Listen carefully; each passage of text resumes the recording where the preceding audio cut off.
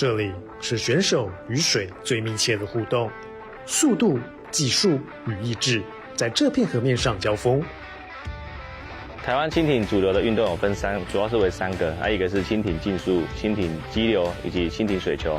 那轻艇竞速在这几年台湾的成绩也越来越好，不管是在国内的或是在国际上的成绩，甚至在上一届的杭州亚运也有拿到了非常好的成绩。那这当然还是要感谢体育署的大力支持以及帮忙。未来甚至我们希望可以培育出更好的金牌选手，然后让台湾的轻艇运动在国际上可以越来越好，发扬光大。轻艇的项目主要是分为 K 艇以及 C 艇。那 K 艇的话就是坐姿双桨叶划桨 ，C 艇就是半跪姿单桨叶划桨。那奥运的项目有 K1、K2、K4、C1、C2， 距离有200、500以及1000公尺。那我们在这次比赛，除了有200、500、1000公尺之外，还有一个5000公尺。那我们来看一下选手训练的状况吧。轻艇竞速是一场与水抗衡的艺术，每一次划水都是日月累积的成果。划长距离的时候，越靠近终点，然后会越美丽，这才是最大的挑战。我觉得是坚持，因为竞速这个运动比较偏乏味一点点，所以它没有很强的毅力的话，会很难坚持下去。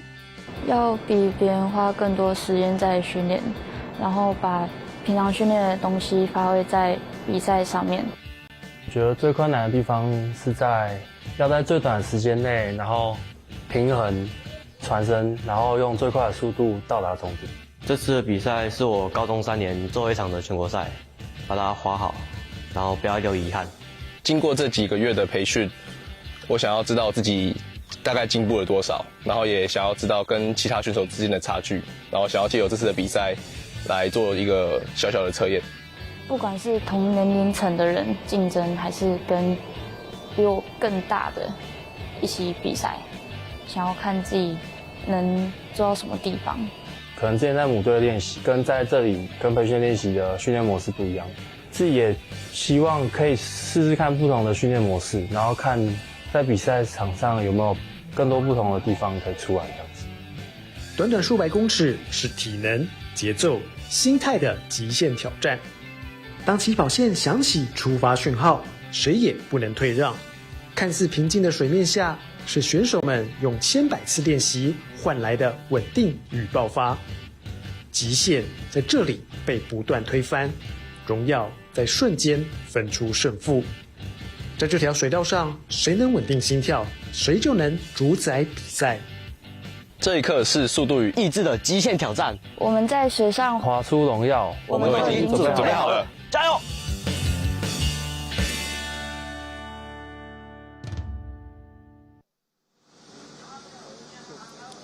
各位观众朋友们，大家午安，欢迎透过我们转播一同来欣赏114年全国轻艇竞速锦标赛。我们现在要进入到第2天下午的赛程。那我们现在现场的天气还是非常的炎热，大概已经现场是31度的一个高温，然后有点风，但主要还是太阳非常的大。那我们现在所在的位置是台中县森林公园的活水湖。我是主播孟婷，在我身旁的还是与我们早上一起观看非常多精彩比赛的，在轻艇协会担任副秘书长的刘长豪副秘书长，老师你好。主播你好，各位观众大家好。在今天上午进行了非常多激烈的预赛之后，到了下午更精彩的决赛，马上就要为各位带来转播了。首先登场的是公开男组 K1 1000公尺的比赛，总共是有6名的选手要来在决赛登场。那在1000公尺就是非常长距离的一个赛事啊，特别是在现在这个下午1点多的这个天气，可以说是非常的炎热，而且我们上午的赛程其实也有小小的 delay 了一下，所以在中午的休息时间，相信选手们可能休息时间没有那么充足的情况下，但对于他们来说，有没有办法及时调整他们的体力，赶快吃个饭，然后赶快休息一下，赶快有办法来准备他们下午的比赛。第一组的他们已经好，那第一组的赛事目前已经如火如荼的开始了。6位的选手分别是段彦宇、曾瑞腾、林庸杰、林庸博，然后彭玉胜以及林朝君6位的选手。那因为刚刚讲到今天上午有点 delay， 所以下午就是我们偷偷提早开始一点点。没有 on time 了，就是我们把所有时间都原则上按照我们表定的时间来出发。没错。那刚刚主播也讲到哈，那我们上午有经过预赛，那下午不管是1000公尺或500公尺哈，那甚至也有包括单人跟双人的哦。那我看很多选手他不仅单人的部分也有出赛，那双人部分也有出赛哈。我相信有些都有晋级。那所以下午的整个调整体能上面，可能对于选手或对于教练来讲，是一个很重要的一个课题。那在这个天气非常炎热的状况之下，那再加上这个比赛上午已经有出赛了2场，那下午可能如果顺利进入决赛的话，至少也有2场的这样的出赛。没错。那怎么样去调节自己的体力？我想这个部分就是要发挥到我们教练的一个智慧跟选手的一个毅力哈。大家怎么样去坚持下去，那夺得好的成绩。是画面上看到的是第3道跟第4水道的林庸杰跟林庸博兄弟，现在戏强了，在1000公尺的部分，他们是占据1、2名，最后是第4航道的林庸博拿下了第1名，然后林庸杰是第2名。那看到是第2航道曾瑞腾也通过了终点，虽然最后有个翻艇的状况，不过应该影响不大。那就不知道是体力的关系还是什么关系因为可能要仔细看。那原则上规则上面就是，船头通过终点线的同时，你人必须要在艇上。是。那一刹那你必须要在艇上。那你船头通过之后，如果你翻点的话，原则上都到代表你已经到达了，已经完赛了，对。好，那这是公开男子 K1 1000公尺的赛事。那恭喜来自代表南港高中的林庸博拿下了第1名，然后林庸杰是第2。接下来要登场的一样是公开男组的赛事，是 C1 的部分。那在这一个项目就会看到我们的这个亚运金牌选手赖冠杰会来在这边出赛。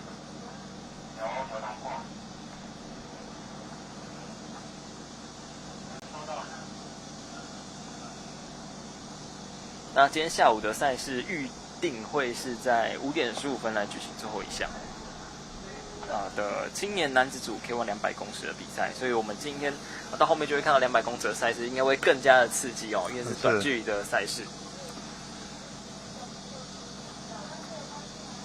那这个现场的这个太阳真的是非常的强烈，这个气温也是30几度，还蛮炎热的。这样看起来就是在水面上也有起一些浪那因为我们这其实这应该是一个闭塞的涌泉湖所以它没有所谓的涨退潮跟水流。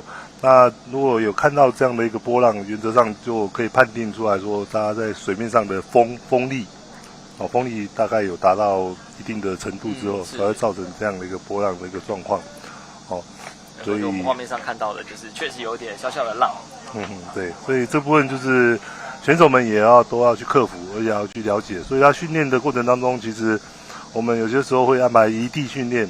它主要的因素当然就是换一个环境之外那另外就是要适应当地的一个风势状况、水流那包括它的一些比较特殊的一个地方因为有些地方它会是起风的话，它会正逆风或者它会侧逆风等等的状况都会发生，这个都必须要选手在培训的过程当中都必须要让他能够去熟悉那怎么样去抗风？那怎么样去对抗这样的风势？当下没有错，特别在蜻蜓这个项目，算是它这个风就是搞不好一项往那边吹，一项往那边吹，对，会很不一样。好，那在公开男组 C1 1000公尺的比赛上，在决赛6位的选手分别是1航道代表亚运培训队宋典阳，2航道是南港高中的翁强森，第3航道是亚运培训队赖冠杰，第4航道是代表台南蜻蜓的王伟成，第5航道是亚运培训队陈宗，第6航道是南港高中的童宇忍。6位的选手，那刚前面有提到，就是亚运金牌选手赖冠杰是在第3航道。是。那因为刚好这开头的这2项决赛是公开组的一个 K1 及 C1 的1000公尺那因为我们这次比赛不单是我们114年全国轻艇竞速锦标赛，那也是我们亚运第2阶段培训的一个选拔赛。那我们目前跟各位观众做一个报告，就是我目前已经确定有拿到的资格是 C1 C1 1000公尺戴冠杰在亚锦赛能拿到铜牌，那我们有取得参赛资格所以原则上我们现在接下来的西艇1000公尺的一个决赛也会依照这个成绩，我们来去做一个培训资格的一个选拔，没有错。选拔，对。我们这一次的这个全国青年竞速锦标赛，也是我们在未来要选拔我们明年亚运国手以及像一些亚青的比赛，都非常重要的一个参考依据。所以对于选手们来说，这场比赛也算是他们的一个有机会跃上更大舞台的一个机会。出发线。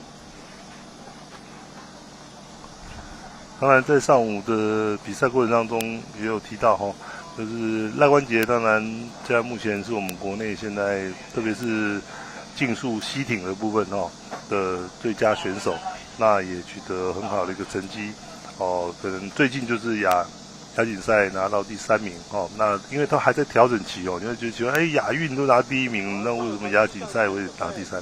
那其实就教练来谈是说，因为他还在目前都在调整因为训练大家知道都有一个历程他都有一个阶段那他因为他的目标是亚运，所以他现在这个阶段可能不是最佳的状况但是在这种情况之下，他还依然可以夺牌，我想就代表他的实力是都还在的是有一定的实力才有办法在可能还没有到完全到比赛的状况的时候，还可以有办法夺牌，非常的厉害。是。那像他最近也从国外异地训练回来那也回来参加我们全国锦标赛。那在这个赛场上也当作是一个也算是练习了以赛来带训好，比赛开始。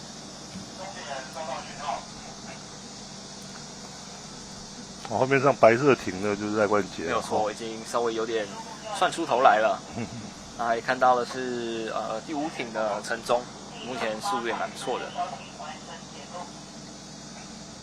陈忠在昨天的赛事也有在C1 的500公尺吧拿下了第1名。第1名对。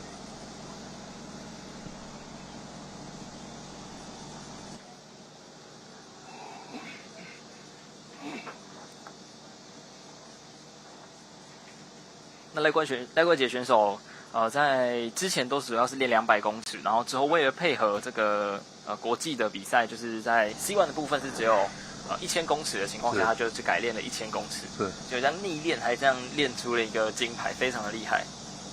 对，这当初也没有想到的，因为我上午也跟各位报告就是很多在奥运会上的比赛的种类也好那或者是项目也好那都会在每一届都会有做一些稍微的一个调整。是。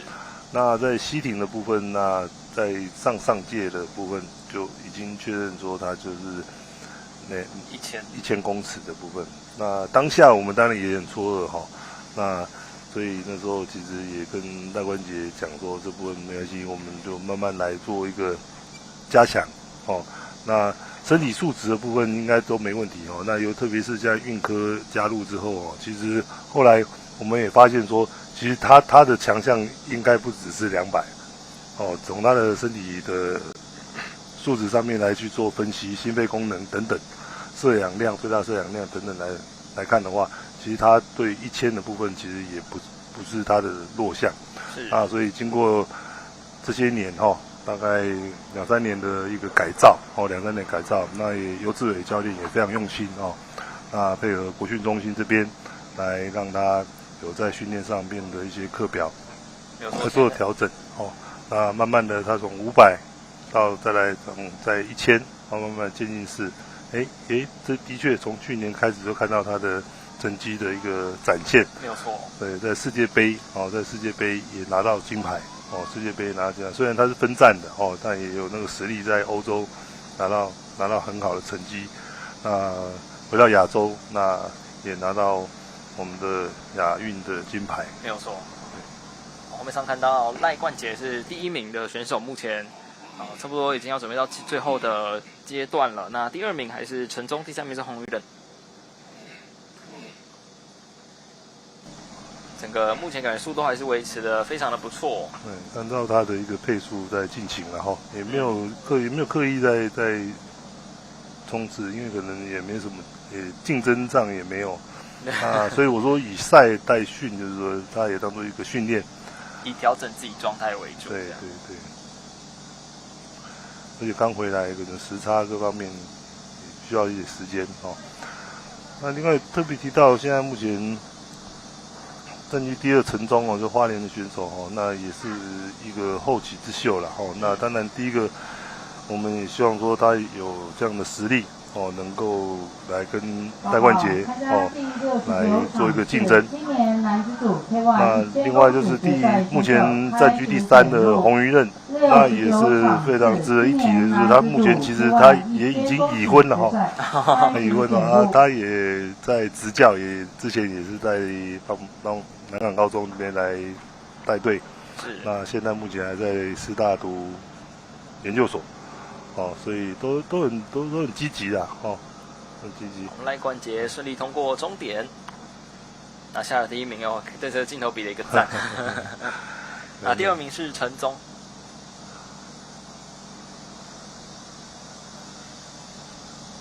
最后完赛成绩大概4分多钟。哦，所以还在调整的状态啊。对，那所以你看身材差很多啊。你看以那个年代来讲的话。应该洪于任是在赖冠杰前一个世代，是，所以赖冠杰还没有起来之前，其实全国运动会金牌是洪于任，然后后来洪于任后来就赖冠杰就后来居上，就起来之后，那你但是你大家也看得出来，这势必的哦，因为身材各方面条件的确有差啦，而且现在大家也越吃越好。对，营养各方面，我觉得这现在的运科跟运动营养各方面都有搭配起来。哦，你看陈忠那个身材也都非常不错。没有错。好，那紧接下来要登场的是 K1 1000公尺青少年男子组的决赛。第1航道思育国中的郑浩云，第2航道是罗东高中的蔡德轩，第3航道是大溪国中的曾子琪，第4航道大溪国中冯嘉文，第5航道大溪国中冯嘉米，第6航道是大溪国中李子成。哇，3、4、5、6航道全部都是大溪国中，全包了哦。特别是看到那个嘉文跟嘉美两兄弟了哈，他们应该子琪他们也都有 K2 嘛，到时候下午应该还有 K2 的决赛哈。那刚刚有提到这个，现在选手都是有越来越好的，在吃的方面有越来越好，因为现在感觉。政府越来越多的心力在运动的部分，像今年9月9号，运动部就要挂牌成立了。重新打造了一个全民运动署，然后还有3个中心这样子。对，3个中心，运科中心。对，所以在升格了之后，应该对于整个的补助或者是运动的发展，都是对台湾的体育来说是越来越好的一个状况。期待啊，就是这个原则上至少我们看得出来，就是政府的一个重视啦。那在经费上面，我在想就是说，当然还是要花在刀口上。它毕竟是纳税人的钱哦。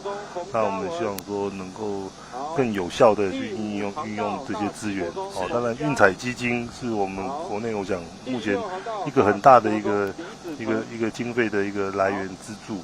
哦，这也是当初我讲很好的一个政策哦。那一方面促进民间参与，那第二个也导正社会风气哦，也不会说像之前的那个赌球案、迁赌案啊，哦，那台面下的那个污染可能会有造成一些不好的状况。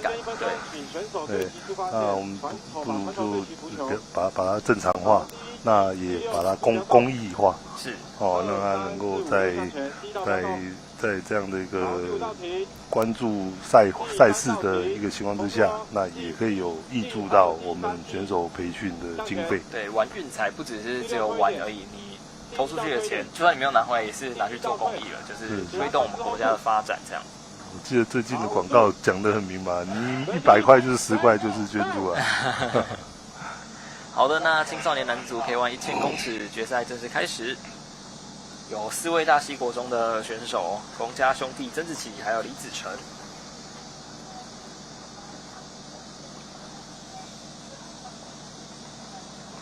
好，看到第5航道的选手大溪国中的冯嘉米，也感觉是在领先的位置。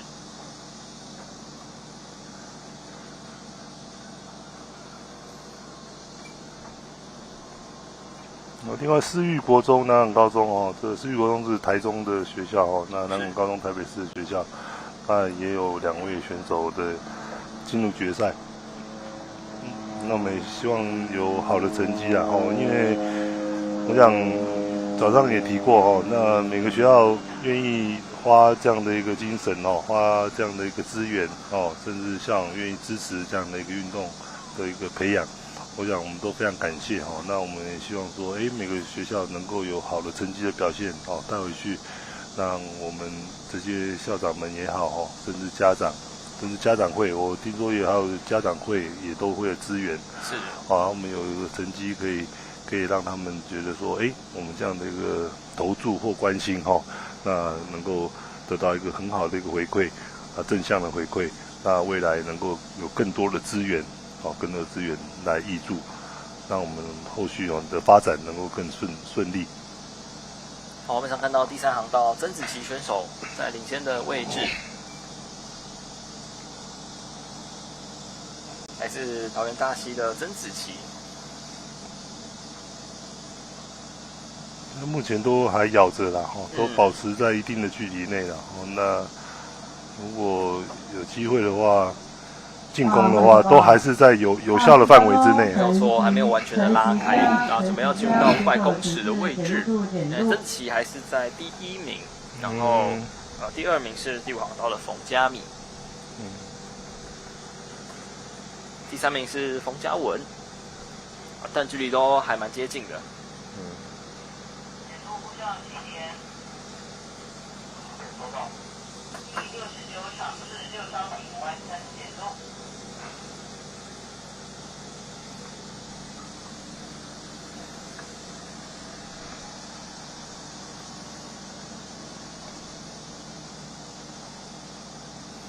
推艇的部分，特别是在1000公尺那必须要有更明确的一个配速啦那我们当然，依照国际规则是25米会放一颗浮球啦那我们国内大概都是50米那以这样去抓一个距离那大概教练就会有一些策略规划，大概几米的时候你的奖评可能要达到几奖另外你呼吸的部分的调整也很重要。那在动作上面，在什么时候要发动最后的一个冲刺？我想这个都是选手慢慢都要一点一滴慢慢累积，从青少年开始就要开始学习。那储备这些基本的一些技巧或者是知能。对之后在青年或成年之后，这个就是他的资本。是这个比赛经验的累积非常的重要。是。不单单只有看到好像就只有滑这样直线，其实我觉得这当中它还是有很多东西值得我们选手必须要去策略的部分学习的。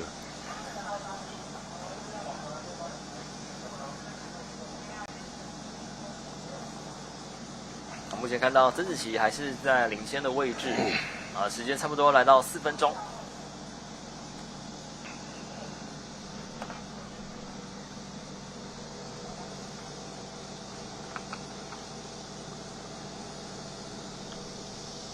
准备要来通过终点了，来自大溪国中的曾子琪，好，没有问题，顺利通过终点，拿下了第1名，第2名是第5航道的冯嘉米，第3名是冯嘉文，那第4名是第2航道蔡德轩，恭喜曾子琪，然后还有冯嘉米跟冯嘉文，所以大溪国中是包办了这个青少年 K1 1000的前3名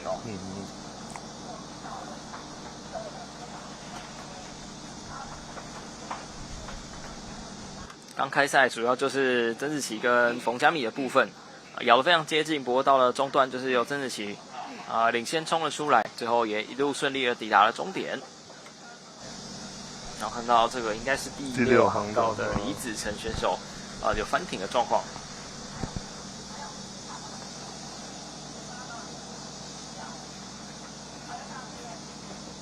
都是同个学校的啦，互相帮忙一下。他们现在在用他们自己的方法，还要再上去，很厉害啊！顺利上去。这些选手这小气弹呐，这什么不会学这个学这个最快。船换船啊，找到他在那边玩，他们最坏。他很厉害呢，真的很奇怪呢。这个真的要学，我们大人还学不会。人在水中，我说你靠岸这种船要上船就困难了，我们还在水中哎，还没有翻掉，也是蛮厉害的。对啊，当然他这一定是平常他们就，对啊，他们平常一定就有这样上船过啊。所以他们懂得讲怎么两个互相帮忙。我们来看一下李子成这个为各位示范在水中上船，真的蛮厉害的，有维持住，也没有再翻掉。那另外一艘船就让他当做他的平台啊。对，如果一个不小心，有两个在一起翻下去。对啊，因为他们训练的场域蛮开阔，在石门水库。水库区里面蛮开阔，真的。他们如果帆船，真的如果你还要叫他想办法游到岸边再上船哦，要命的，那可能半天，那个要几个小时。那势必得要学会这招。对，甚至没有人帮忙，自己都要学会自己上去啊。他自己再滑到岸边之后再倒水。好，刚刚以上是青少年男子 K1 1000公尺的决赛的部分，恭喜大溪国中包办的前3名曾子琪、冯嘉明以及冯嘉文啊。紧接着要登场是。青少年男子 C1 1000公尺的赛事，我目前没有看到选手出现，总共6位的选手。第一航道土城高中国中部的吴维志，第2航道吴沙国中的吴正贤，第3航道海淀国中吴亦凡，第4航道南港高中冯博翰，第5航道吴沙国中的李彦安，然后第6航道是碧华国中的周承彦。有的，现在慢慢选手往起点那边移动。还有一段时间。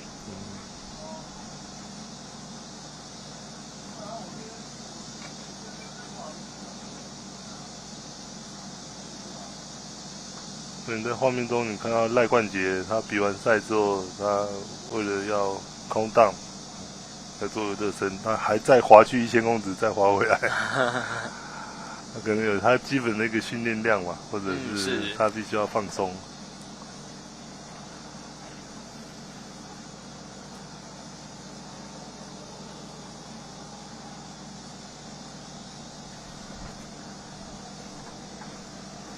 其实下午的决赛的部分，应该时间上应该就比较能够掌控哦，因为已经经过了预赛或计时赛的部分，大概能够进入决赛的选手，大概都已经是都有一定的实力，的在。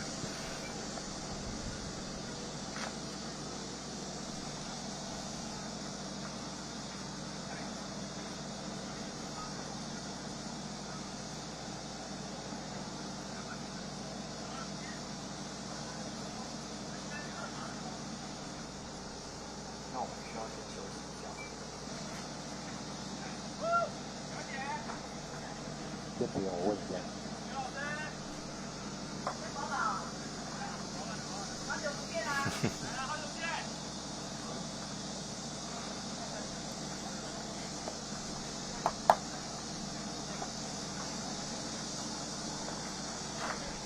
因为刚好这个空档哦，也可以跟我们的荧幕前的所有的观众哦分享一下哦，因为我们刚结束的世壮运，那我们轻艇协会也负责了5个项目哈，那个轻艇竞速、轻艇激流、轻艇水球哈、龙舟啊，另外还有马拉松啊 SUP 的部分啊，所以我们在这个世壮运的这个过程当中哦，其实我们是全体出动了哦，不够了，连学生都来支援了哈。也辛苦了，但是我觉得也不错，让我们能够举办这样的一个很好，对于世界国际上的一个友谊哦，能够再增进。但是有一个地方就是特别在这边跟各位分享哦，就是说在世壮运当中，我们其他项目我们不谈了，我们就光讲这个竞速的部分哦。是。我们是以35岁开始哦，那35加、40加、45加、50加，也就是5岁为一个集聚的哦。我们竟然看到俄罗斯的选手哦，当然不止俄罗斯啊，还有其他国家哈。他们在50加、55加的那个成绩，竟然跟我们赖冠杰成绩差不多啊！太扯了吧！哦，这个是我们真的出乎意料之外，我们在比赛过程当中，真的我都啧啧称奇啊！真的，那代表就是第一个，他本身可能这位选手，可能在过去是国家代表队，也甚至在奥运可能是不是有得牌，还是说有很好成绩，但是退役之后，他还是都有在保持这样的一个训练。是。那如同我们秘书长所谈的，国外他们在运动的这个部分的推展，原则上是以俱乐部的形态，是，也就是譬如说我们举例活水湖，它可能就成立一个俱乐部，活水湖俱乐部，活水湖俱乐部，它就有一可能有一个 house， 那里面可能就提供我们 shower 啊，或者是交谊厅啊，或者是一些特别当然要挺酷啦，那等等，那当然挺酷也可能要收费，那收取少许的费用，就是让你有地方放，你不用每天搬来搬去这样。他们可能下班完了之后就可以来这边，或者他们已经退休了，他们就可以直接来这边，来这边交谊下去划船，之后再来再来 house 里面可能聊天，这样子做这样子一个运动的一个据点。那你说里面都是老人家嘛？也没有，也可能他有年轻的，也有年轻的选手啊，所以它是一个很好的一个运动推展的一个方式，我们国内大概都是用都以学校体育为中心，然后那所以都是自己学生，但是学生有一个问题就是，我们现在如果真的要在世界上有一个很好的成绩之后，在学校的这个阶段可能还好处理。比如说他真的要集训培训的话，可能可以给公假或等等。但是如果说他成绩，我们大家都了解说，如果这个运动，如果这个选手要到达一个完全成熟，能够在奥运会上面能够有好的成绩的话，通常都要20岁之后，因为那个生理年龄也有关系。他发展才比较成熟的，甚至有些项目甚至要25岁，他的肌力、骨骼各方面要达到一定水准之后，就那个时候其实他们已经离开学校这个范畴，他们甚至找不到地方训练。确实，对，我觉得这个未来运动部要去朝这方面去做思考，这一举两得嘛，一个全民运动也可以推展到，第二个能够让有些真的选手要再持续再培训的话，有一个方式。可以让他们有地方可以继续做一个培训。董老师的意思，因为假设像一些顶尖的选手，可能回台湾没有好的场地，或者是人可以一起来训练的话，就是像训练起来的感觉也不会到太好。是。好，那青少年男子组C11000公尺决赛现在正式开始，6位选手吴威志、吴正贤、吴亦凡、冯博翰、李彦安以及周承彦。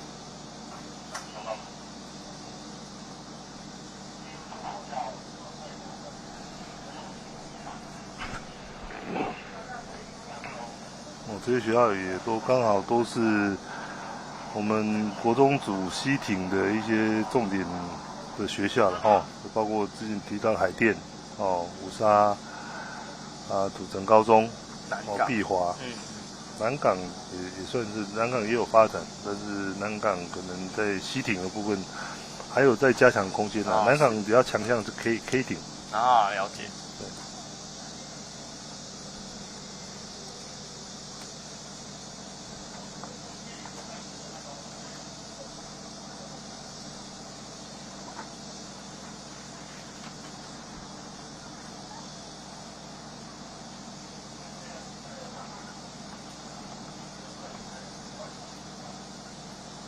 相差都不多了没有错，目前感觉还没有一个特别明显的领跑者。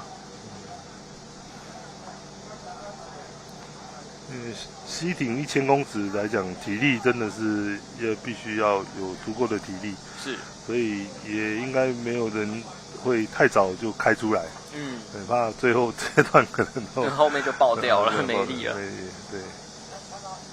报告，参加第71场次公开男子组 K2 500公尺预赛第一组开始检录。71场次公开男子组 K2 500公尺预赛第一组开始检录。但是我们看到这个现在目前这个青少年也就大概接近国中年纪，这个15岁的这个年纪的孩子，甚至可能13、14岁年纪，这个动作上面还是有要再加强的地方。我想这个基础要打好哦，因为这个动作有些，当然有些已经很成熟不错啦，那有些动作上面可能还是要回去教练可以的话，给大家调整一下。目前看到第1名的是来自南港的冯博翰，啊，第2名是李安，第3名是周承彦，不过距离都非常的接近。刚过了500公尺的位置，来看一下到了最后半段之后，有没有选手可以冲出来？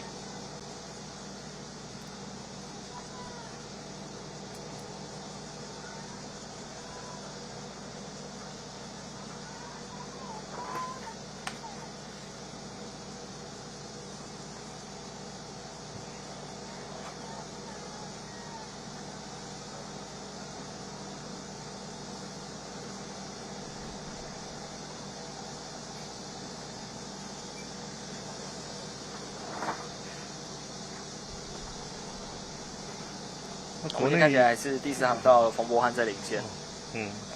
国内的几个教练也都不错啦，也都甚至不单单是说都很用心的在带队，对于自己本身的一些专业知能也有都相对的都有在想办法在提升，甚至有去参加国际的一些教练的培训的一些活动或者是训练营包括我刚才讲的，现在有3位选手带去泰国先做 TIP 的一个训练营，那教练也有1位教练跟着去，其实这都是学习的机会，没有错，不单单是孩子说能够去那边接受到世界级的教练的指导之外，其实教练带去除了照顾这些孩子之外，我觉得他们的确趁这机会能够学到很多东西。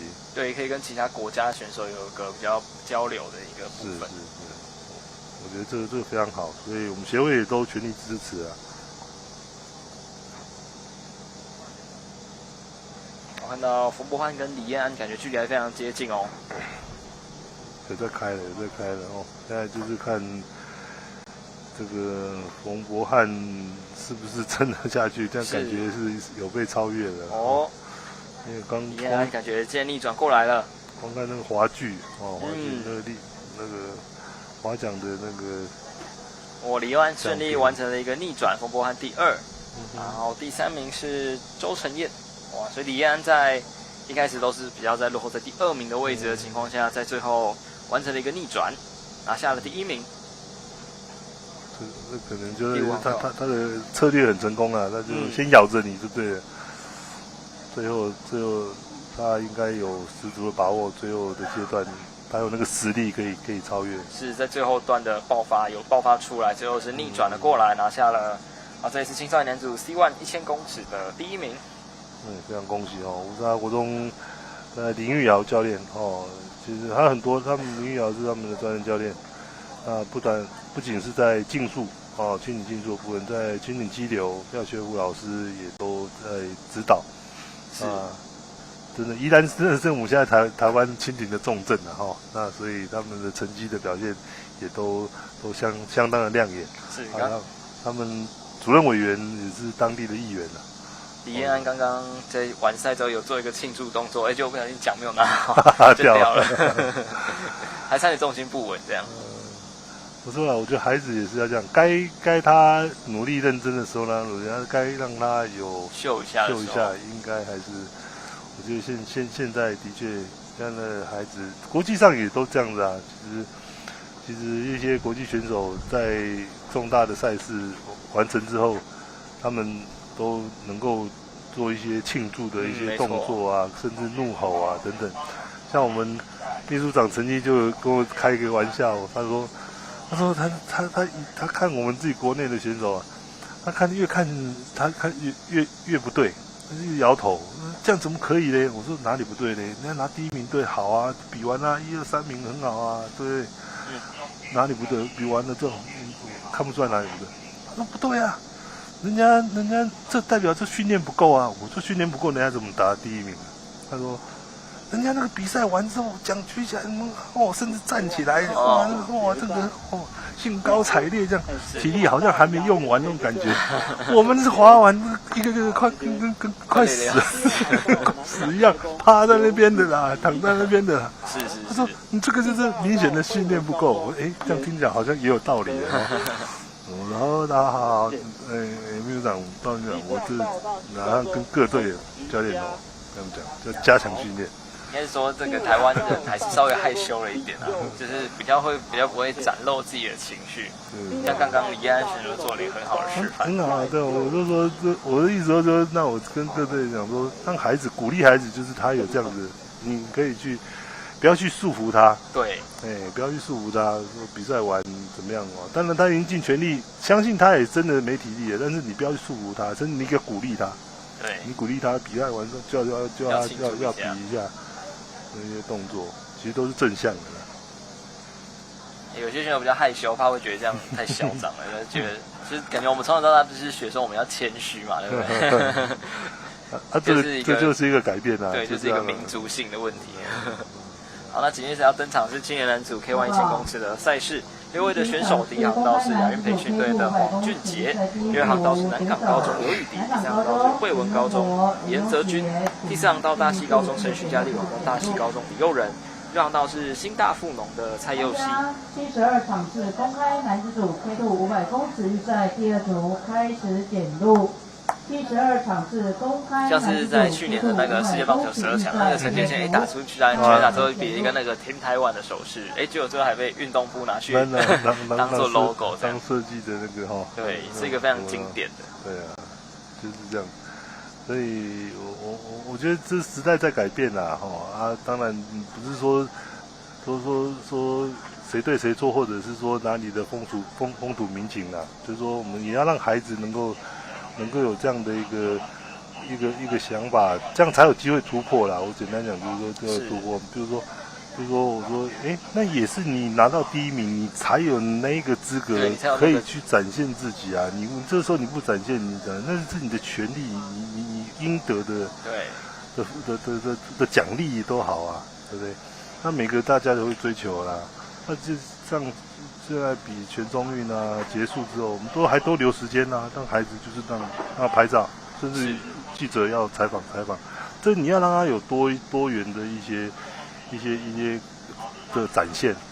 其实我觉得这个部分虽然是小地方，但是我是蛮认同说，的确要让孩子培养这样的一个能力，包括说话，包括发表他的对，这非常重要。不对，有些选手以前的选手根本要访问他，讲不出个什么东西，讲半天讲不出个什么东西出来。我觉得那倒不是不好。对 ，OK， 这 K1 1000出发了，没错，出发了。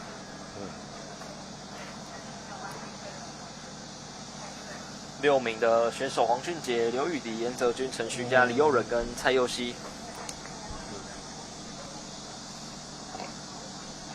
2位来自大溪国中的选手，一位亚运培训队，然后南港惠文跟新大附农，是 K1 1000的青年男子组的决赛。这个成绩我们也都会列入我们世青的一个选拔参考。是。所以在这比赛当中，应该每位选手都会尽他最大的一个的能力啦，去力求表现。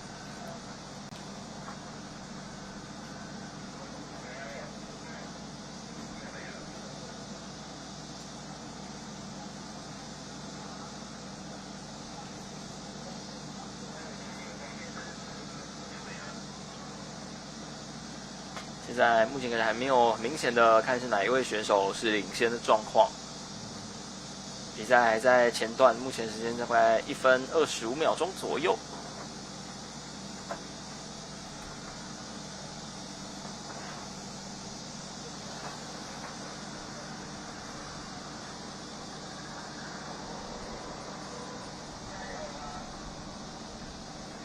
看起来应该是第2跟第4航道的选手比较突出哦。第4航道是陈徐佳，在第1名。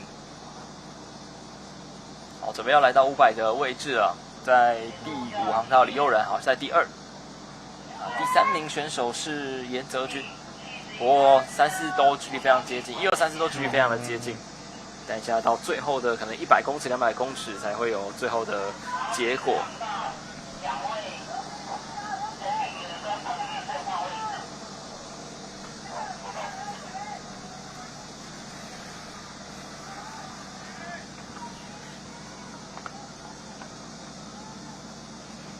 4、5两道都是大溪高中的选手陈旭佳跟李佑仁啊，目前是在1、2名的位置。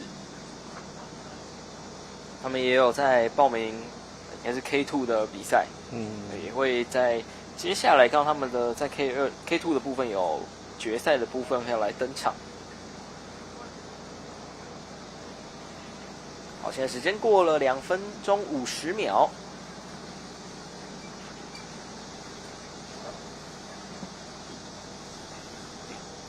看到是第4航道的陈徐佳还在第1名的位置，稍微小拉开了一点差距，速度感觉还是维持的非常不错。对，以这个速度应该是没有问题的。那他还有加速的感觉啦。第5航道是李佑仁，还是在第2名，第3名是蔡佑熙。世锦赛这个项目我们会选1位选手去参加，所以他第1名之外，另外还要达到一个成绩标准，也就是3分59秒316的成绩。目前时间是3分38秒左右。陈徐佳还是在第1名。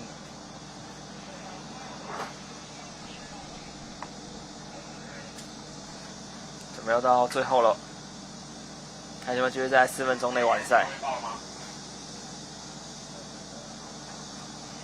他也不能放哦，这个时间很尴尬了哦。不过还是拿下了这一次的第1名啊，第2名是李佑仁，第3名蔡佑熙。恭喜代表大溪高中的陈徐佳拿到了今年男子 K1 1000公尺的第1名。我们再来看一下他的表现。到了后段速度还是维持的不错，也有守住领先。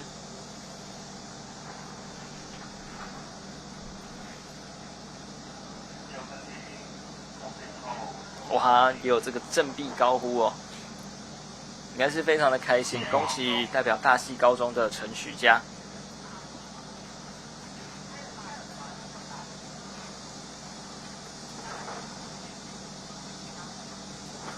真的是尽全力的哈，他的样子真的。马上上岸休息。躺了，我刚才讲了，我就躺下了。后面应该还有其他的比赛，所以得保留点体力。这让我们秘书长看到又要在笑了，体力不够。因为在国际上一些比较优秀的选手比完赛之后，他一上来甚至都记者就访问了。你没有休息的时间，根本没有休息时间。你上来记者就在码头上就给你采访了。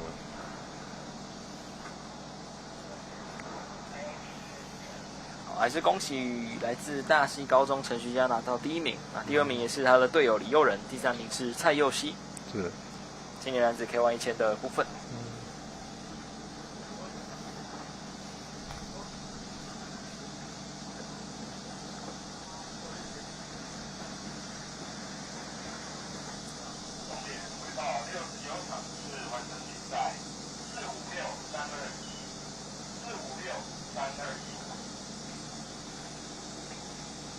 在青年男子 K1 1000的比赛结束之后，准备要登场的是青年男子 C1 1000的比赛。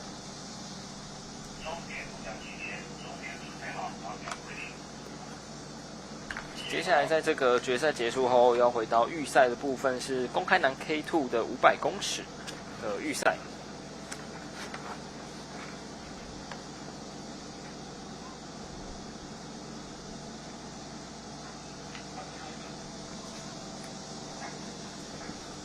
现在就在换场哦。我们起点裁判，我们这次的比赛，我们终点是固定的，好，我们移动的是起点。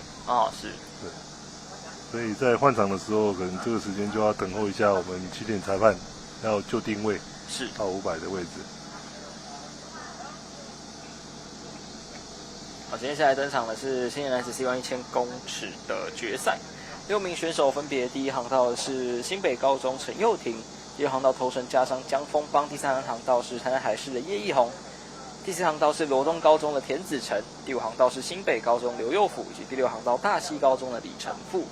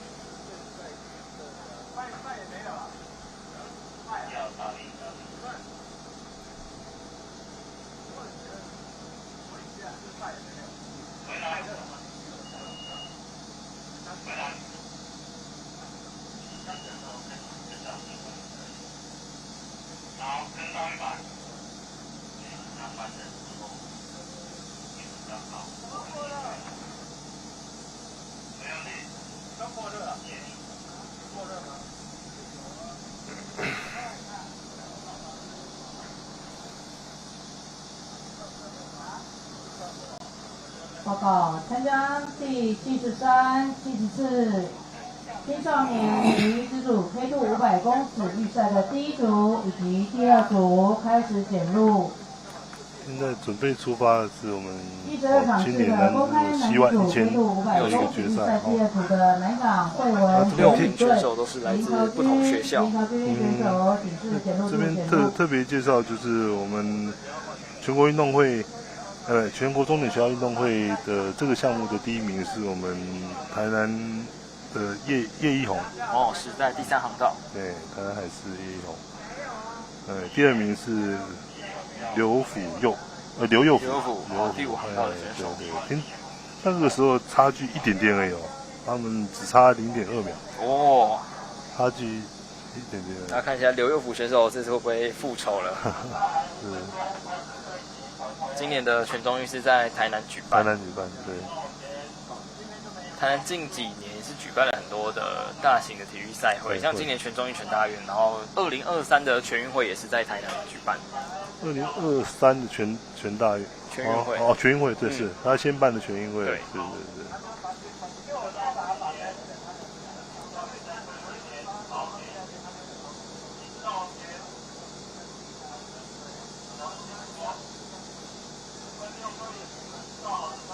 那台南在我的印象当中，我年轻的时候当选手的时候，台南那个时候好像对于体育赛事、体育的部分很注重。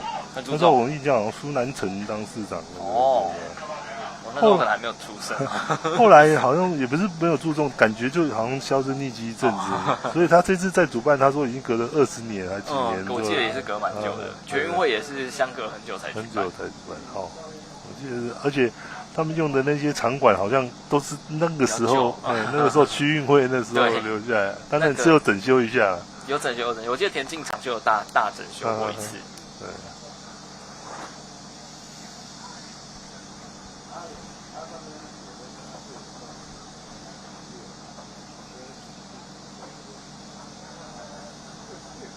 好，这场比赛目前已经正式的开始了青年男子C11000公尺的赛事。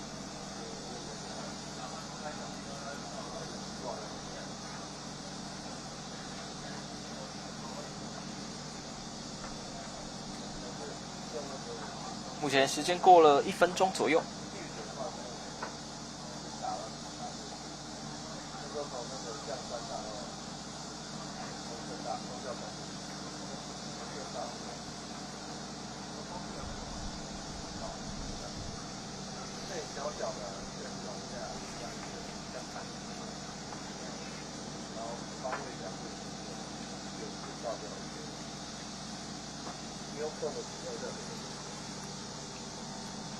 反而江丰邦跟叶宏好像咬得比较轻一点。对，蛮前面的，导致刘佑辅好像有点落后一点距离。今天在第1名的还是叶义宏选手，代表台南海事。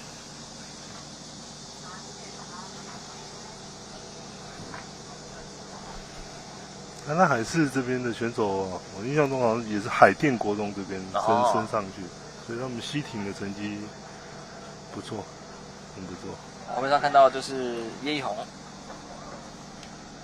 今年在全中运的也是在 C1 1000的部分拿下金牌的选手。现在在第1名，那第2名是江丰邦，第3名是，看起来是田子成。第3名是刘佑甫，田子成是第4名。不过目前叶义宏选手领先距离有点小小拉开。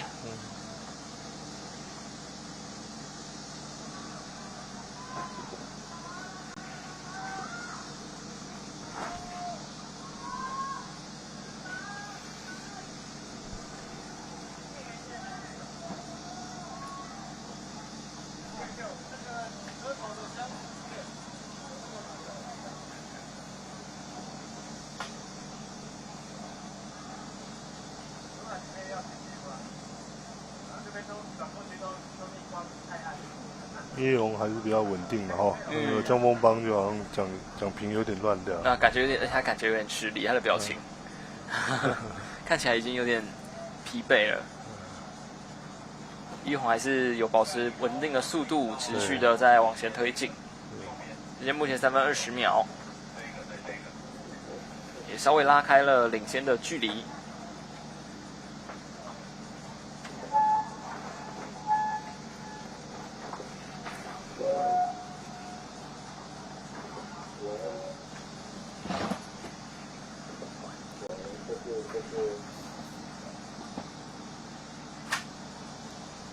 还是叶义宏在第1名的位置，名次没有太多的变换，速度感觉稍微有点慢下来了。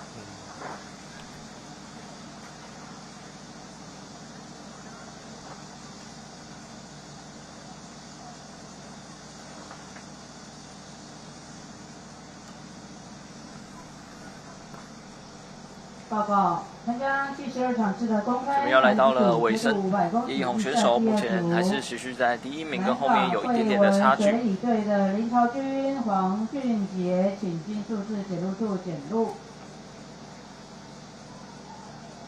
参加74场次青少年女子组 K2 500公尺预赛第2组。好，顺利通过终点，恭喜叶义宏。代表台南海事拿下了这一次的第1名，继全中运之后又再次拿下了一个第1名啦。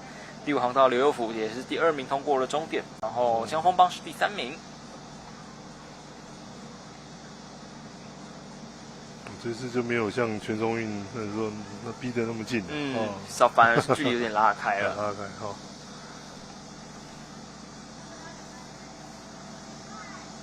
报告，参加75场次青少年男子组西兔500公尺预赛第1组开始检录。画面上看到的就是叶义宏选手，过终点之后又小小的庆祝了一下。预赛第1组开始检录。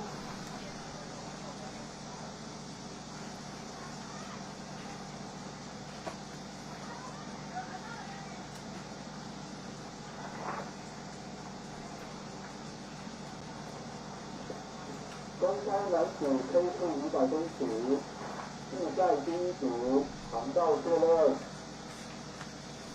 好，紧接下来要来进行的赛事是公开男子 K2 500公尺的比赛。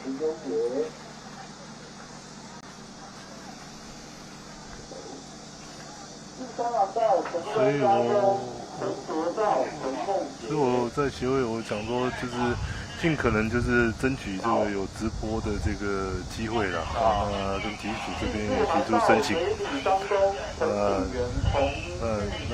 这个其实对于刚我们早上所提到说，对于我们蜻蜓的发展，让民众参与者更多，另外其实对选手来讲是一个很大的鼓励。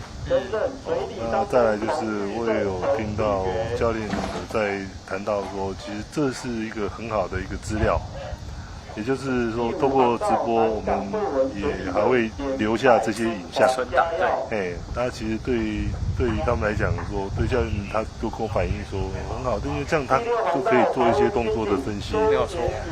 而且像我们这样专业的，他也甚至有举例啊，但不是说优劣啦，就是说有些时候像我们这一次的，他就看过，他就有说，这次的画质啊各方面他觉得真的有很不错，是就是很有参考价值的，可以供给他们，所以这也是一个很好的地方了。所以我们说，非常感谢我们直播单位来给我们这个这样的一个协助。现在开始进入对齐传统。好，紧接着要登场是公开男组 K2 500公尺预赛第一组的赛事，总共是5组。第二航道是南港高中的李永博、李永杰，第三航道成功高中的陈柏绍跟陈梦哲，第四航道水里商工陈鼎元跟彭玉胜，第五航道是南港惠文水里，这个名字有点长，简凯轩、黄家耀，然后第六航道是桃园蜻蜓的周年宇跟陈立凯。那这就为了要配艇，多人艇要配啊，那有3间学校，硬凑一堆。因为其实这也是一个也不是问题啊，就是一个方式啊。因为以往，因为我们现在从事的人也不是真的很多，所以你说从一个团队里面要去找出真的4个人不用 K4 4个人很优秀的配成4个人，其实蛮难，不简单，几乎等于不可能。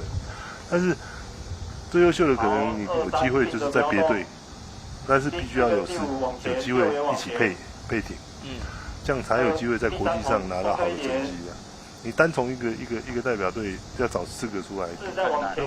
他们这样子像是像这个南港、惠文跟水里3个，感觉距离很远这感觉平常也没有什么训练的机会。很少，他可能假就只能靠假日。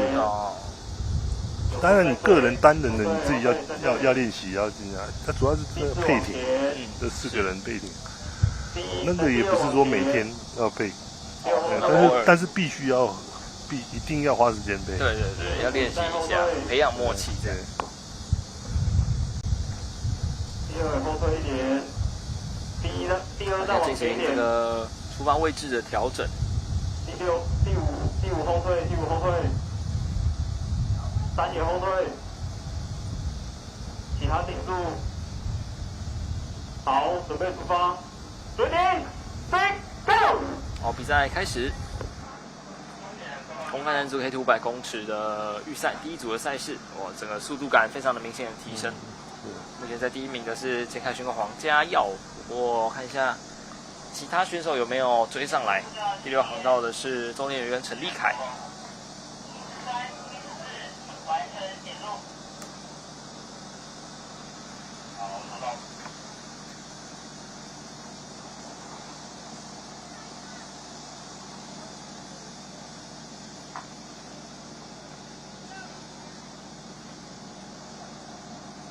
看起来目前是第4航道的选手陈鼎元、彭玉胜，跟第5航道感觉是稍微领先。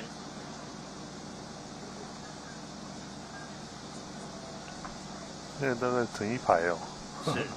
第2航道林永博跟林永杰速度也有拉上来，是也追得上来了。是超越啦，超越了。不过真的很难讲感觉前3名、前4名都很接近。这个视角也不太好确认说现在谁是领先。林永博、林永杰在前面稍早才刚比完1000公尺，感觉应该这个体力应该是需要好好的调整一下，不知道有没有办法顺利的完赛有没有办法用好的状况完赛？不过目前看起来好像也是领先了一段距离。完赛应该没问题啊，因为他们这一组目前是预赛而已。预赛啦，再加上他们这一组兄弟党，现在目前国内 K2 的部分还是属于比较领先的。是。然后顺利第1名通过终点，然后第2名是第5航道简凯轩跟黄家耀，陈鼎元跟彭玉胜是排名在第3名，所以还是看到了林家兄弟林永博跟林永杰拿下了目前 K2 在这一组的第1名。第72场次公开男子组 K2 500公尺，因为它这个 K2，因为这个 K2的部分哦，我们现在目前是，目前想要争取就是我们名古屋亚运的一个参赛。那在我们的亚锦赛当中是取得第5名，但是跟第4名差距非常的小。我们希望说有这个机会能够争取到一个，目前先争取到看有没有培训的机会，持续的在加强。那看到我们确定报名的时候，我们的实力是不是真的可以达到夺牌的一个机会？那我们看可以进而来争取我们名古屋亚运的一个参赛权。所以这场比赛也很重要虽然是预赛，那最后决赛之后的冠军队，到时候我们会以冠军队，我们男子 K2 500公尺的冠军队来跟我们国训中心体育组这边来做一个争取来看可不可以列为培训，让我们继续努力来朝着名古屋亚运来迈进。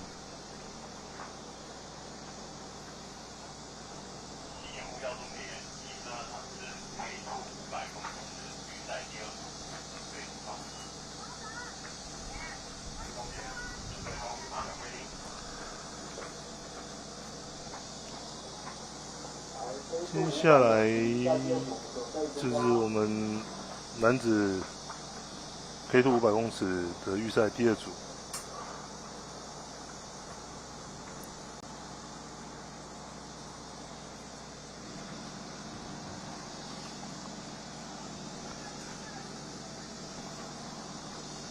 好，今天要进行的是公开男组 K2 500公尺的第2组的比赛，总共有4组。第2航道是ZZZ 的洪佑煌跟王兴国。那第4航道是亚运培训队的廖志纯跟段彦宇。第5航道是南港汇文水里队的林朝君跟黄俊杰。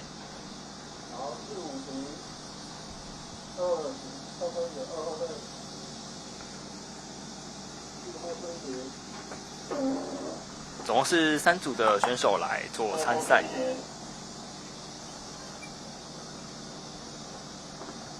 后退，25后退，往前，2再往前一点，1.5定住。好，准备出发，Ready, Set, Go！ 好的，正式开始。500公尺公开男组 K2 的赛事。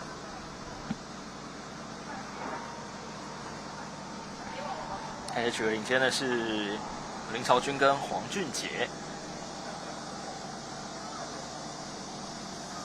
林朝君跟黄俊杰属于比较年轻一辈的是，我看起来刚19岁。王佑煌跟王兴国好像也速度蛮快的。那他们算老一辈的。是这样子吗？对，老一辈。因为林朝君应该才19吧，高中刚毕业。黄俊杰也是高中今年毕业。是。报告，海淀国中500在公开男 K2 500公尺这个项目总共是2组的预赛，取各组第1名跟择优4名进决赛，总共也就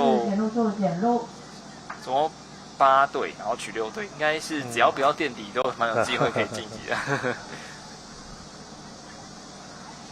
我看到的是第5航道的林朝君跟黄俊杰，目前来到第1名的位置。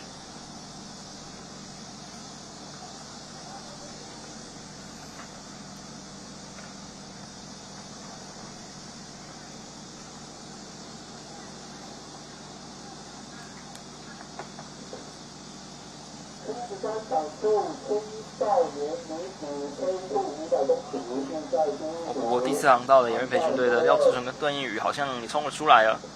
现在入史谁手都很难说。第5航道的林朝君、黄俊杰现在有逆转了，加速了，顺利通过终点第1名，大概1分48秒钟左右。林朝君跟黄俊杰第1名通过终点，然后廖志纯跟段彦宇是第2名。看到的是洪佑煌、王兴国第3名通过终点。那在决赛部分应该也是在稍晚会来举行。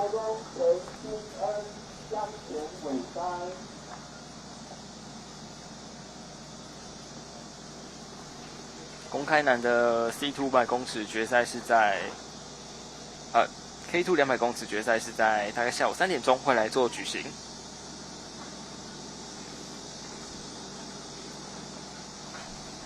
所以休息的时间也不多哦，所以他们也是会调整一下。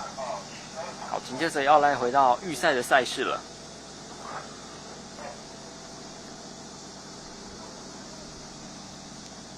接下来要登场的就是青少年女子 K2 500公尺的赛事，在预赛的部分总共是有2组，各组取第1名跟择优取4名进入决赛，总共是有8组的选手要来做参加。那画面上目前看到了一组是第3航道的代表成功高中的陈宇杰跟王瑞轩，那其他选手可能还没有到，不过因为这个感觉时间稍微抓的比较浪一点哦。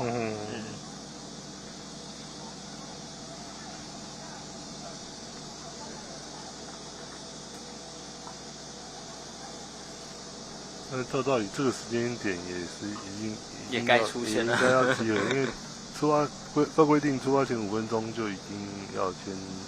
有一组也出现了，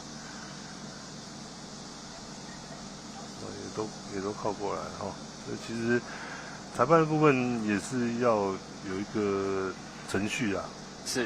对，时间到了，据说时间还有多久哈？那还是要告知，让选手能够及早能够就位。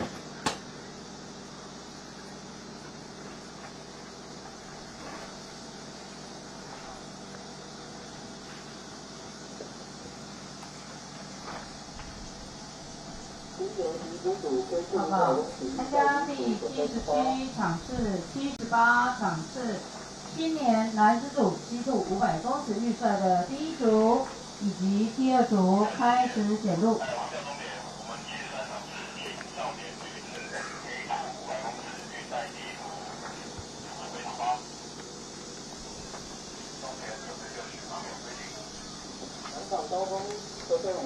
青少年女子组 K2 500公尺预赛第1组总共有4组的选手，第2航道是南港高中的雷玉熙跟陈允乔，第3航道是成功高中的陈宇杰跟王瑞轩，第4航道是碧华国中高才儒跟吕乔恩，那第5航道是大溪国中陈新恩以及江前维山。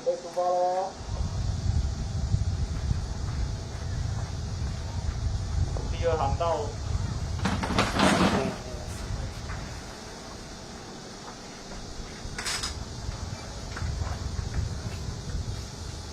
为什么画面上没有看到？是不是少了一组？来了，在后面蓝色来了。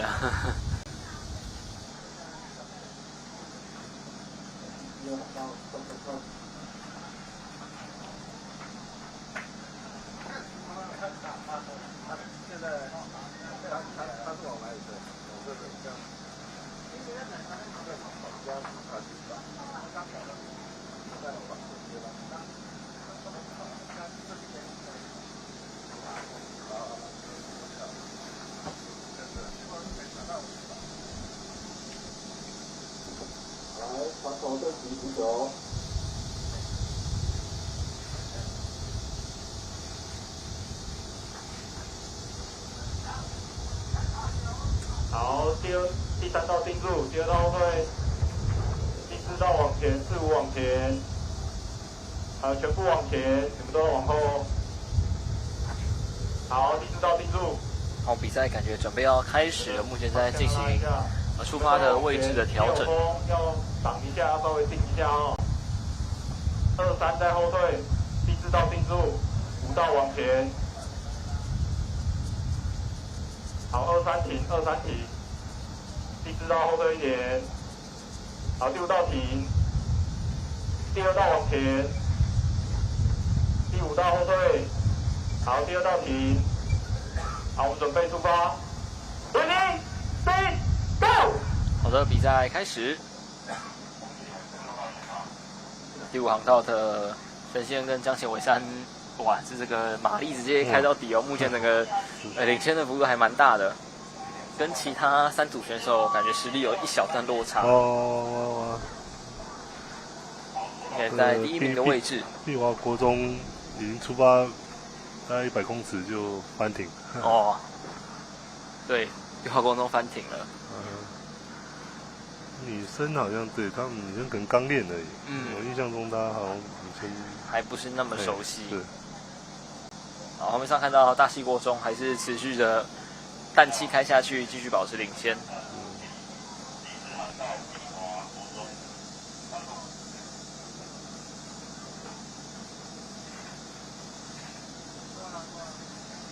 所以看起来滑得很轻松，实际上真的并没有那么简单。坐上去搞不好就马上就翻了。翻了，对啊。尤其现在看，现在应该是侧风的状况。你正逆风有时候还比较稳一点，虽然不好滑，顶着风不好滑，但是会比较稳。是，侧风一滑一滑就往旁边去了。你的重心。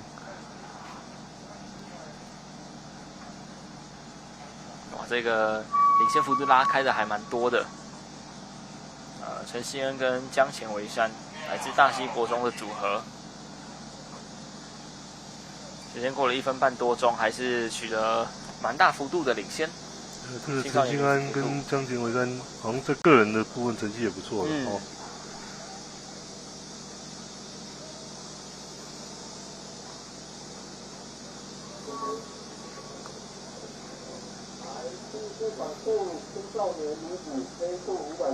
我们看到第2航道的南港高中的雷玉熙跟陈宇乔也出现了翻艇的状况，所以2跟4都有翻艇的状况。这样子就已经剩6队了。对，后面再组只要不要翻艇，滑过去就有决赛了。恭喜大溪国中的陈希恩跟江前维山通过终点拿下了分组第1名。所以看到成功高中的组合，陈玉杰跟王瑞轩稳稳的滑，就可以晋级了。高中陈定轩、李成富选手请至决定处检录。陈定轩、李成富选手请刚才一个 moment， 那个陈兴恩回头看着，奇怪，他的比赛的队怎么都不见了？对，都不见，剩他们这一组而已。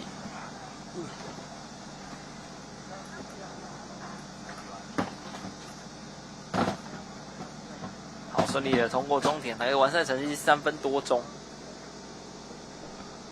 我们上看到的是大溪国中的组合，陈希恩跟江前维山从刚开始马上就拉开了领先的差距。对。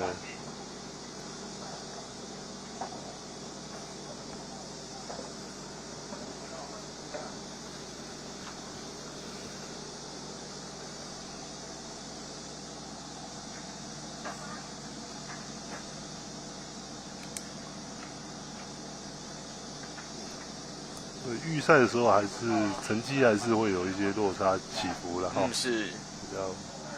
好，接着下一组要登场的一样是青少年女子 K200公尺预赛第2组的赛事，有4组的选手。第2航道是民雄国中戴怡萱跟金玉柔，第3航道是南港高中的于瑞彤跟陈文琴，第4航道是吴沙国中的吴慧宇以及吴一彤。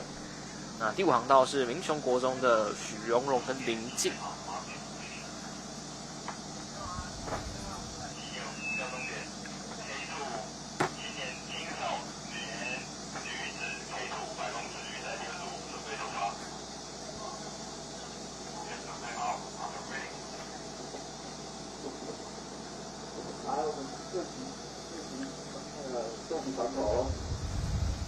对，刚才上一组的第1名到是今年全中运的第3名。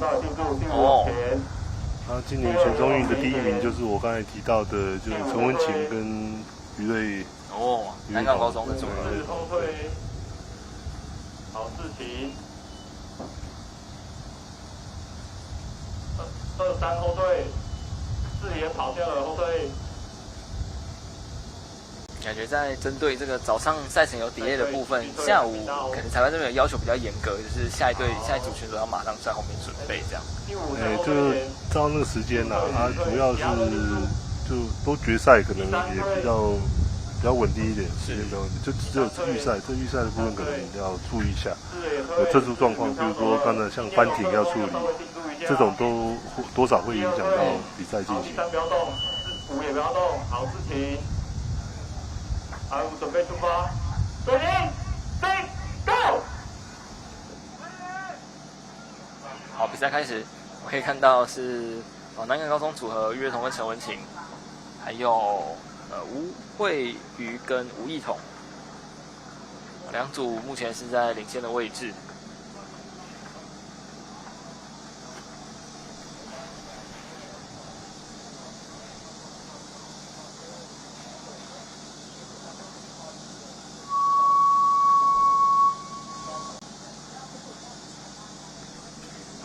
现在是于岳彤跟陈文琴在第1名，第2名是吴慧瑜跟吴艺彤。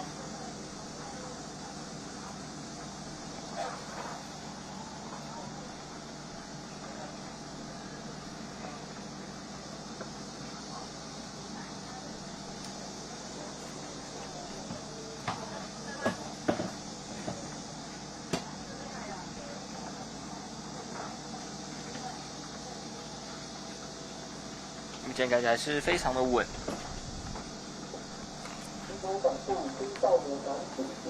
他们这组也配合3年了，从国中1年级开始配，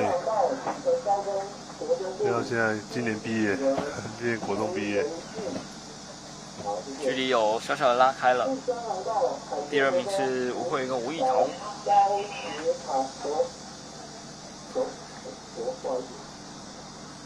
吴瑞彤刚好也是那个南港高中的总教练于建宏总教练的女儿。哦，总教练的女儿。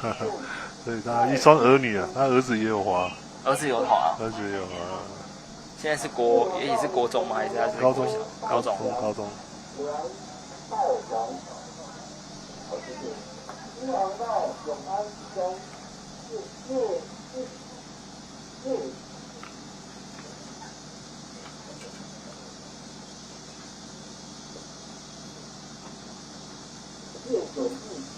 我目前看到的还是第3航道的于瑞彤跟陈文琪组合，目前还是在第1名，而且要顺利的通过终点了，已经到了紧接下来的决赛。好，我们上看到第3航道乌沙国中吴慧瑜跟吴艺彤也通过了终点。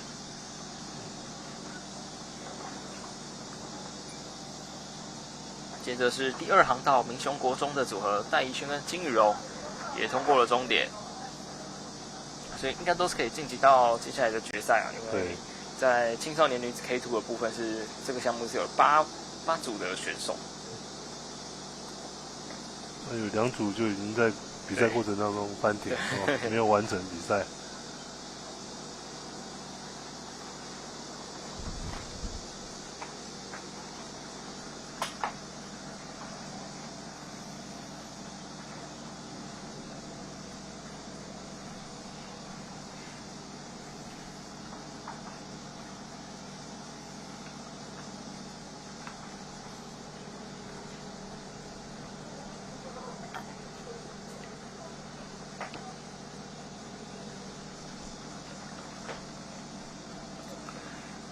接下来是青少年男子C2 500，没有错。在这个第1组的部分，总共是有5组的选手预赛总共有2组。看到是第2航道土城高中国中部的施立人跟吴维志，第3航道是海淀国中吴亦凡跟高凯博，第4航道是民雄国中的曾明俊跟蔡宇欣，第5航道也是民雄国中柯汉祥以及梁浩龙，第6航道是永安时中的叶准义以及谢佑杰。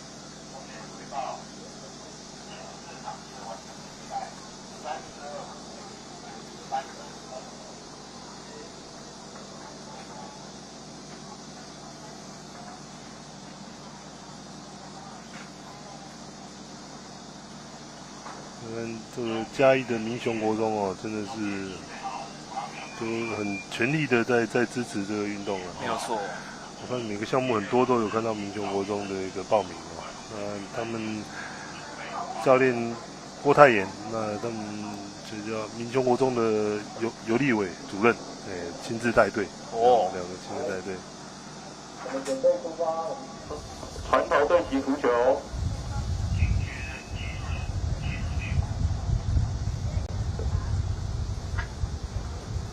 县政府很支持哦，我记得去年吧，前年应该前年，他们还把3个碑啊、那个皮塘啊，打通了。哦，真的、哦。就会，当然你说是不是专门为了他们训练，我是不清楚。但是真的把它打通之后啊，还做了一个环湖的那一个步道。一方面，所以我说很多时候就是看你的心态，就是说你施政者愿意的话，其实很多事情都可以多赢了。你像他这样打通之后，他那环湖步道就很大，那他们当地的民众啊、居民啊、一些老人家，他们走一圈这样起来，运动量就够。就不会说这边就3个都小小的，他把它打通之后，就变成一个整个一个很大的一个，他们也就可以在里面做练习。第2道有后退。我现在在进行出发前的位置调整。退一下哦，小心，那个后面准备的也退一下，给他们一点空间。再退，其他定住，自退多一点。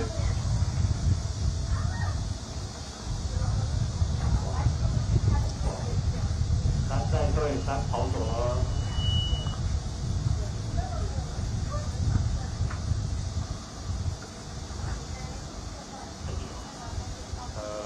第4再退，其他定住。3、4、5退。6也退，6你飘走了。好，第2道都不要动。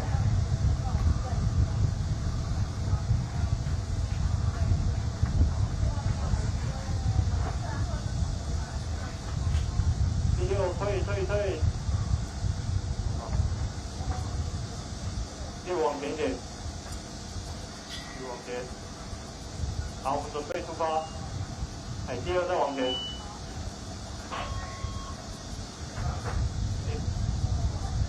第5后退，第6往前，3、4后退，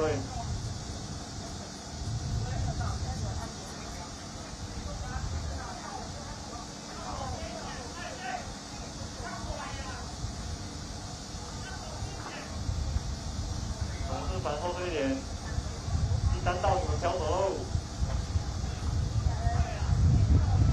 这个现场风势比较大，要调整那个位置花了点时间哦。因为尤其西艇哦，它位置比较高，它受风面比较大，加上它没舵。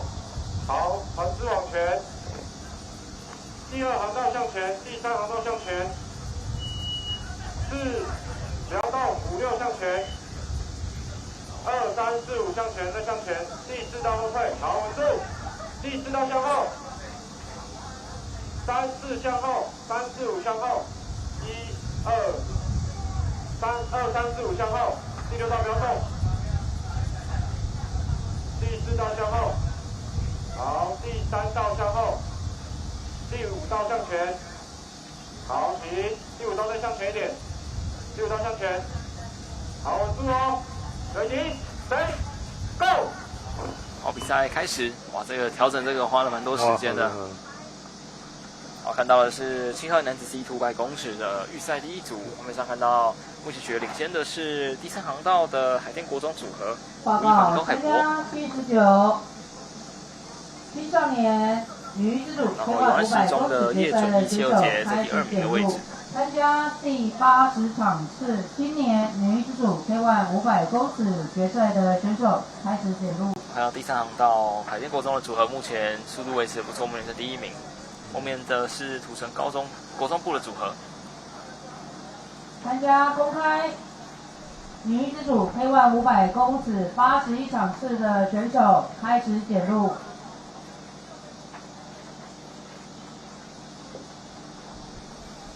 听到个子小小的还滑得蛮稳的哈。第二航道南港高中陈哲翰作为配速，好，对。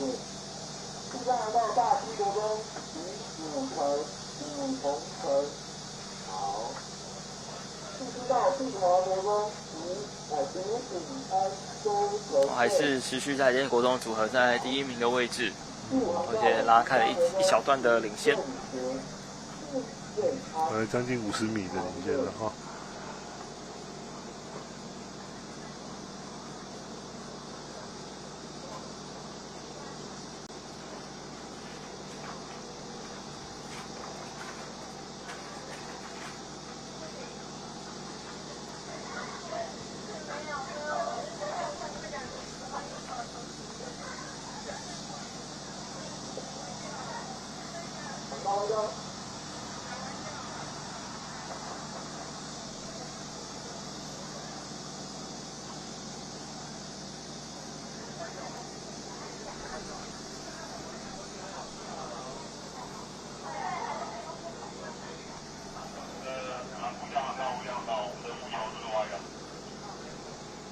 准备要通过终点了，恭喜海淀国中组合，吴亦凡以及高凯博拿下了第1名，分组的第1。接下来后面跟进要进终点的第2航道以及第6航道的选手，实力人吴维志，还有第6航道的叶准跟谢佑杰各3名。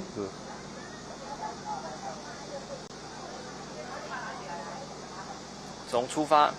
海淀国中组合吴亦凡跟高凯博就是取得领先，一路到了最后速度维持还不错。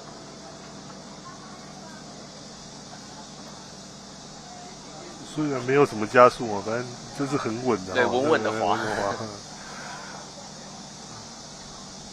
所以有时候双人艇就是配合的好，其实它那个基本速度就拉得出来。是，你配合不好，你再出再多力量，有时候反而适得其反。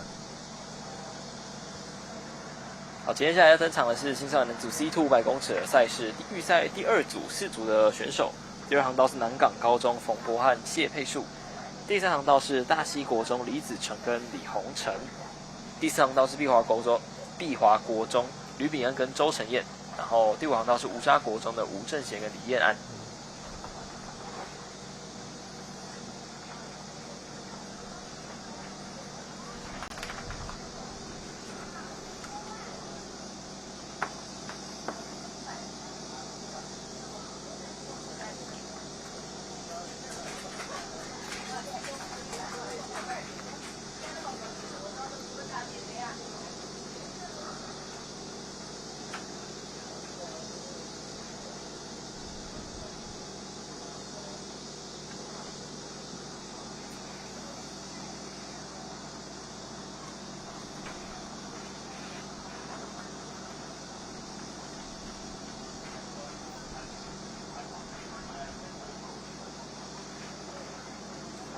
在这个青少年男子 C2 的预赛结束之后，接着下来我们等一下为各位带来的是青年男子组 C2 500公尺预赛2组的赛事。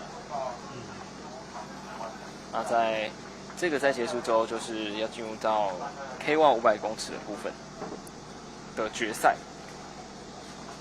再前，上远一点哦，再前，再前，再远哦。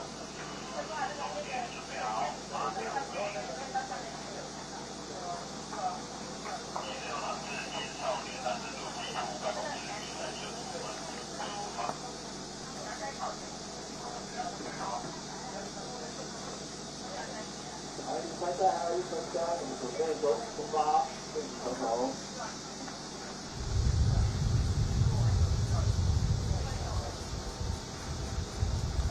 好来，第三道就不要动了，3、4、5都不要动，定住。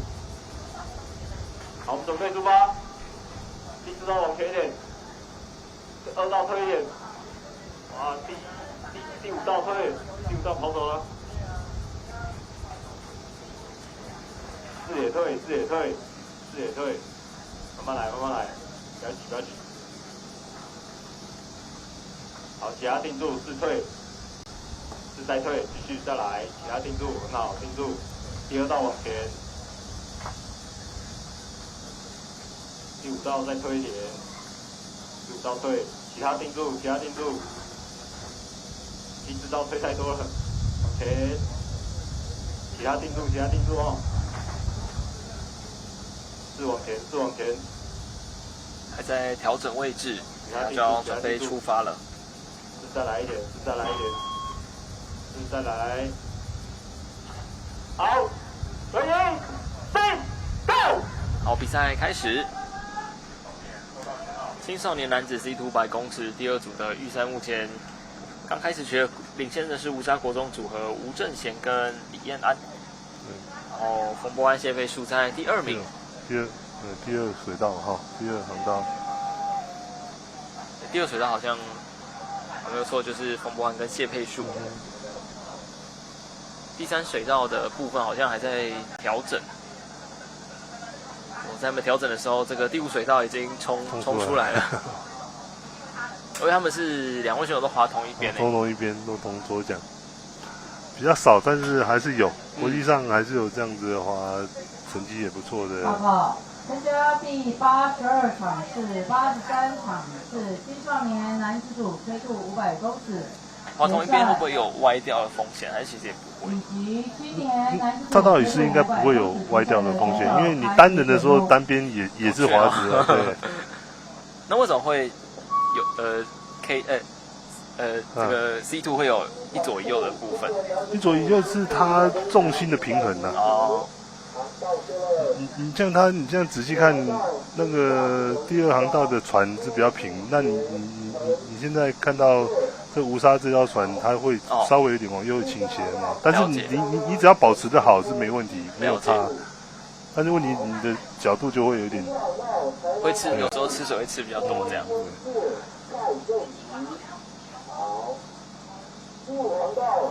因为你的右脚在蹬，你的蹬的时候同样都在蹬右边。哦。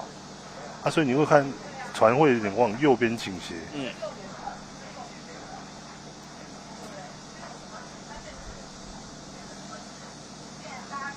第2航道的南港高中组合速度稍微放慢了一点了。乱掉了，他那个有点乱掉，应该还是不是没有练得很熟练，中间有乱了之后速度掉下来之后要拉上来就有困难。接下来是乌沙国中组的吴正贤跟李安顺利通过了终点。紧接下来南港高中组合第2名通过，就是冯博安跟谢佩树。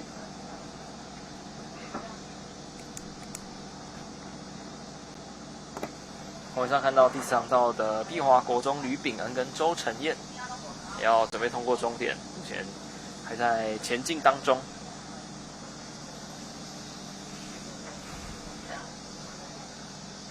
好，也是顺利的通过终点，没有问题。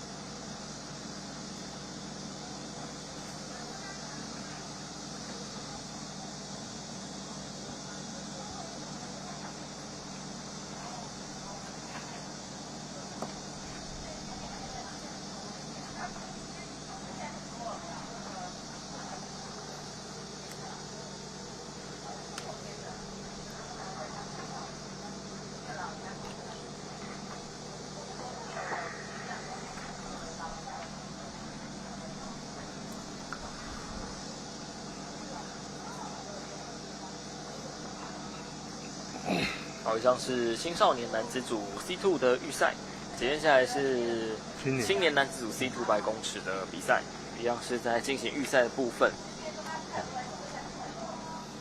在第1组的部分有4组的选手，第2航道是新大附农的苏静杰跟陈炳岳，第3航道是大溪高中的陈定轩跟李成富，第4航道是台南海事的郭轩岳以及蔡振宇。第5航道是南港高中的高博彦以及庄凯文，总共是4组。那在下一个组别也是4组，总共8取6。分组1跟则有4名进决赛。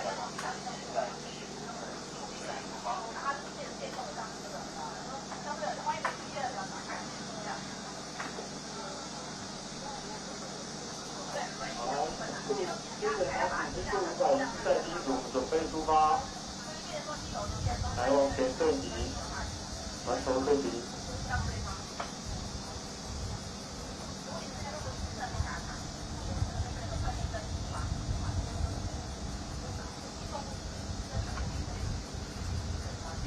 来，第四航道定住，二也定住了，再往前，3、5往前。2后退一点，4也后退一点，3再往前。好，Ready, Set, Go！ 好，比赛开始，青年男子组 C2 500公尺第一组的预赛。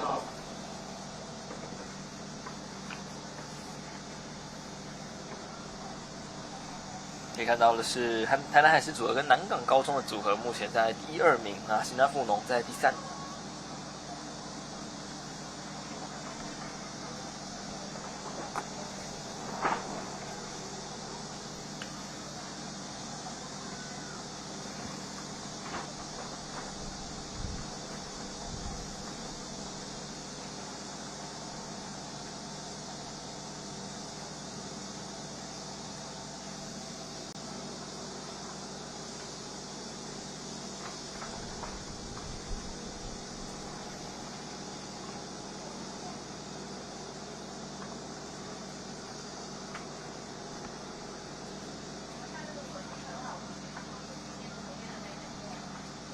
我们来看到，这个是第2水道的选手，新加富农组合苏静杰跟陈炳月，啊，有看到第四航道的郭轩元跟蔡振宇，以及第5航道的南港高中高博彦跟庄凯文，前3名。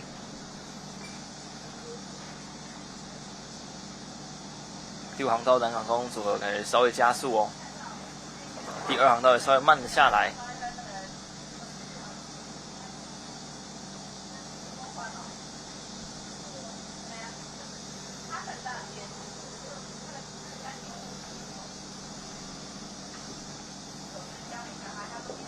场次，青年男子7度500公尺，现在第2组，大溪高中，等等，大溪国中第2航道的新加富农组合目前还在领先的位置。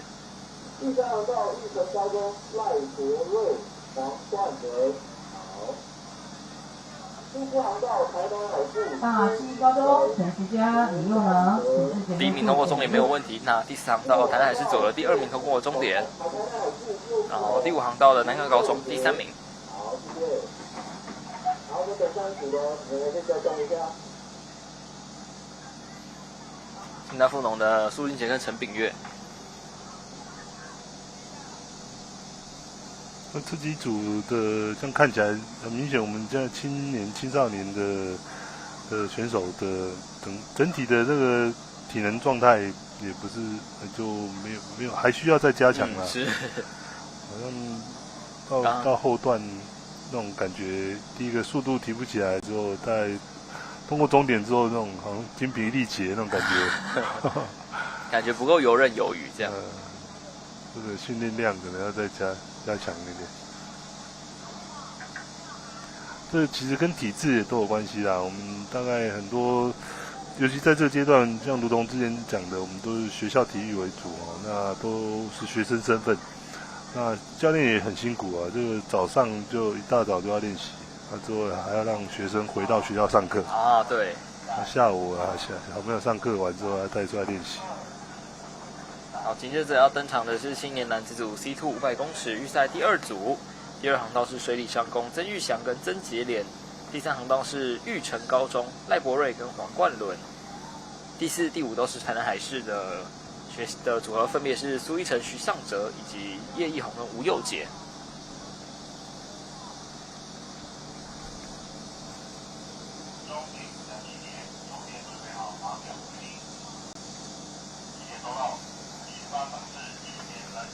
所以一般来讲，我们的训练的量原则上尤其在学校阶段这个时间，又要兼顾课业，这个量上面都跟一般来讲都不够。哦，是。来，第二航道停着，我们挡好。第5后推。特别是跟大陆差距更大，那大陆是像这种我们这种皮艇，大陆叫做皮划艇，是，皮艇就是 K 艇，划艇就是 C 艇，他们称为皮划艇，我们是取名叫轻艇。听起来比较厉害，还用英文这样分，感觉比较美式一点。2野后退。他们是这样的学校加可能加划船，他们就成立一个水上运动学校。哦，是。对，他们孩子就住宿在里面，训练也在里面，所以他们的河道也就在里面，里面盖教室，就是专门在训练这些的。对，他们当然也有学科的课，但他们就会集中，可能上午上，其他时间就训练。好了，我们准备出发，定好，Ready, Set, Go！ 好，比赛开始。可以看到的是青年男子 C200公区赛第2组的赛事哦，可以看到，台湾海事叶一红和吴佑杰，速度一开始就拉得非常的快。叶一红在前面稍早的比赛有拿到第1名的成绩，这是西艇的常胜军了。没错，在C11000的部分。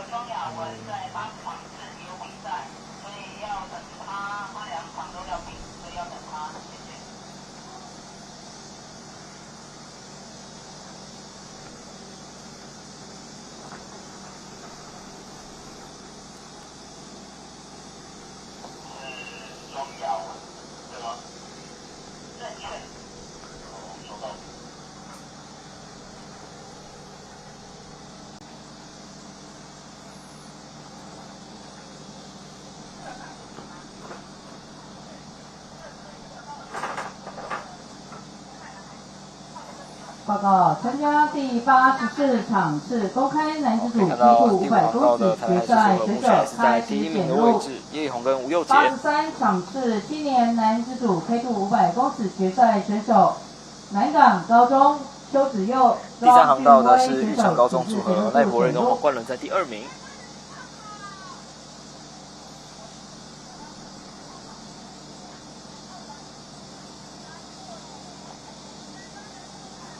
目前时间过了大概1分40秒钟左右。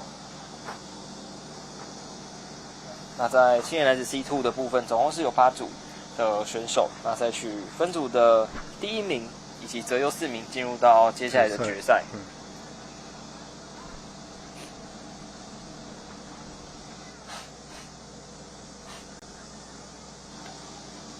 好，时间过了2分钟，还是由第5航道台南海事组合叶一红跟吴佑杰取领先。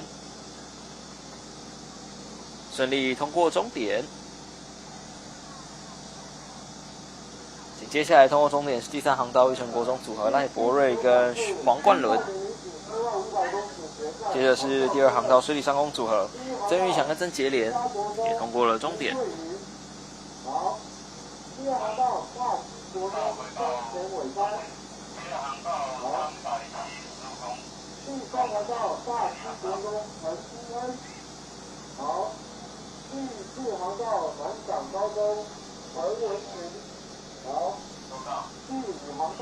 从开始台南海事组合叶一红跟吴佑杰的速度就非常的不错，最后也是一路领先到了最后，拿下了分组第1名，挺进到了接下来的决赛。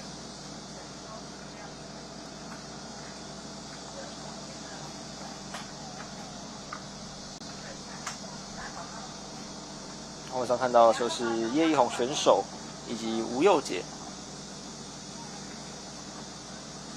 代表台南海事。叶一红在前面的 C 艇的比赛有拿下第1名的成绩。好，紧接下来要登场的是青少年女子 K1 500公尺的决赛，6名的选手。85场次青少年女子组 C 度500公尺直接决赛的选手开始检录。6名选手在第1航道是吴沙国中的吴慧宇，第2航道是大溪国中的江前维山，第3航道是大溪国中陈新恩，第4航道是南港高中的陈文晴，第5航道是第5航道是南港高中的于瑞彤，那第2航道是水里国中的宗奇轩。6名的选手在青少年女子 K1 500公尺的部分来进行决赛的比拼。那选手看起来是都已经到了出发点了。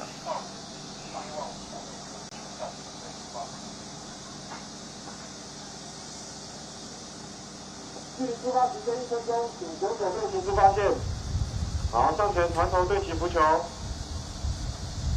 相比于昨天的阴天哦，今天完全是一个大晴天的一个状况，也加上有风。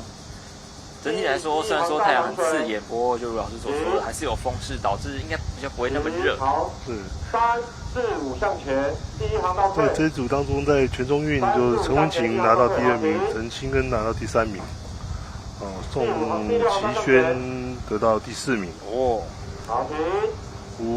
吴慧瑜拿到第5名，我就是原班人马，就少了第一名没来，第1名四育国中没有报名，没有报名。好，3、4向后一点，4、5向后，3不要动，第2向后一点，第2航道退，好，第5、第6挡，第1后退，1、2、3后退。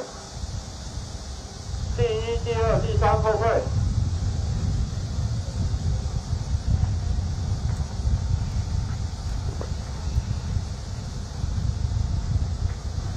好，第4航道向后。第4、第3、第4退。第3退，第1退。第1航道退。第2航道退。第2航道退。退多一点再退。第2航道退。好，停，投注哦。随机，3、Go。好，比赛开始。青少年女子 K500公尺的决赛现在正式的开始了。因为来到了决赛，应该大家的实力都比较相近一点。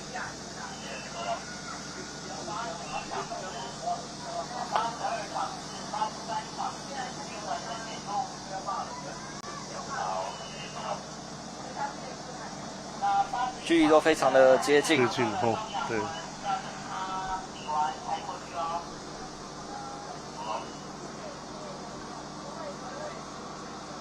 看起来是第3航道选手陈兴恩目前脱颖而出，小小的有领先。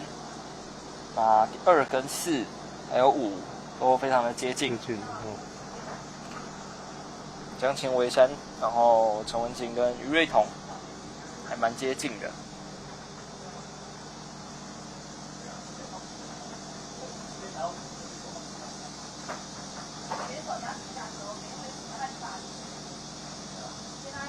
时间目前过了1分多钟。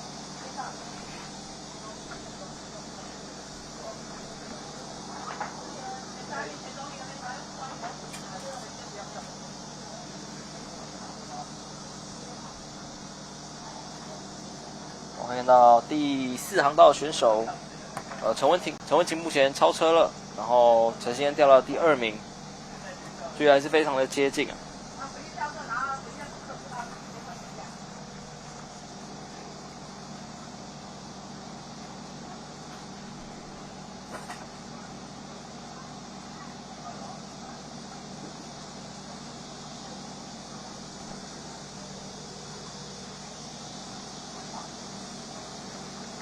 前几名选手速度目前感觉都还维持的不错，准备要来到2分钟的时间。应该是最后，就要看一下3、4这边陈文琴跟陈兴恩有没有名次的互换。看起来是第4航道的陈文琴逆转了，顺利第1名通过终点，拿下了第1。2、3名很接近哦。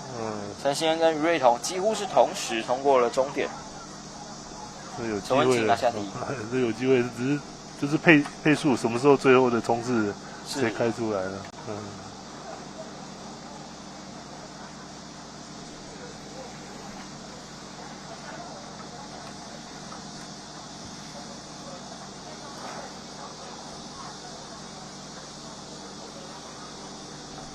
在中前段可能是第3航道的陈兴恩领先，不过来到了中后都是陈文琴逆转，然后最后拿下第1名。第2名应该是第3航道的陈兴恩，第3名是于瑞彤。出发的时候，那个陈兴恩抓的比较好，他的出发的动作跟 timing。啊，是。所以他一开始他就领先在前面，对。啊，陈文琪就后来居上。他在后面追就会比较辛苦。哦，对。因为都在隔壁水道而已。以上是青少年女子组 K1 500公尺的比赛。好，接着下来要出场的比赛是青年女子组 K1 500公尺的直接决赛，一共16名的选手。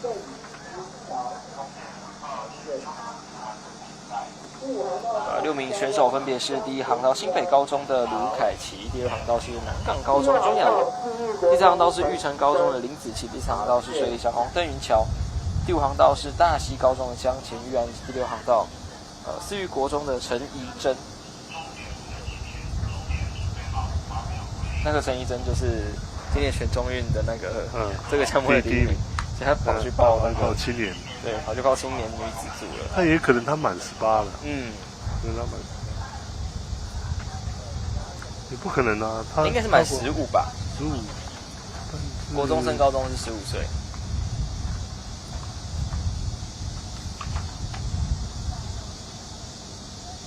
来，我们准备出发。他满16了，16，所以算是国中生越级打怪，要来对到高中生们。不过也还是挺进了决赛，被排在第6道的位置。第4道题，第4道后退，第1道定住，第2道后退，第3道题，第2道定住，5、4、5后退，2也后退，2再退，4定住，3往前1点。5再退1点，好，还在调整出发的位置，不过应该感觉差不多了，准备要开始了。交手喽，5后退，好，定住，其他定住，第4后退，第4交手了，1也后退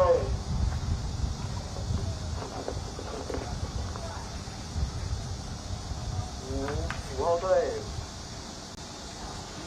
第1后退，其他都定住。第1后退，慢慢来。5、6后，4、5后退，第1退，4后退。好，定住，我们准备出发。左边，定 ，Go！ 好，比赛开始，现在女组K1 500公尺的决赛。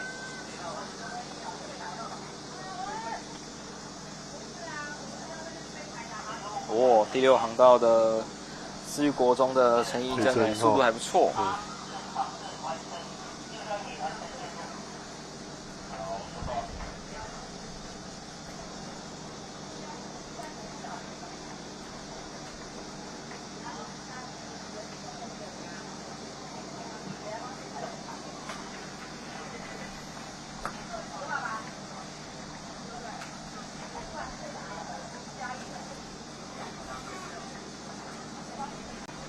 我们可以看到第6航道的还是陈怡珍，速度也是非常的好，还是维持住。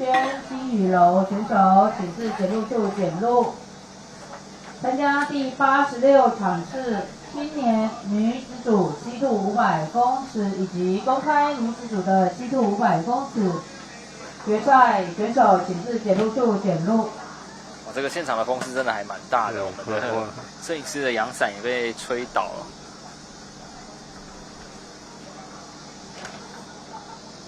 第6航道选手陈怡珍现在还是在第1名哦。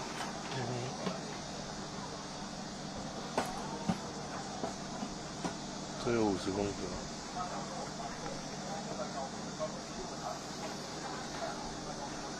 蛮厉害的哦，国中生直接来报名这个是青年组的赛事，目前还是取得领先。然后后面常常有看到第3航道的选手玉成高中林子琪。还有第2航道的选手钟雅文。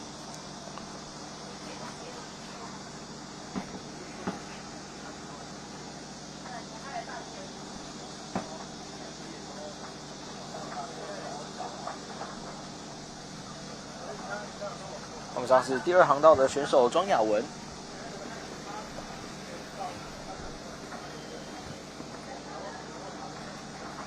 顺利通过终点，拿下了第1名。那第2名是陈怡贞，其实距离并没有差得很远，恭喜庄雅雯拿下了第1名啊！紧接下来第3名通过终点是第3航道林子琪，然后接着是江钱玉安。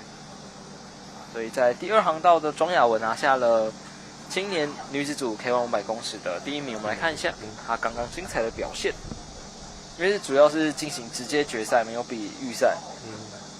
所以它也是后段的后段拉上来，没有放掉。后段的速度维持得非常的好，还有真的有加速的一个状况，顺利逆转了过来，拿下第1名。然后第2名是来自私立国中的陈怡贞。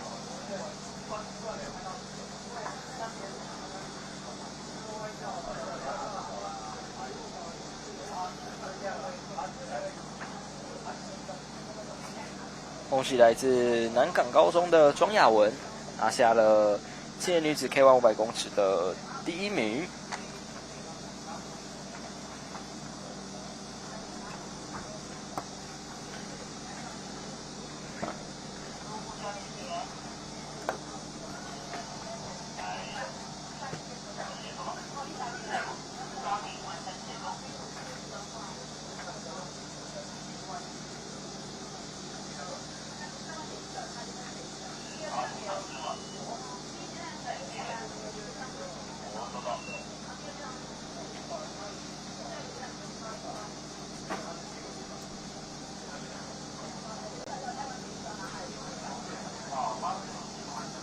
今日要进行的赛事是公开女组 K1 500公尺的比赛，是公开女组的赛事。6名的选手，第1航道是南港惠文实力队的庄雅雯，第2航道是陈琦，来自桃园青体；第3航道是南港高中的刘慧琪，第4航道是南港高中周汝娟，第5航道也是南港高中的严秋桦，第6航道是土城蜻蜓的刘妍婷。那现在没有办法马上把它补回去了。为了让赛程继续，所以那个暂时不补回去。那报告是400公尺处的3、4道浮球现在已经飘开，然后我们已经把它移开了。然后在此告知报告完毕。公开女子 K1 500公尺决赛，航道确认。我们在公开女子组 K1 500公尺的比赛有看到，庄雅雯选手，她应该不会出赛吧？因为她刚比完青年女子组，所以蛮厉害的，2个都有进决赛这样。高中刘慧琪，他应该后来决定那个有机会能够夺牌，这个跟这些大学姐她没有机会，她自己评估过，算是策略正确。这里面她最小。所以庄雅雯就没有，应该是不会来比公开女子组K1 500的比赛。但是刚才好像说他还是要比。哦，真的吗？这很累。我刚才听那个无线电。哦。有看他，好像对他等他过来。对，要等他回来。都还可以再动一下。这样其实感觉蛮累的，算是一个间歇训练。他这样这个时间也这样也是麻烦，因为他还要换航道牌。哦，对。因为他刚才的航道除非不一样。刚才他是第几航道？刚刚是2，现在是1。对，所以他航道牌一定要改。就这样换。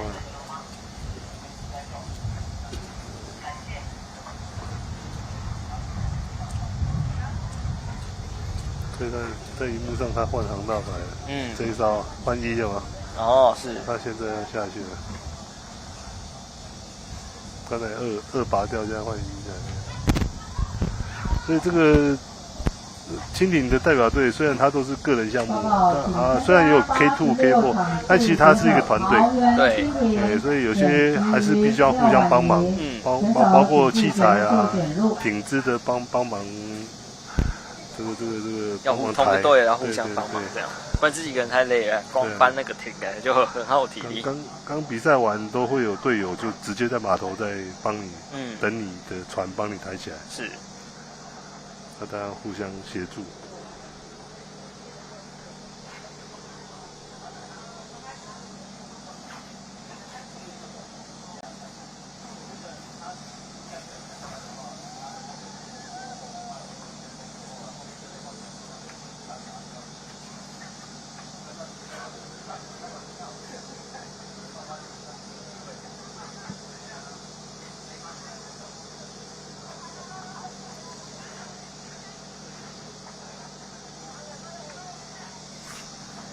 台东过去除了早上有谈到说活水湖当初我们在挖掘的它的原因是因为办理全中运之外，那当然后来就有这样的一个场地之后，那我们台东有一个蒲建成教练哦，那他也致力于在带领这些孩子来学习这个蜻蜓的运动。他本身是在仁爱国小的老师。哦，仁爱国小老师。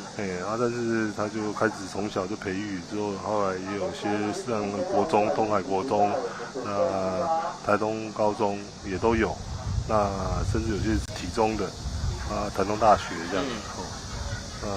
也培育出一段时间的一个很优秀的选手，包括现在当裁判的几位都以前他自己的学生哦，都是台东出身的选手。有一阵子也制霸了台湾几年的时间了。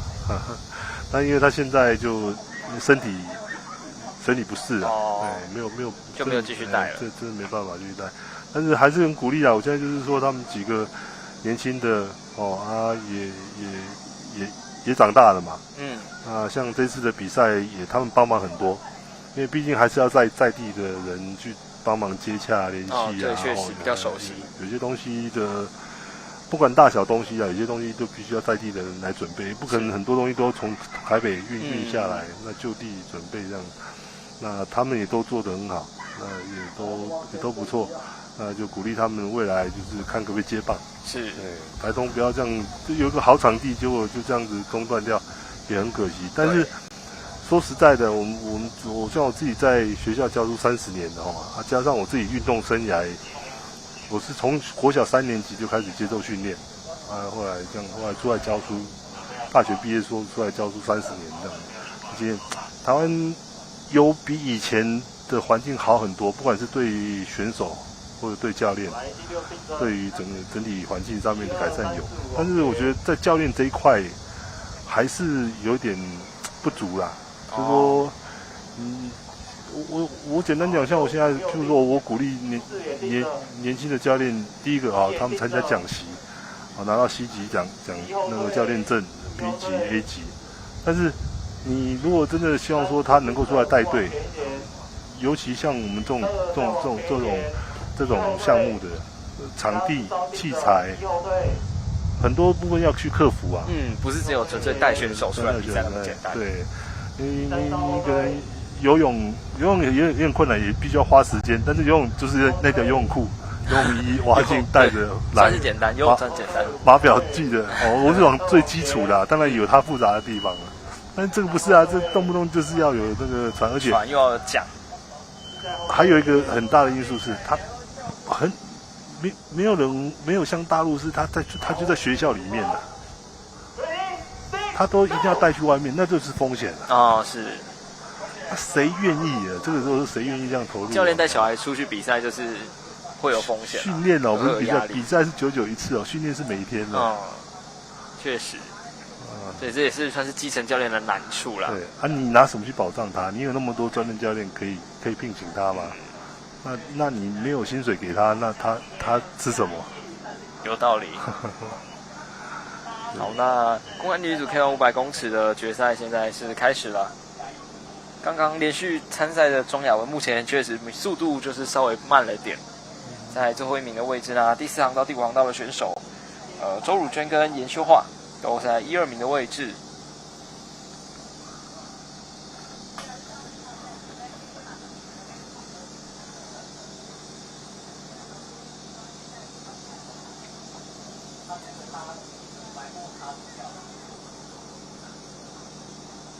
我们上看到第3航道选手来自代表南港高中的周汝娟，然后第5航道代表南港高中的严秀桦，1、2名，然后第3航道的也是代表南港高中的刘慧琪。决赛开始检录，参加88场次青年男子组纪录500公尺决赛开始检录，参加89场次公开男子组纪录500公尺直接决赛开始检录。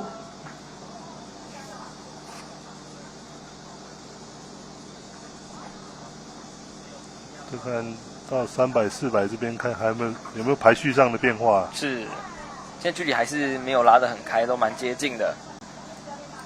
345道的选手，第5航道选手目前感觉有加速哦，严修化冲了上来到第1名了。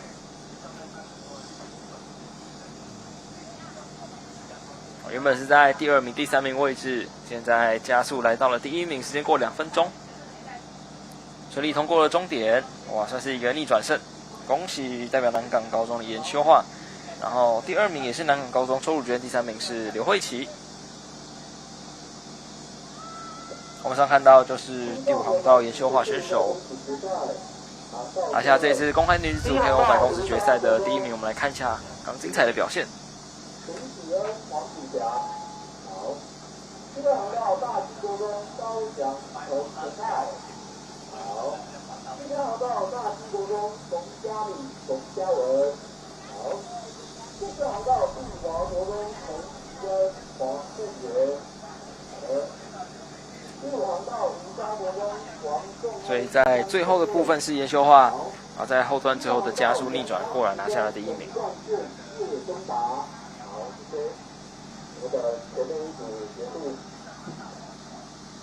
好，紧接着画面上看到的是 K2 的部分，在青少年男组 K2 500公尺的决赛，6组的选手，第1航道是吴沙国中组合林子恩、王子祥，第2航道大溪国中高翔陈全泰，第3航道也是大溪国中的组合冯嘉敏、冯嘉文，第4航道是碧华国中组合陈其恩、黄胜元，第5航道是吴沙国中的王颂恩跟江承彦，那第6航道是永安十中的陈冠宪以及叶宗达。6队的组合，有2个是大溪国中的青少年 K2 500公尺的赛事，那选手感觉是都已经在起跑的位置就定位了，准备出发哈。对，准备要出发了。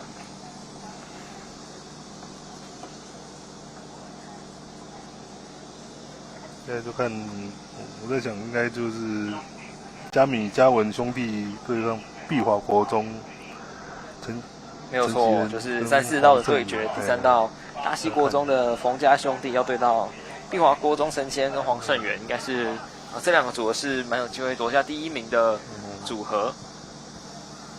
江承彦这一组应该也还可以。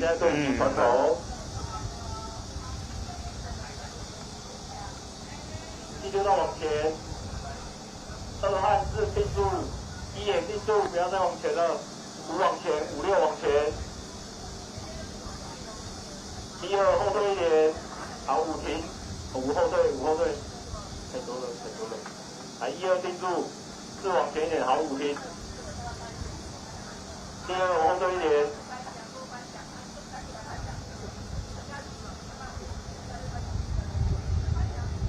1再往前一点，其他都定住哦。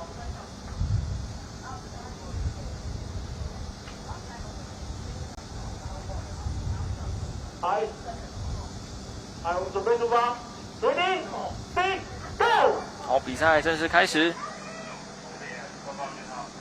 可以看到就是3、4，就是冯家兄弟跟陈其恩、黄胜元目前在1、2名。第6航道选手陈冠宪、叶宗达也是在前面的位置，距离还是非常的接近。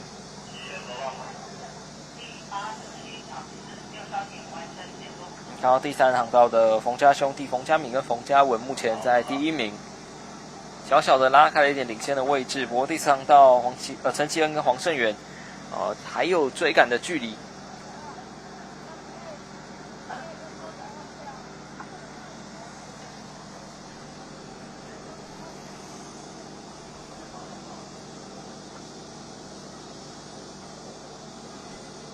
目前时间过了50秒钟。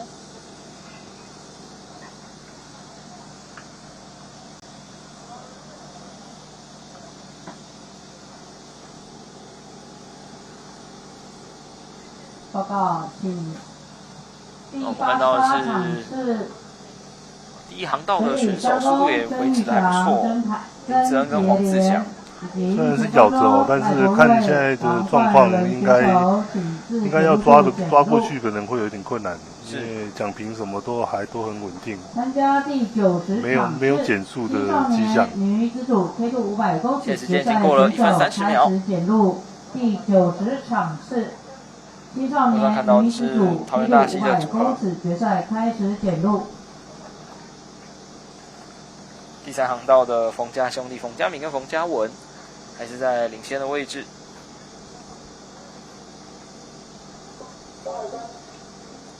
动作蛮一致的哦。顺利的第1名通过终点。第2名是第4航道的选手，碧华国中组合陈其恩跟黄胜元第5航道的乌沙国中组合拿下第3名。3、4、5哦，如同我们刚才预期的。卢老师所预期没错。第1名是第3航道的冯家兄弟，第2名是陈其恩跟黄正元，第3名是王颂恩跟江晨燕。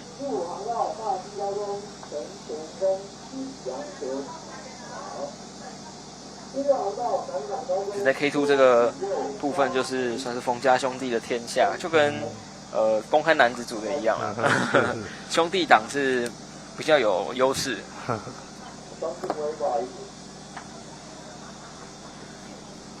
回到家还可以再练，对不对？回到家怎么练？没有那个兄弟啊！这坐在床上那个嘴巴讲的练嘛，比人家多一个优势啊。可是这种兄弟就有一个风险，就是如果他们吵架的话，就会那个。以上是青少年男子组 K2 500公尺的决赛，紧接下来要登场的是青年男子组500公尺的决赛，一样是 K2 的部分。6组的选手，第1航道土城高中组合陈贤忠跟吴冠庆，第2航道是罗东高中的组合杨宇杰跟邱敬哲，第3航道是玉成高中的组合王立可跟谢宏阳，第4跟第5航道都是大溪高中的组合陈徐佳、李佑仁，然后陈全峰跟李阳泉。那第6航道是南港高中的邱子佑跟庄俊威。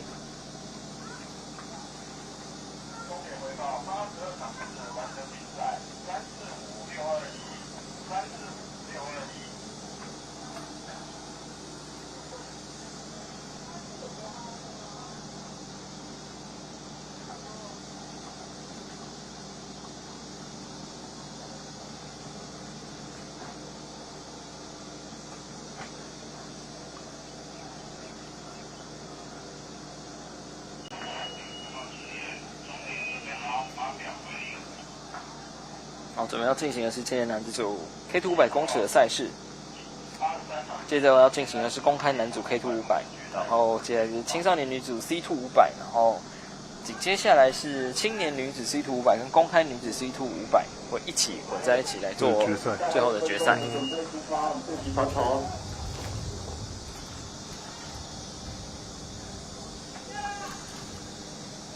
来，都往前哈！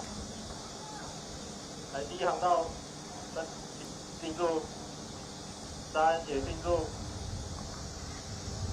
，3后退一点，2往前一点，好，3停了，2停了，来，我们准备出发 ，Ready, Set, Go！ 好的，比赛开始，看到青年男子 K2 500公尺的决赛，取领先的目前看起来是第4航道大溪国中的陈宇佳跟李佑仁，他们在前面的。预赛的部分就是最快的一组，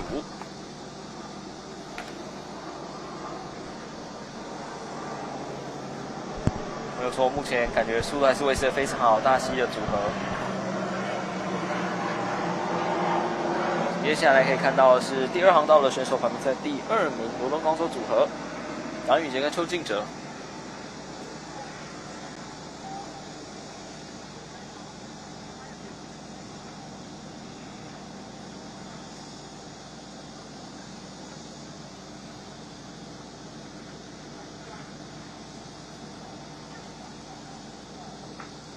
大溪高中陈徐佳、李佑仁目前还是在第1名。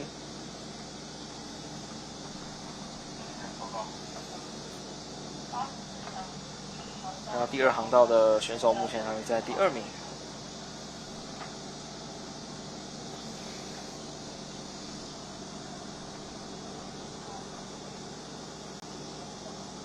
他们中段都采取拉长桨的这个策略，是中段拉长桨。到最后阶段，配速一下这样。对。所以下这种要更换这个奖评的话，主要是领奖的第一个领奖的人，后面就是配合他这样。对，他们不会有言语的，就说慢一点这样之类的，不会。对，但是下去之前会讲，会先讲大概就是在什么地方300的时候。哦，了解。最后也顺利的通过终点，而且其实距离非常的接近。最后可以看到的是画面上的陈徐佳跟李佑仁拿下了第1名，代表大溪高中。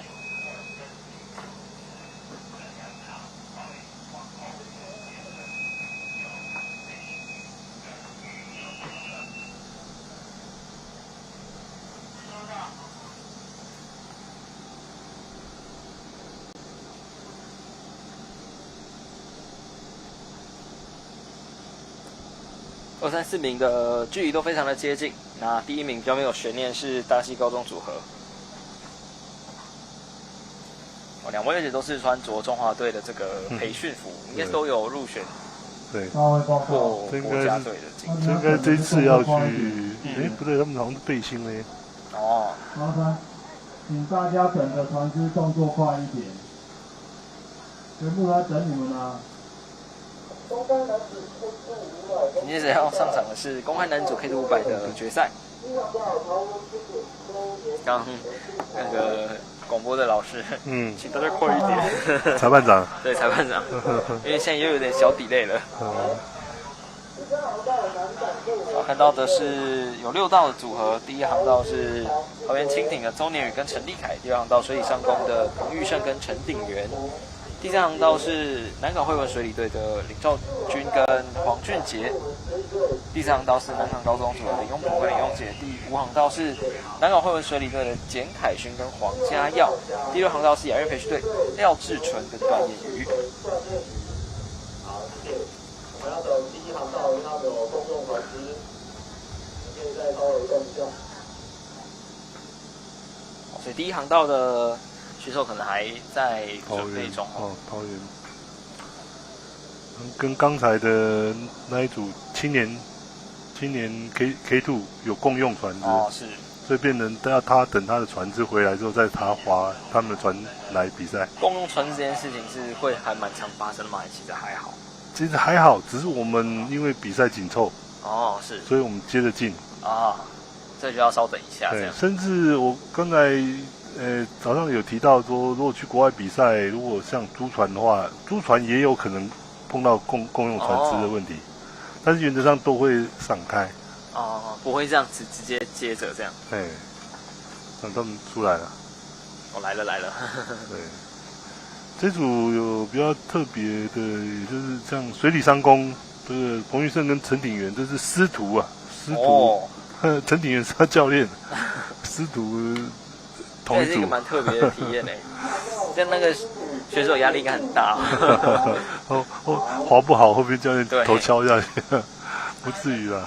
所以很多啊，就是刚刚我也举很多例子啊，像陈鼎元也是他选手，他已经当教练了，他当选手，但他平常还是有在练，继续在做训练。对。对吧？那这个项目我在预赛的时候也有提到，就是我们现在目前就是赖冠杰有拿到 C 艇的名古屋亚运的参赛资格。那我们在亚锦赛 K2 的部分是拿到第5名，第5名。而我们标准是第4，就是第4名是取得参赛资格，但是跟第4名差0.1秒。就是那个林庸博跟林庸杰组，就差一点点。那所以协会这边是希望说，看可不可以先争取继续培训。那在这段时间当中，继续看有没有机会。那大家报告，那个出来准备比赛，比赛开始。回航的，请靠边一点。目前学领先的就是林家雄、林庸博跟林庸杰。所以这个项目我们不针对人啊，我们就针对项目，就是代表我们台湾的实力。有那个实力，有那个机会啊。那我们就是说，所以这个项目比较特别，就是如果冠军的队伍不管是谁我们没有设定一定是林庸博或林庸杰，但是这一组的第1名，我们会以他们的名义去跟体育组国训这边争取啊。了解。争取看可不可以继续培训。所以这一组非常的关键哦。是。目前时间过了45秒钟左右，取得领先的是第4航道的，就是林庸博跟林庸杰林家兄弟。第5航道的简凯轩跟黄家耀速度也不错。场次选手南港高中李时珍、许晴鹤，请进入至检录处检录。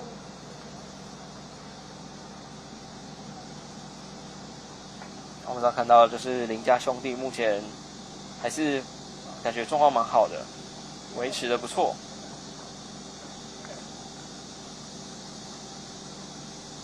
只差0.12秒，其实应该会蛮呕的哦。对啊，这时候真的那么一个瞬间。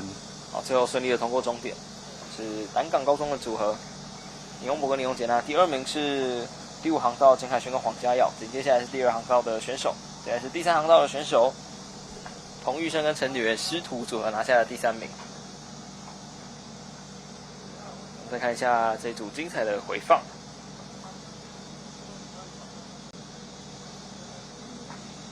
也在这个回放的过程当中，也跟观众们说明哦，就是说，像亚运跟奥运的一个参赛哦，我们大概有不一样的一个方式啊。那奥运没有办法，奥运的所有的决定权在于奥委会以及国际总会。那国际总会必须要把我们比如说下一届的这个比赛种类的选手的产生的方式，必须要报给国际奥会，那由国际奥会去审查，说这个方式合不合适，那 O 不 OK？ 他的考量就如同我讲，性平也是一个，那另外就是各州有没有参与？会不会就会不会产生只有谁可以参加这样子？他们会做一个整体的评估。那所以说，这个奥运的部分，它的有些协会会用积分制。比如说之前我们有新闻网球，他们黄金计划说奇怪，你黄金计划明明就是否奥运，那奥运很明确，他们那个网球的总会就是说，我们接下来的奥运的资格的部分。是会看世界排名积分去做，桌球也是，桌球也或者也是吧。现在大概都有这个倾向。其实我们蜻蜓也有这样的想法，有听说也要朝这方向，包括激流。第一个就让你多参赛，你要参赛你就要抢那个积分，对不对？一方面这样子好像也比较公平，不会说一战好像一个资格赛。当然最后他是不是还是有一个资格赛在做最后的一个名额的一个地补确定，也可能有。那是不是在第一阶段的时候他是怎么去取得？他可能会定出一个明确的方式要公告。好，紧接着要上场的是青少年女子 C2 500公尺的决赛，总共4组，而且他们是直接进行决赛。4组的选手，第2航道是碧华国中组合杨之体跟高宇璇，第3航道是五沙国中组合洪宇欣跟黄琼冉，然后第4航道是民雄国中戴怡萱跟金宇柔，第5航道是永安时钟魏子玲跟欧绿恩。再先往后滑，再先往后滑。好，全部分出水道，重新进来。往后滑。在等待出发的时候呢，我再补充就是亚运的话就不一样。亚运的话，原则上主办国没有特别的名额限制。那我们所谓的参赛资格是我们自己国家所定的。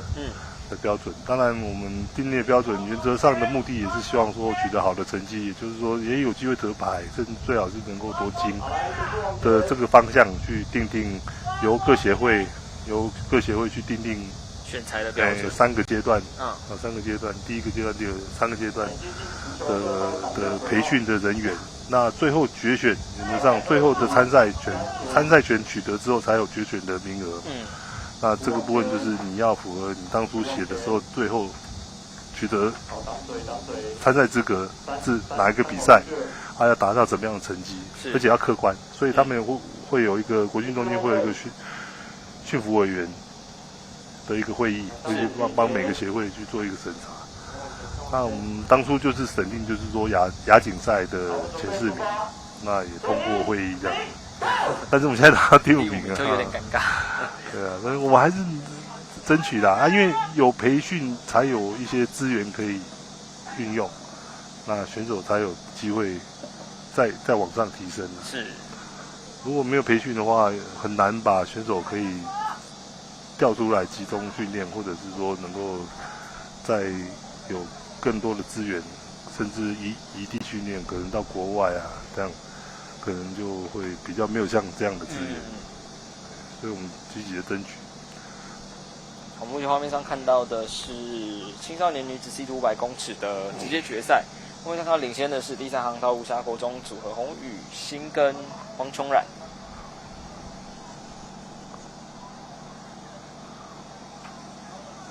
在第1名，总共是有4组报名，所以是直接来进行决赛。这个很明显，我们就是 C 艇本来就比 K 艇练习的人数比较少一点，那再加上男生女生就更少，所以你从这一组上面看就很清楚。你看公开女跟公开男总共加起来也只有3队，比较少。包括连第1名的这个第3航道，你看那个也看起来就是不是那么熟练，那动作不敢做太大，甚至你看还要压低做平衡，怕翻哦。所以这个部分也是都是国内需要再去加油的，对。目前在第1名的还是第3航道的吴山国中组合，第2航道碧华国中组合在第2名，但是确实如老师所说，感觉就是技术上还没有那么纯熟啦。对，是。那其实女生这部分其实要发展的空间真的很大。第一个当然从事人就少嘛，对，相对少了那当然你要取得成绩的机会也就提高。那如果你愿意吃苦，愿意付出一些时间，其实要拿到成绩比男生好，就是竞争没那么强啊。像举重，就是台湾很明显就是在女生部分比较强。对，男生你看，应该说是不是可能其他国家的男生就也比较强，台湾就是女生的部分比较强。几乎每年的奥运、亚运，台湾的在举重上面都有夺牌这样。但是女生要练举重又是更辛苦的一件事情。对啊，有些时候家长可能也不能接受啊。那你说男生最早是我们有印象，就像蔡文义，那个年代，那个时候有男生但是那好像还有另外一个故事啊，他拿到那块铜牌以后，他另外的故事。这还有其他的故事是不是？有些故事，但是结果他是拿到铜牌了。没错。对啊。那举重当然，在世界上，在国际上，举重这个项目，他们也是一直在进化，所以他们现在在跟国际奥会这边解释的说帖，也是说他们朝的是终身运动的一个方向去做推展。那你会觉得就举重终身运动不会吧？你要教70、80岁了，人家扛着会手会断掉还是什么？但是实际上的确啦，如果以运动医学或者是人体的一个怎么讲话，人体的一个状况的话，你老会有骨质疏松，但是有几个方式可以抗骨质疏松。做重训就是做重训也是个方式啊，包括肌肉萎缩也是一样的意思啊。所以他的所谓的举重不是说我是要破纪录的那种举重啊，就是轻轻的这样，就是运动啊，我是全民的运动，我就是适度的要做一些重量训练，才可以第一个延缓你肌肉萎缩，刺激它的强度，它再来骨质的密度，对，听合理啊，蛮合理的。这个运动是终身运动，我好，这个接受，这个 OK。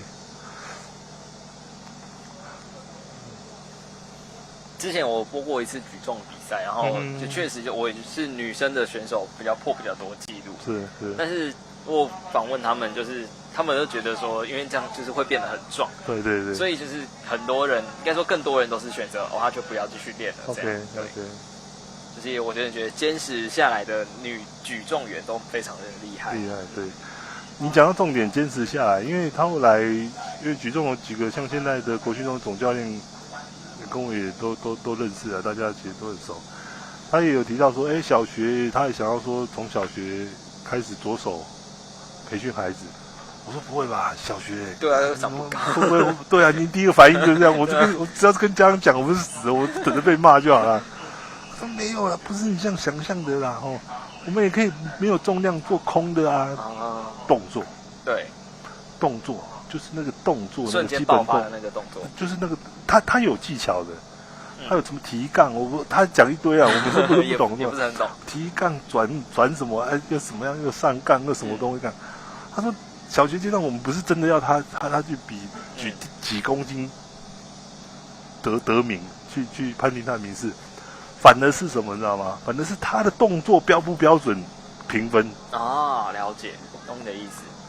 他从小就养成这个动作，那之后他继续练，那另外对 ，OK， 他也不会有其他的这种动作跑出来。很有道理对，我讲也有道理，我才发现说天下有道理的事情好像很多，我们都不懂被说服了。好，紧接着要进行的是青年女子 C2 500跟公开女子 C2 500的比赛，那它是混在一起来去做进行。总共35道，总共有3队的组合。第3航道是表演培训队何义慈跟江欣彤，第4航道是南港高中江嘉如跟尤亮如，第5航道是桃园蜻蜓的简其云跟廖婉莹。第4道稍微挡一下水啊。第5道往前，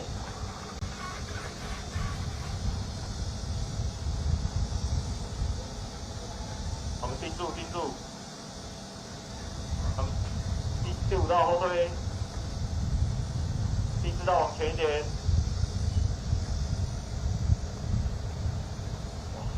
加上现在大概几乎每一个运动竞技的项目，大概都会有重训的这方面的训练的需求哦，不是就是要需求。你包括您射箭什么，为了求稳定性，它那个重训应该都需要。都需要，只要是运动都一定需要，你要壮一点才对。对，甚至是特定的肌群。你要做到特定的肌群，所以它对于重训这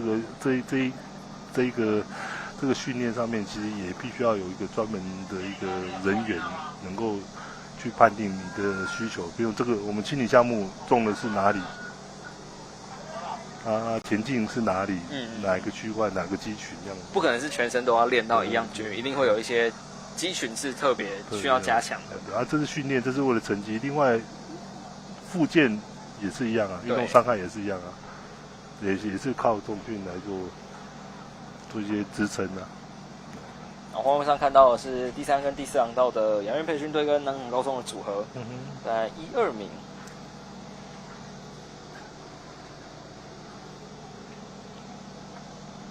第3航道是何义慈跟江欣彤，目前在第1名的位置。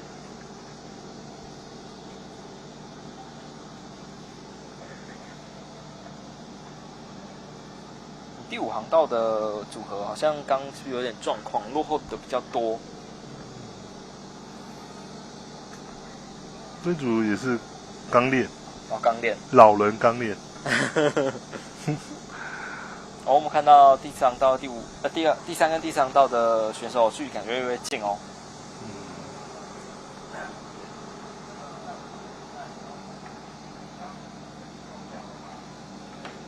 张嘉如这一组比较年轻，应该是青年组的。对。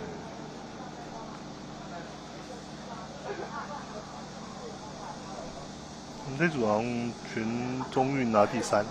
第3名。那第1、第2名都没有来报。好，目前时间过了2分多钟，差不多也要来到最后的位置了。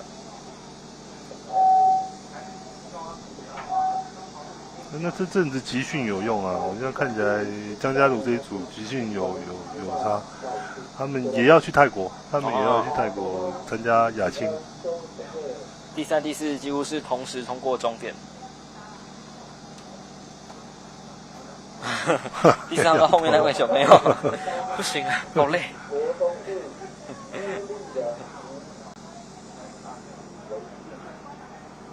前面那个江嘉鲁笑得很开心，也是我北丰国小的学生。他的队友感觉快累到不行了。那两个人吵架说，都我滑，我在滑，我在处理。南港高中的组合其实也蛮厉害的，这样他们其实跟公开组的成绩差不多。所以我说他这段时间都在东山河集训啊。他们因为要出国比赛，所以有提前集训。那看起来有不错的成果，有成效，很明显啦。因为全中运看他们在滑，跟现在在滑那个不一样，熟练度差很多。熟练度啊，包括后面的加速，还提得上来。之前没有看不出来能够提上来的能力。好，紧接着我们要来进行的是青少年 C2 500的决赛，一样是6组的比赛。第一航道是碧华国中组合吕炳恩跟周晨燕，第2航道是土城高中国中部的施立人跟吴维志，第3航道是乌沙国中的组合吴正贤跟李彦安，第4航道是海淀国中组合吴亦凡跟高凯博，第5航道是南港高中的组合冯博翰跟谢佩书，第6航道是永安实中的叶准义跟谢佑杰。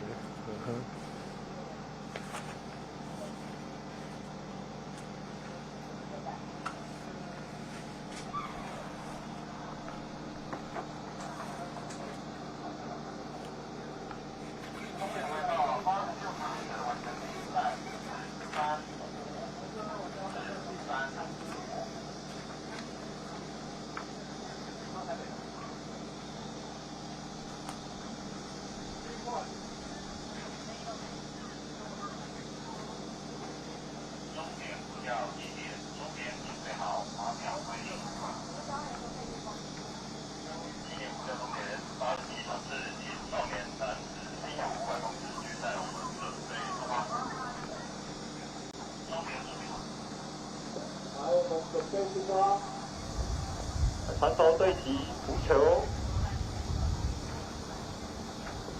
好，来第4航道不要动。全中运乌沙国中这一组第1名哦，南港高中是第2名，对，海淀第3名是海淀，对。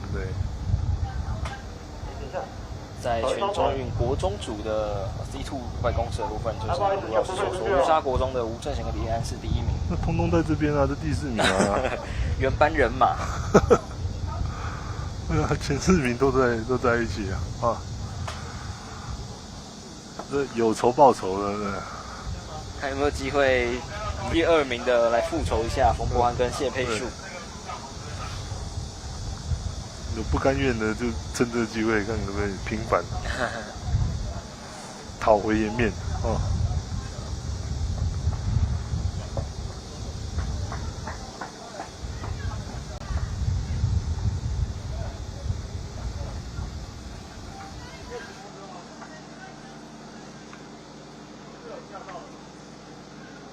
好，来准备出发。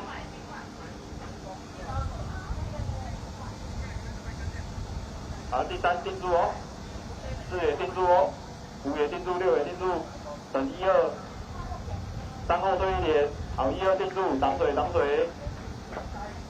往前1点，退有点多，3再后退1点，其他都定住，好，定住，3后退，4也后退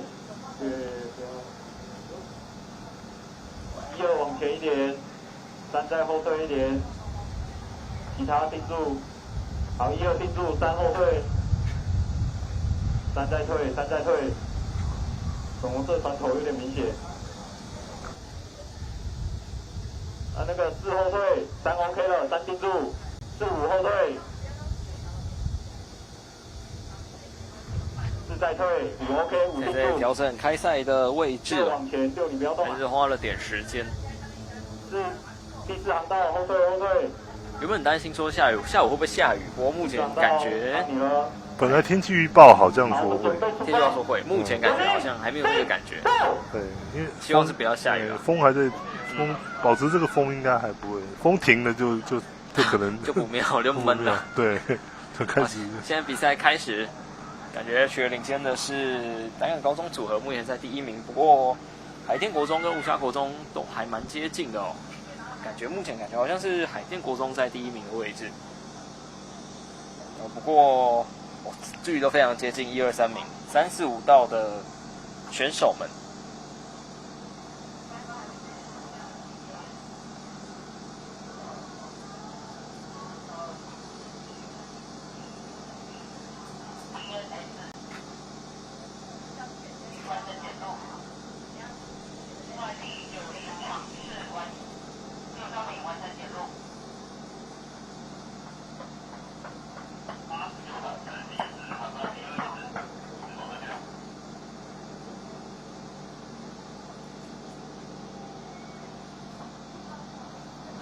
而且3、4航道距离非常接近，第3航道是乌沙国中的吴正贤跟李彦安，第4航道是海淀国中的吴亦凡跟高凯博，哇，第5航道3、4、5航道真的都非常接近哦。目前感觉是第4航道稍微领先一点点，海淀国中稍微领先一点，不过还难说。对，都还在那个范围之内哦。那如果最后谁撑到最后还可以再开出去的话，都还在有效的射程。对，距离都还算蛮接近的。现在时间差不多1分40秒，刚好全中运的前3名哈。对，换个地方再战，同班的原班人马。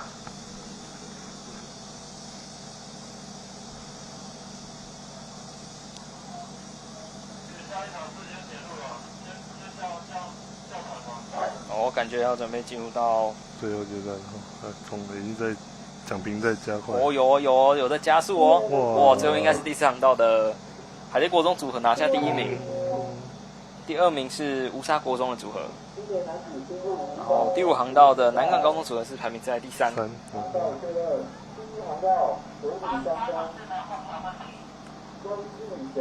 距离真的非常的接近，应该也是只有0.几秒的差距。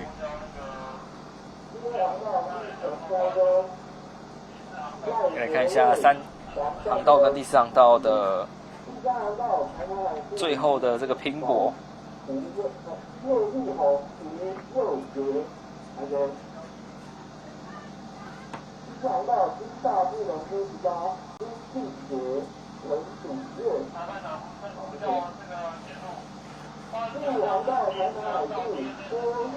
这样证明海淀自从全中运输回去有奋发图强，有认真苦练。因为全中运他们在台南输掉，他们的主场，这是来到台东成功报了一箭之仇，拿到了第1名的成绩。那难怪那么高兴的笑呵呵的。对，因为第1名乌沙掉到了第2名。好像是青少年男子组 C2 500公尺的决赛，恭喜海淀国中组合吴亦凡跟高凯博。紧接下来要登场的是青年男子 C2 500公尺的决赛。那个从码头出来的那个船靠边一点。第6航道分别是水里商工的曾玉祥以及曾杰廉组合。第2航道是玉成高中的组合赖博瑞跟黄冠伦。第3航道是台南海事的组合。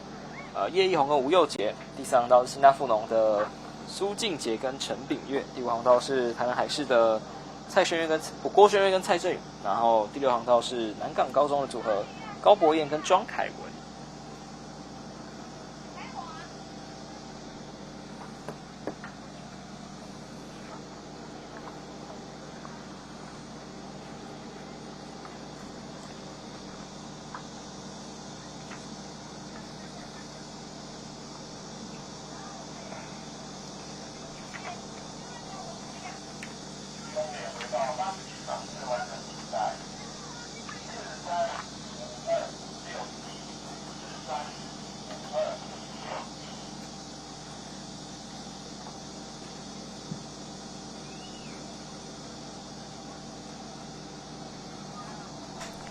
今天这样比起来，除了选手也很辛苦哦，那个赛程很多，那这个裁判也是也很辛苦了哦，一场接一场哦。那我想我想那个终点裁判，我这样感觉终点裁判可能也是非常辛苦的，可能会哀叫。因为终点是一直都有那个赛事，一直没有办法停下来。几点喊出发？你终点除了计时什么的，还要整理成绩之后还要回报，超忙。而且在今天赛程比较紧凑的情况下，那个真的是蛮累的。一在后退，2往前。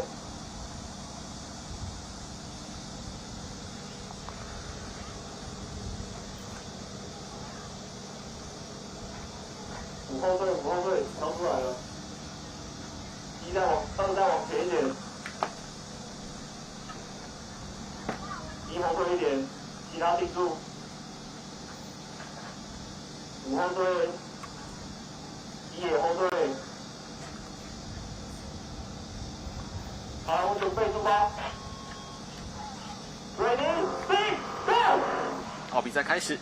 青年男子 C2 500公尺的决赛。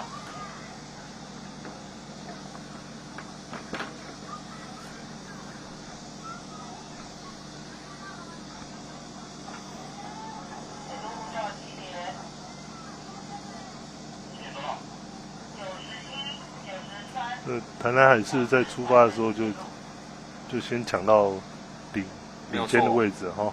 叶义宏跟吴佑杰的组合在前面的预赛就有还不错的表现。要看他们后续中段及后段是否可以持续下去。他们的刚才的起跑是不错的，看起来那个动作合力非常好，所以突然就一支就冲出来。没有错，算是有抢得先机啊。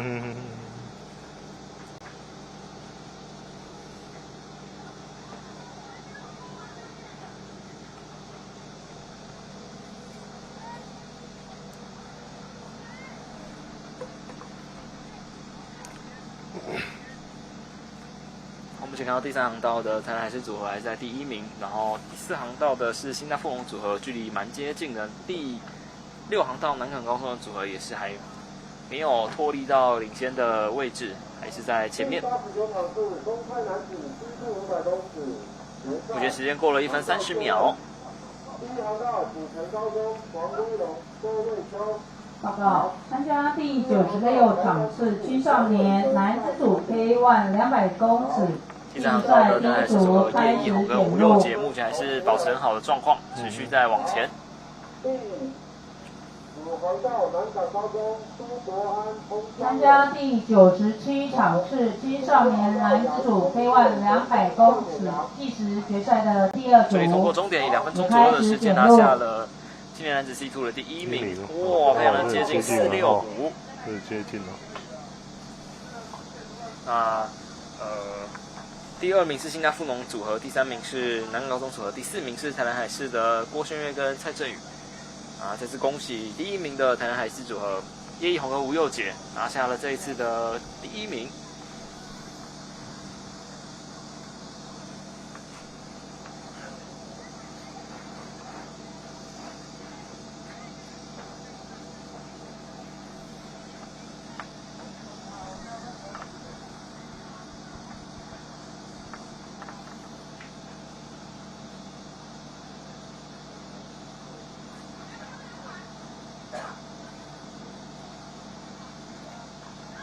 我们看到前面的应该就是叶义宏，后面的是吴佑杰。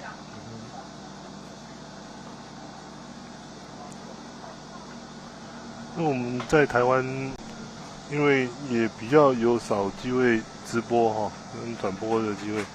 那在国外比赛都转播这个是基本一定要有的一个举办赛会的一个配备，所以也相对会要求说，在船只上面必须要贴住选手的名字啊，所以你看有些船上面会有那个位置，相对位置，不管是 K 或 C，了解，都有它的英文的简称。它就是要配合让转播可以很清楚知道谁是谁，对。所以包括连前后奖，就是说你当时在名单确认的时候，前后奖是谁也要确认提出来，不能随便那样换。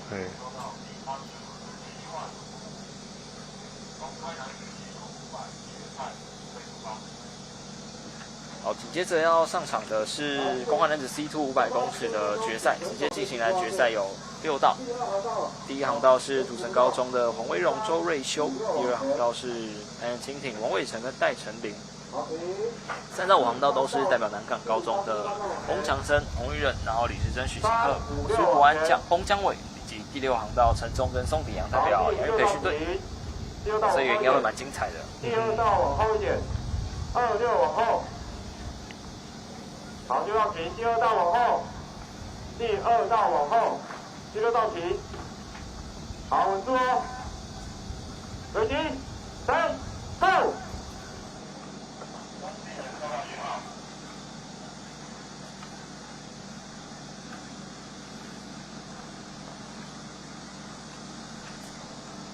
好，比赛开始。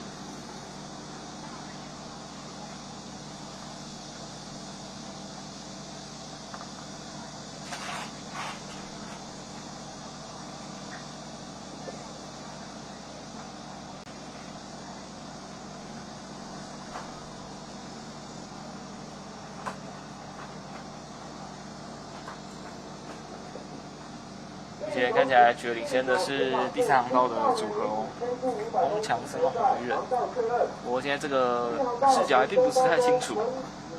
第6道也有陈忠跟宋典阳速度也很不错，但他们是滑同边的。第3航道南港高中余瑞彤、陈文婷。2个势均力敌哦。3、6都很接近。好，第5航道吉沙国中吴慧宇、吴立彤。目前感觉应该是第6航道亚运培训队的陈忠、宋典阳组合，感觉是稍微领先一点点。不过第3航道也是距离并没有很远，第3航道也还在可追赶的范围。大会这边来。刚才土城高中被那个蜜蜂叮咬的，请再回到那个大帐篷这边来，谢谢。我刚刚有选手被蜜蜂叮，天哪！我们上看到的是第3套的南港高中组合翁强生跟洪玉仁，准备要来过终点喽。第1名通过终点，第2名是亚运培训队陈忠跟宋典阳。第3名是第2航道的王伟成跟戴成林。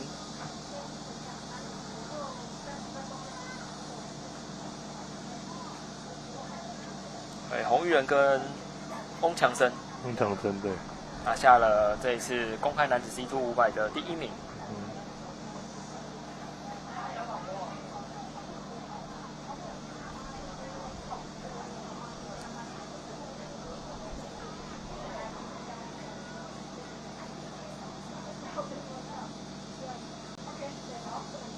讲到被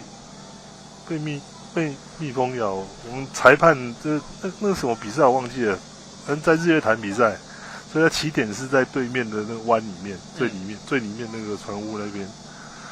他这裁判这2个裁判起点跟发令在里面，就在里面被蜜蜂叮，而且看起来应该是虎头蜂啊，很严重哎，就赶快派船去载出来之后送进医院。哇，那最后有人去顶替他们的位置吗？有啊，还是有啊。那最后有没有怎样？因为感觉很严重，被虎头蜂叮。虎头蜂叮其实一个2个没有，其实最怕的就是体质啊，体质对那个过敏，对那个过敏一针你就完蛋了。对那个不过敏，有时候3针5针都还受得了。了解。好，紧接下来要登场的青少年女子 K2 500公尺的决赛。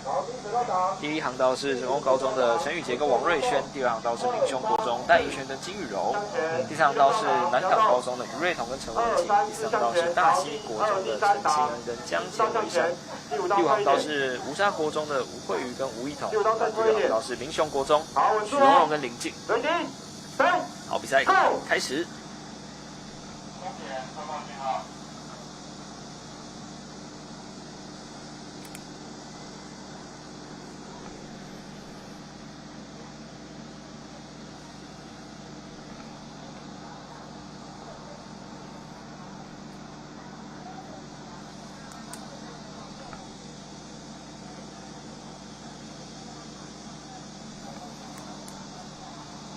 前第3跟第4航道的选手，南港高中跟大溪国中应该才1、2名的位置。在今年的全中运，南港高中的于瑞彤跟陈伟霆组合是当时的第1名 ，K2 500。对。然后大溪国中的陈宪跟江前伟山是当时的第3名。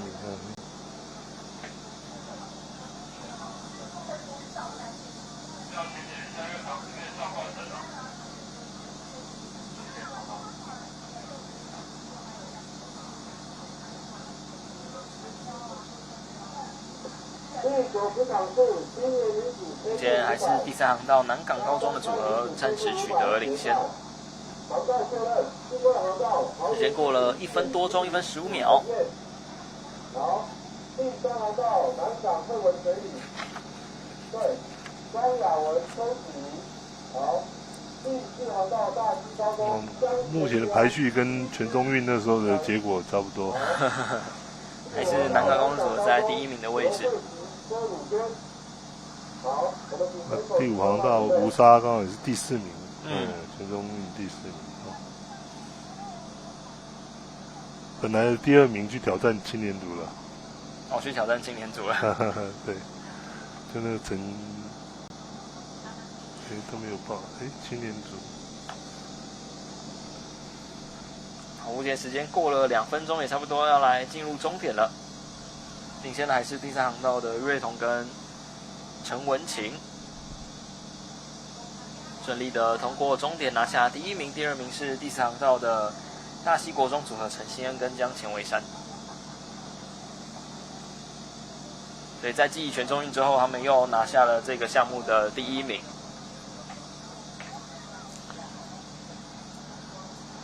他比了1个赞，应该还蛮满意这一次的结果。陈文琴听到教练讲说，好像明天还要赶回台北去领市长奖。哇，好忙哦！好像他明天比赛就没有办法参加了，他明天本来就没有赛程这样。第95场次青少年女子组 K-GO 500以及公开女子组 K-GO 500公尺直接决赛的选手，请至检录处检录。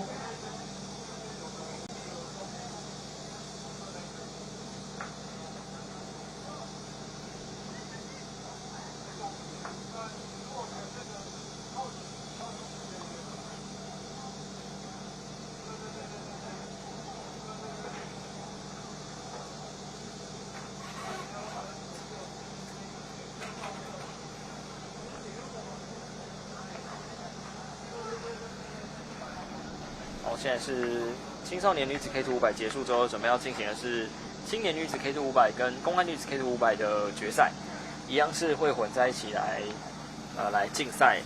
2到5号轮航道分别是第2航道的桃园蜻蜓、简其云跟李元燕，然后第3航道是南港惠文水里的庄雅文跟邱子怡，第4航道是大溪高中的江前玉安跟李思成，那第5航道是南港高中的刘慧琪跟周武娟。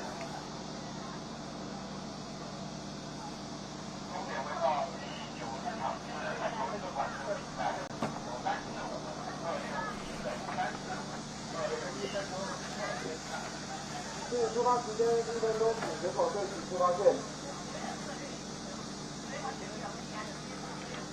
第2航道是简其云跟李恒燕。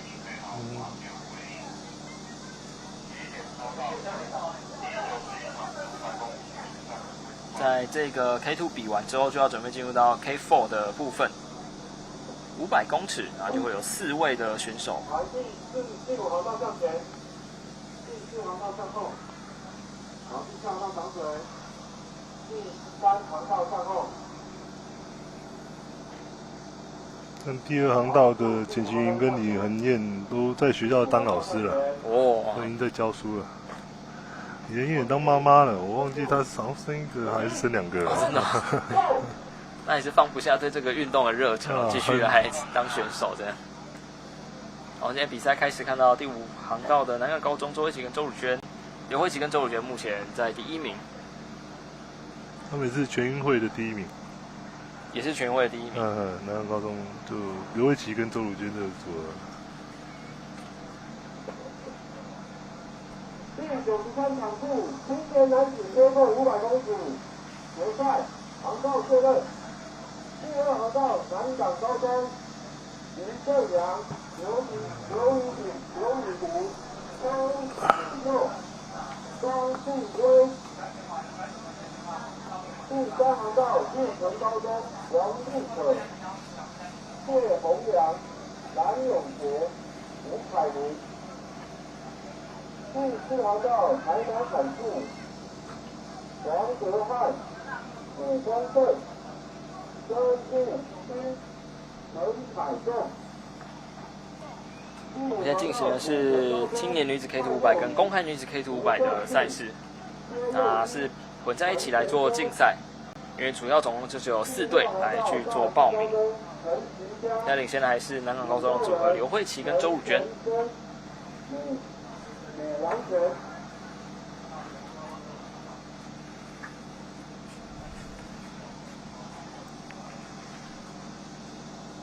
时间过了1分30秒，目前还是第5航道的南港高中组合在领先的位置。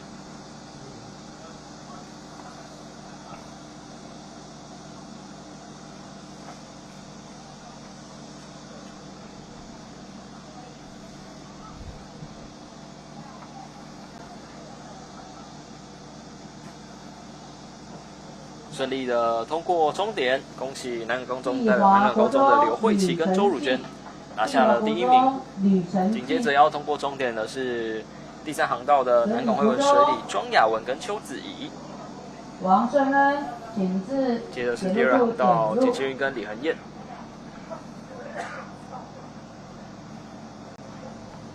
93将士还没到达那个准备位置的，请动作快啊！时间到我们就走了哦。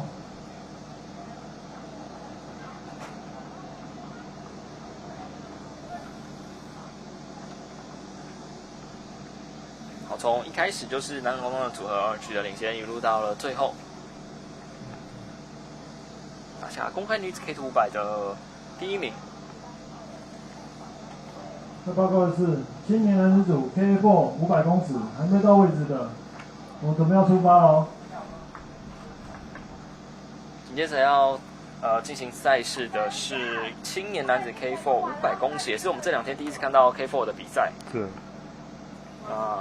总共有5组的选手。第2航道是南港高中于正阳、刘宇迪、邱子佑跟庄俊威。第3航道是玉成高中王立可、谢宏阳、蓝永杰跟吴凯明。第4航道是台南海事的洪博翰、许丰盛、曾玉勋跟陈怡仲。那第5航道是土城高中蔡佑林、吴冠庆、薛佑君跟陈先洲。然后第6航道是大溪高中的陈徐佳、佑仁、陈全峰跟李阳全。那目前感觉刚刚裁判长这边是有比较严格在要求这个选手们的部分，因为应该是还有选手还没有到。对，好像会延误整个我们赛程。比较严格，就说还没到我们也是会直接开始，因为目前场上是只有3队的选手，对，4队的选手。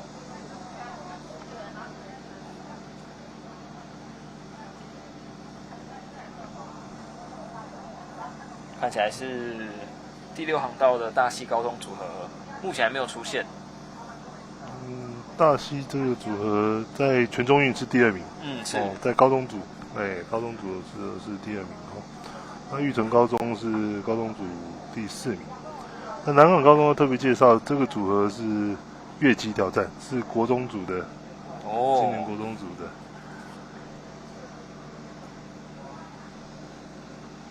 前面刚刚看过2人组的比赛，现在看到4个人。不一样哦，那个感觉跟特别出发的时候，你待会可以注意看一下。好，那个 moment， 有些镜头我们那么清楚的时候，那个整个水花这样子，特别的爆发，对。看起来是第6航道的组合出现了。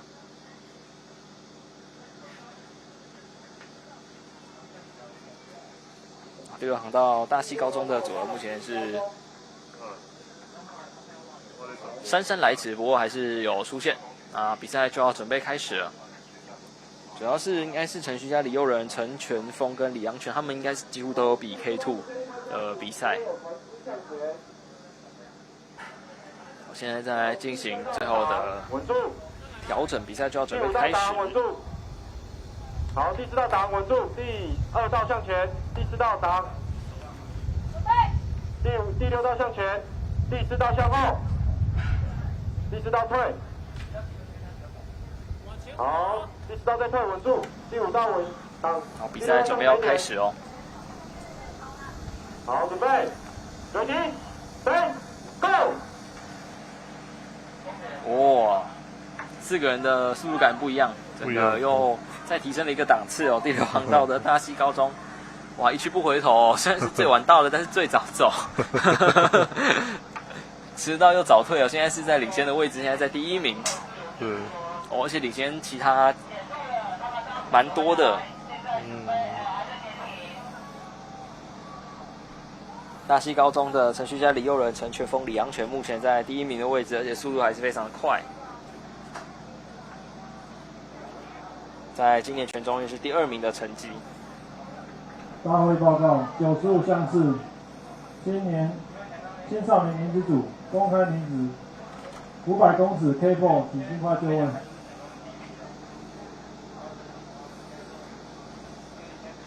那在第2名的应该是南港高中的组合哦，感觉速度也非常的不错。K4 500的青年男子的比赛决赛的部分，许继全领先的还是大溪高中的组合。4位选手都比 K2 的赛事，马上在马不停蹄来比 K4。然后第3航道玉成高中的组合也应该在第2名的位置。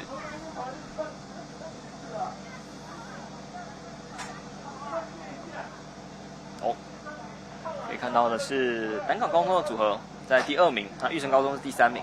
现在准备要通过终点了。第1名的是大溪，第2名是南港，第3名是玉成。哦，大溪高中就很像那个平常上学都迟到，结果考试都考100分那种。都高中应该都高2、高3了嘛，高2，所以你看那个力量跟其他的就不一样，但是默契也都很好，没有错，合力也都有做出来。好，在青年男子的比赛，恭喜大溪高中拿下 K4 500的第1名，然后第2名是南港，第3名是玉成。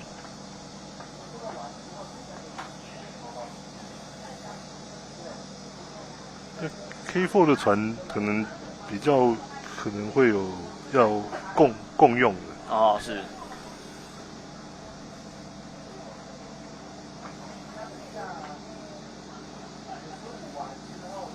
好，紧接着要来进行的比赛是青少年女子 K4 跟公开女子 K4 的也是决赛。这也是刚才 K2 的。那名单都跟 K2 的都很像，几乎是同一批人。对对对。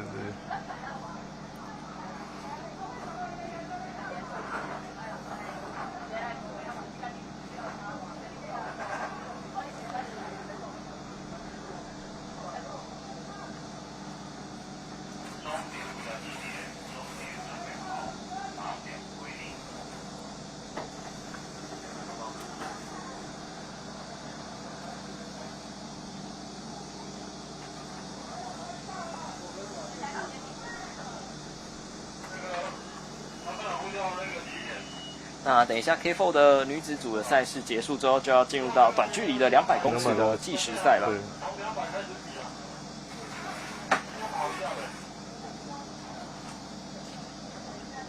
我目前画面上还没有看到有 K4 的选手准备。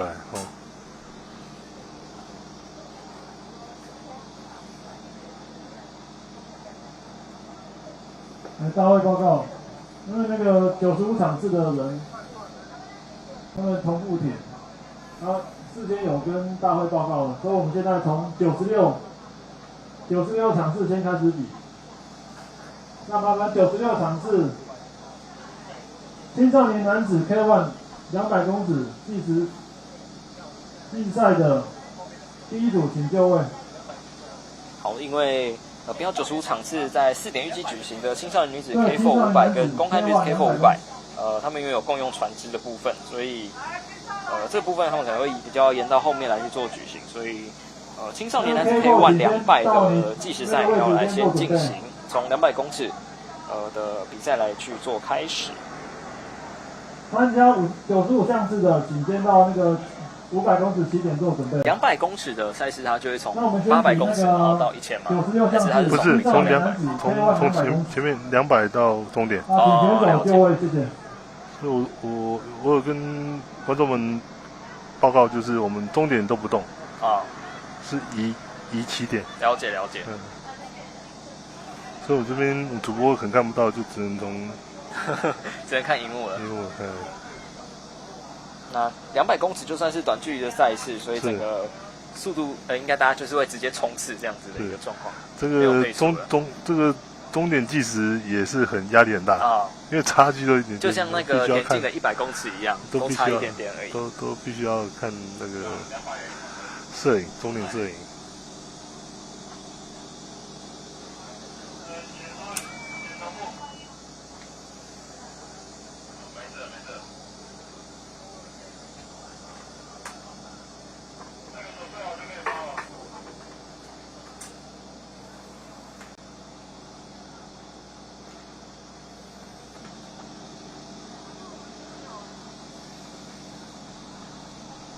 所以现在要开始的是96场次。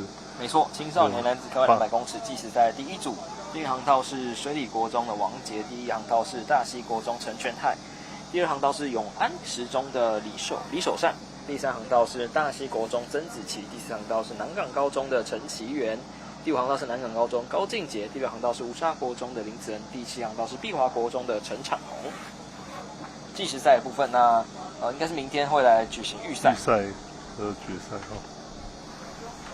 欢迎在明天各位观众朋友可以来现场来为选手们加油。对，因为明天就没有转播的服务了。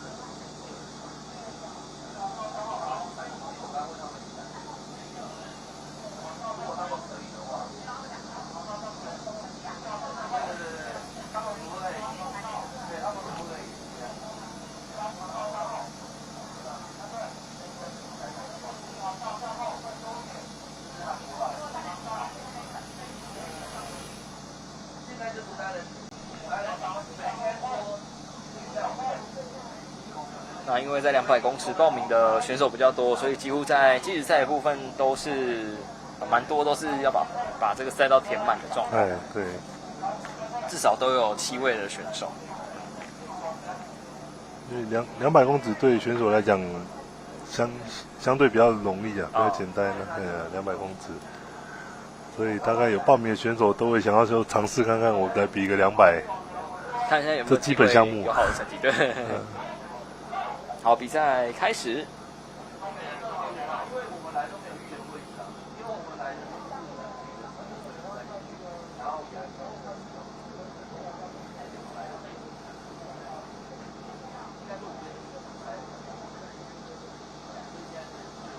那个95项次的，麻烦动作请尽快准备。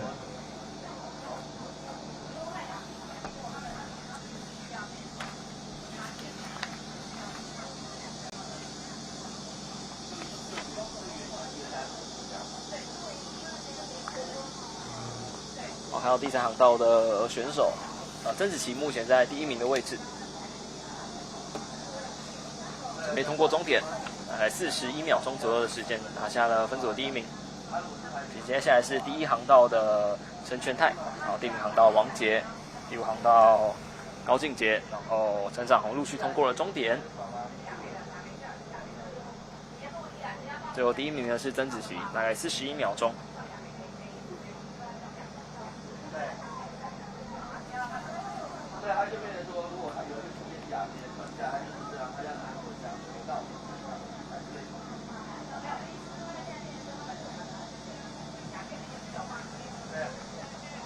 好，接下来要准备应该要进行到第2组的赛事。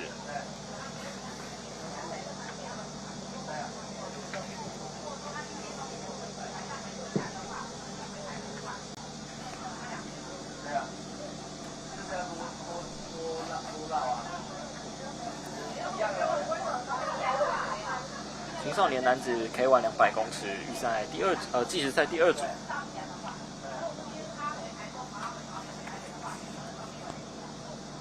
200公尺比完之后，再比完K4 500，应该就是我们今天的就要结束了。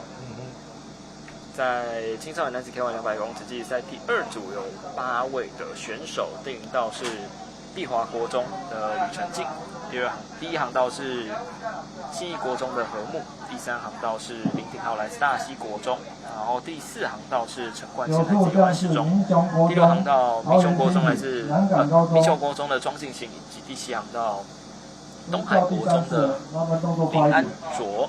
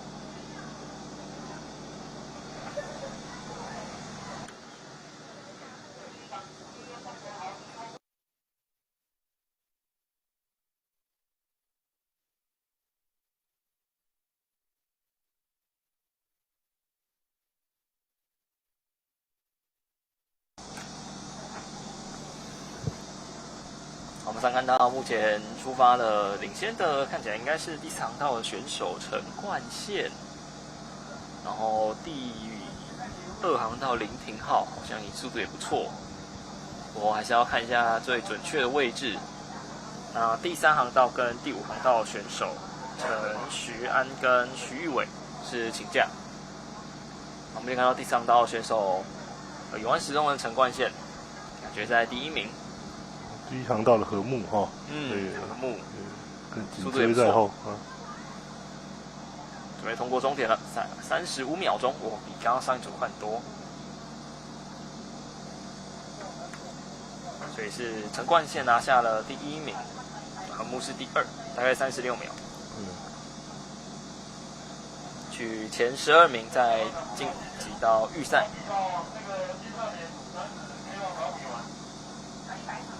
就完全是看时间啦，不是看分组的名次。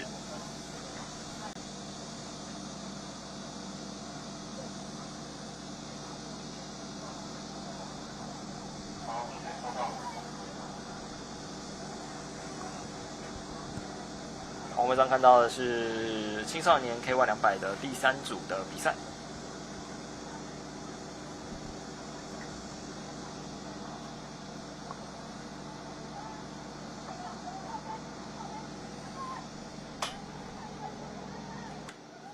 总共是7位的选手，第1航道是南港高中林思佑，第2航道是吴沙国中的江晨燕，第3航道是吴沙国中林黄子祥，第4航道是水里国中的廖杰凯，第5航道是大溪国中的冯嘉文，第6航道是水里国中的王胜恩，第7航道是冯嘉米，来自大溪国中。报告，我们200公尺的部分，我们先比到100项，比到100项之后，我们再回来比那个95项的四人艇。在稍后200公尺的比赛，预计会比到青少年的男子组，比完之后再来回去比刚刚的 K4 的比赛。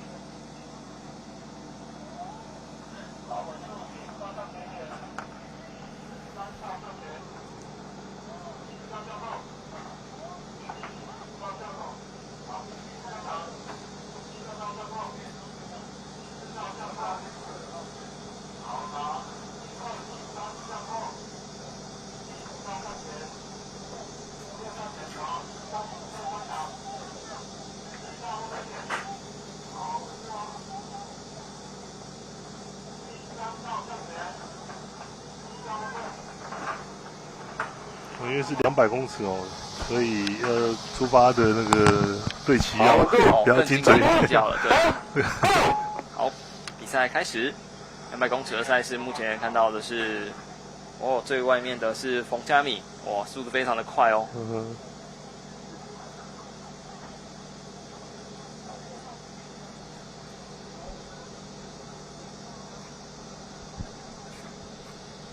冯佳米目前是在第1名的位置，在前面500的部分都有很好的表现。我们现在把那个200公尺的100项比完之后，才会回来比那个4人艇。200公尺还有2组，所以再稍等一下。除了冯佳米之外，可以看到的是第5航道的选手冯嘉文，是他的兄弟啊。目前是1、2名通过了终点啊。第2航道的选手江承彦，第3名通过了终点，空中的成绩大概是40几秒钟。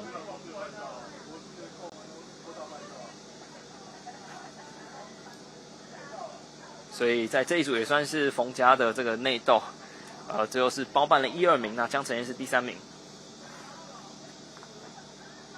好，这是编号第98场的赛事青少年K1 200的计时赛第3组。那准备接下来下一场是一样是青少年K1 200的第4组计时赛。5组计时赛比完之后，就会回去比 K4 的女子组的赛事。好，那在计时赛第4组1到7道的选手分别是第1航道是4育国中的林恩勇，第2航道是南港高中的蔡德轩，第3航道是大溪国中的李子成。第4航道是碧华国中的陈其恩，第5航道是大溪国中的高翔，第6航道是永安实中的叶宗达，然后第7航道是4育国中的郑浩云。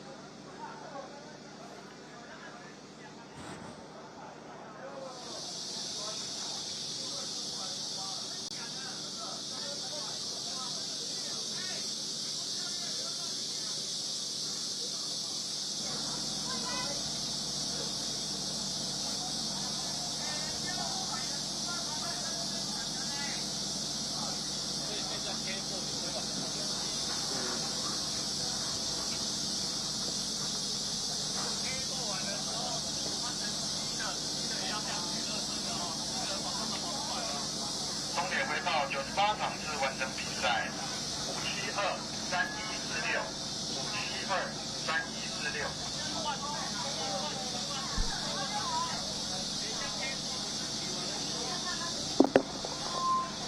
，5723146，5723146。第5航道向后，第4航道向后，第1航道向后。好。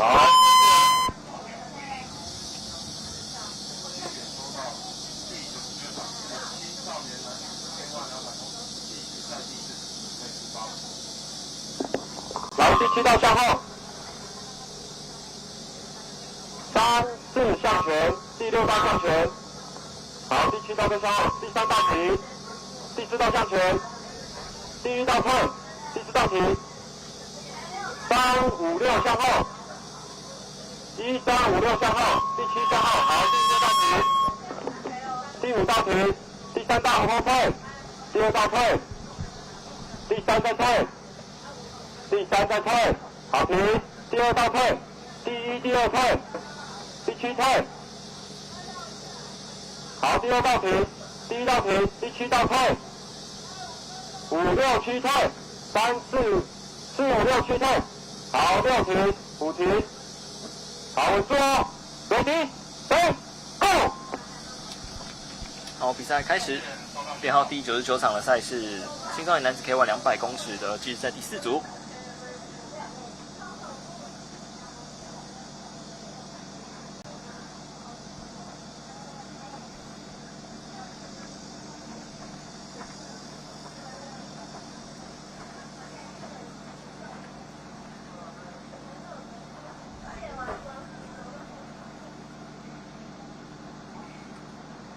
我上可以看到是第3航道的选手李子成，目前速度非常的好，在第1名，第2名是蔡德轩。我们可以看到的是郑浩云，郑浩云是逆转来到了第1名的位置，最后通过的时间大概是47秒、46秒左右。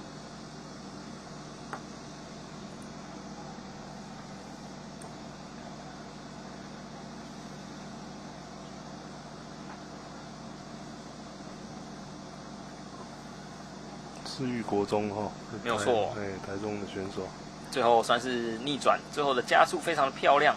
那第3航道的李子成后面感觉有点没力了，就是应该他那个桨有吃到水，那个桨被吃下去了，这桨就停顿了一下，就拔不起来。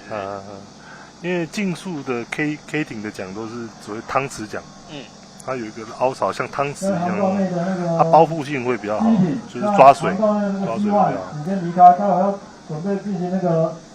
K4 的那个好，紧接着要进行的是编号100的赛事，青少年男子 K1 200公尺计时赛第5组，7位的选手，第1航道是乌沙国中王颂恩，第2航道是民雄国中蔡佑成，第3航道是永安十中邱定义，第4航道是民雄国中张元琪，第5航道是大溪国中尤嘉南，第6航道是碧华国中黄胜元，第7航道是乌沙国中的苏宏瑜。第6航道碧华国中黄胜元。在这一组比赛结束之后，要来进行的是 K4 的比赛，女子组的赛事。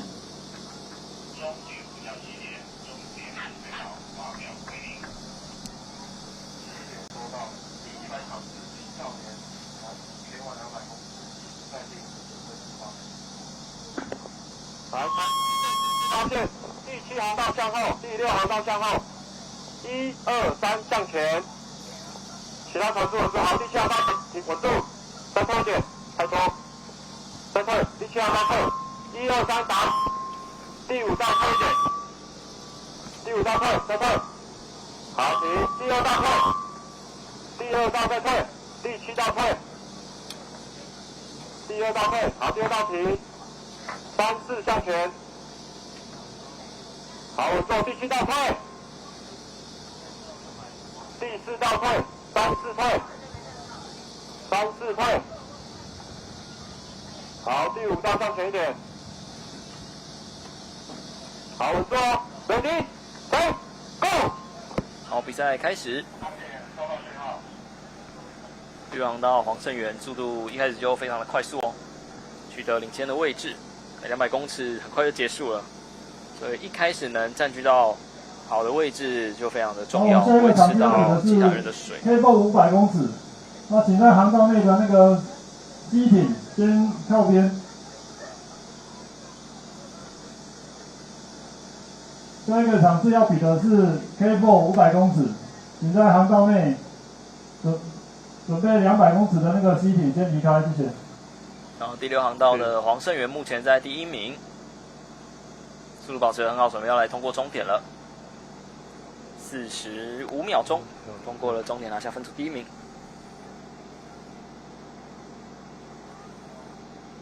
第1跟第7航道的王颂恩跟苏宏瑜也通过终点，然后第5航道的尤嘉南也通过终点，分别是2、3、4名。所以我们现在青少年男子组 K1 200公尺的计时赛哦，到这边告一段落。是，要回头去比 K4 的赛事。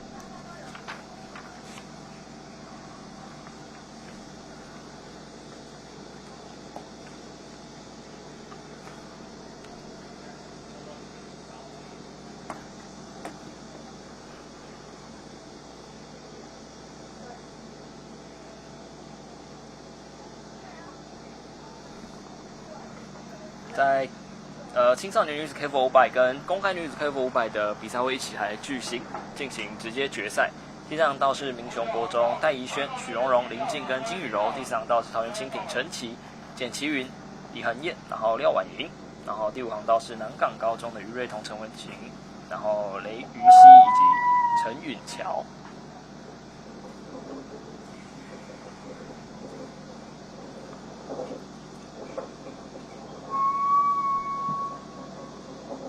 报告参加102场次、103场次以及104场次的选手，请至检录处检录。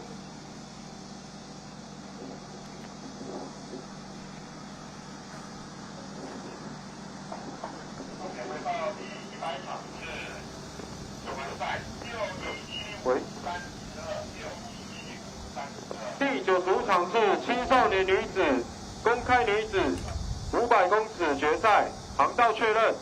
第3航道民雄国中戴以萱、许荣荣、林静、金雨柔。好，桃园蜻蜓陈琦、简其云、李恒燕、廖婉莹。好，第5航道南港高中于瑞彤、陈文晴、雷玉熙、陈允乔。好，我们准备出发。好，35航道分别是民雄国中、桃园蜻蜓跟南港高中的组合，比赛准备要来开始了。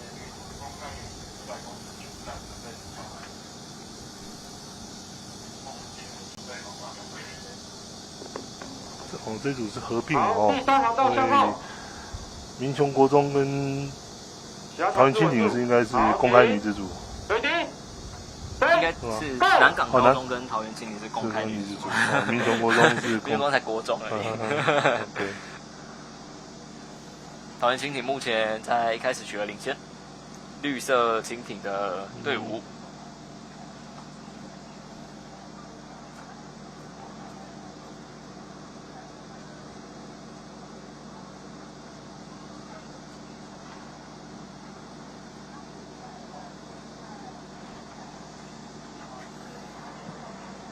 我们上看到就是桃园蜻蜓，报告，目前是在地华国中周晨燕、陈琦、简其云、李恒燕跟廖婉莹，请至检录处检录。航道内现在在比的是那 KF 500，请那个在旁边的那个单人艇不要影响，靠边一点。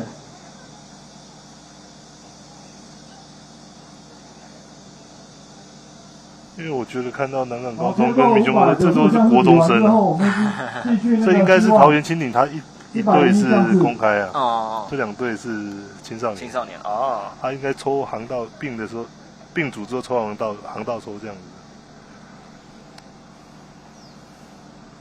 所以确实在公开女子跟青少年女子跟一般成人跟国中还是有一段实力的落差。对。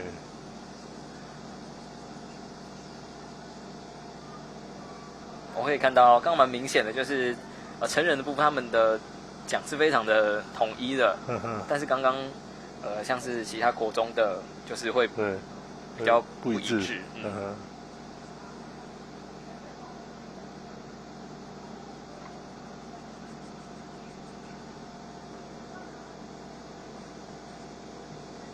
参加101项次的选手可以到准备要进入终点了，时间差不多2分钟。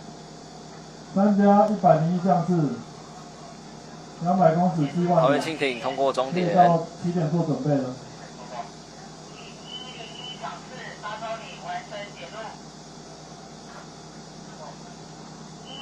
好，我们上看到是民雄国中跟南港高中的有比较明显的，南港高中这边就是他们的奖比较不整齐，不过他们还是赢了，这也很不一定啦。他只要整齐，他就会赢，不整齐他就赢不了。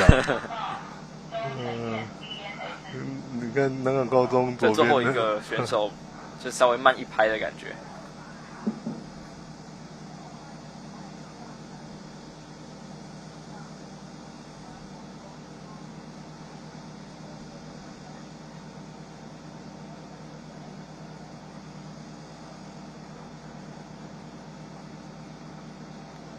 然后最后是桃园蜻蜓拿下了公开女的第1名。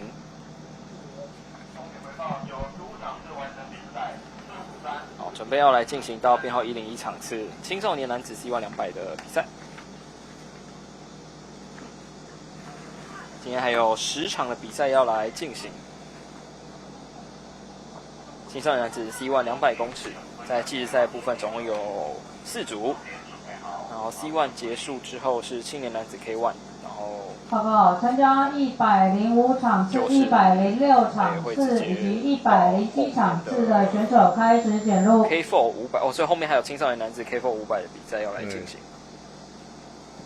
公开。 104场次选手，还有公开北理国中柯书明、柯书豪2位选手，请至检录处检录。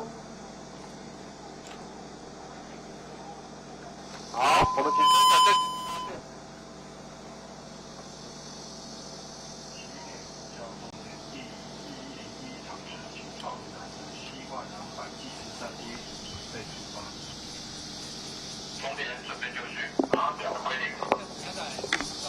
来，第0水道向前，第1水道不要动，第2、第3向前，第4水道向前，好，3停，第3水道停，稳住，第0水道向前，第7停，第7停，第7后退哦，6、7退，好，其他团稳住。 第2水道退，准备要进行的是青少年男子C1 200计时赛第1组赛事，第0道台天国中高凯博，第2航道第1航道是民雄国中的蔡宇欣，第2航道是主任高中国中部吴维志，第3航道是永安实中的叶品一，第3航道是民雄国中的梁浩龙，第6水道退，第5航道是永安实中邱伟伦，第6航道台天国中王成豪，第4航道是南港高中的谢佩树。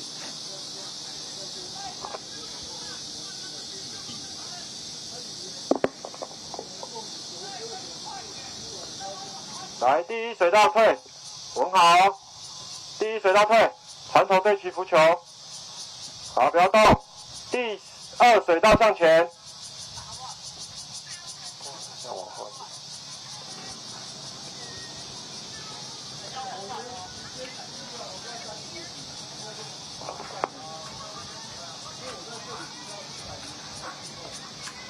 第5航道你绕出去转回来比较快。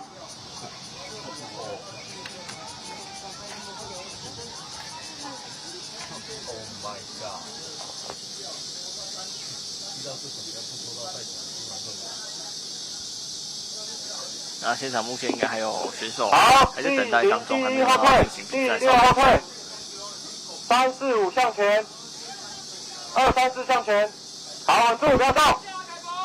雷霆，第4道退。好，比赛准备要来开始了。第3道退。6、7退，3、4、6、7退，6、7退，再退，好停，第6道停，第7道再退。 第6道向前，好，稳住 ，ready， 3 ，go。好，比赛开始。青少年男子C1 200公尺的计时赛第1组，目前可以看到谢佩树选手一马当先，现在是在第1名的位置。第3航道的选手是叶品一，速度也还不错。第2航道的蔡宇欣。那个公开男子 K4 500公尺。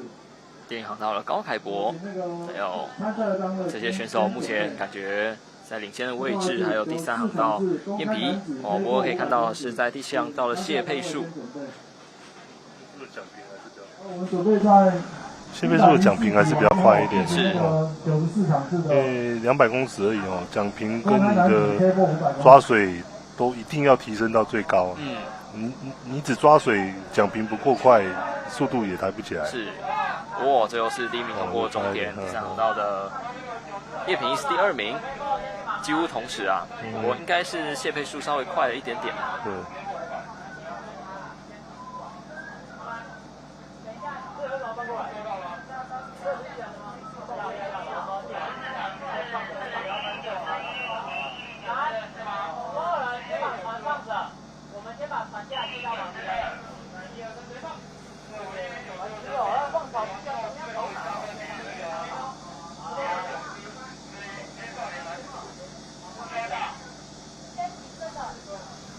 在计时赛的部分，就是分组第几名其实不太重要，主要是看你完赛的时间，然后取前12名进入到明天的预赛。预赛，94场次的公开男子组 K 过500公尺决赛的选手，请至检录处检录。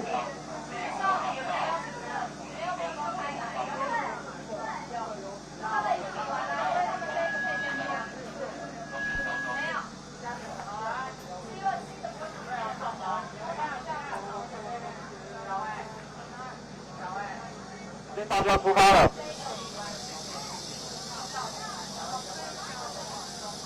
第3航道大溪国中李宏成。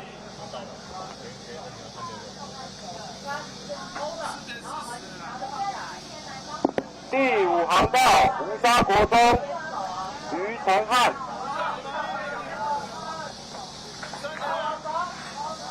好，今天现在要进行的青少年男子组 C1 200这是在第2组的赛事。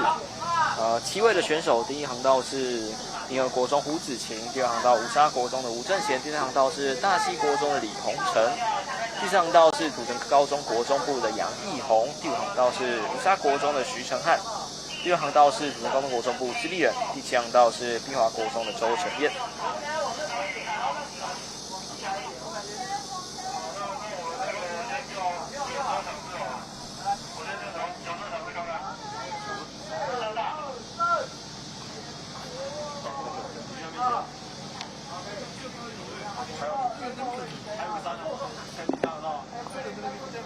第3航道大溪国中李宏成。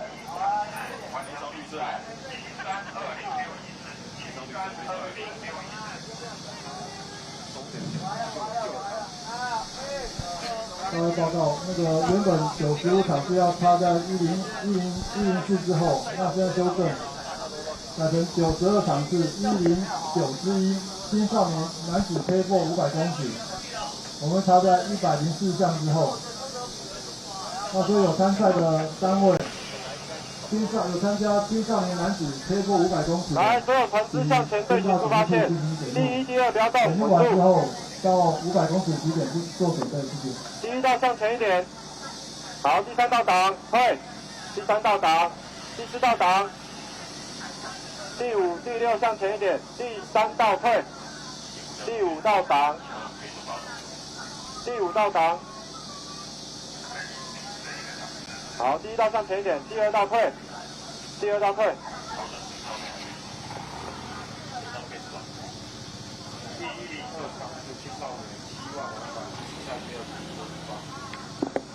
好，3、4、3、4、5向前，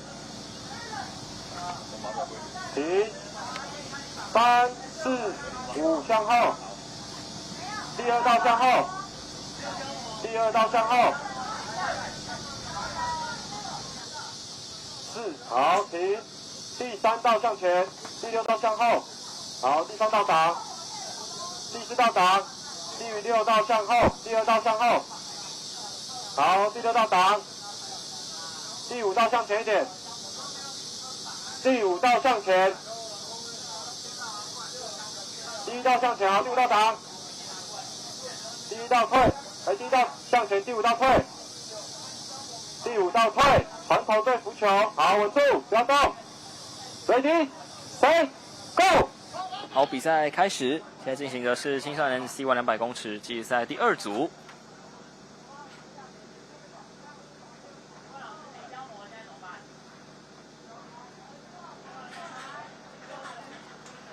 看到的是第2航道乌沙国中的吴正贤，第1航道的胡子晴。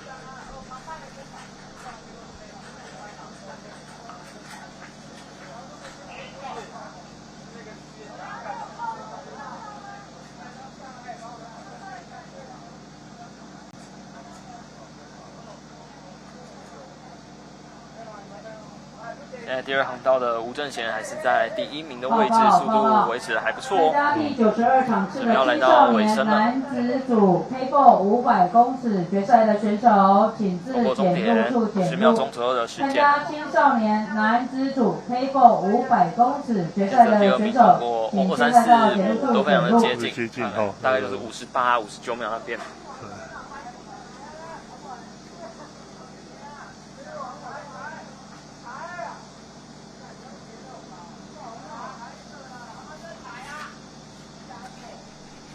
现在进行的是编号102场的赛事，紧接着进行完编号104场的赛事之后，要再来进行的是 K4 青少年男子的赛事，编号109-1。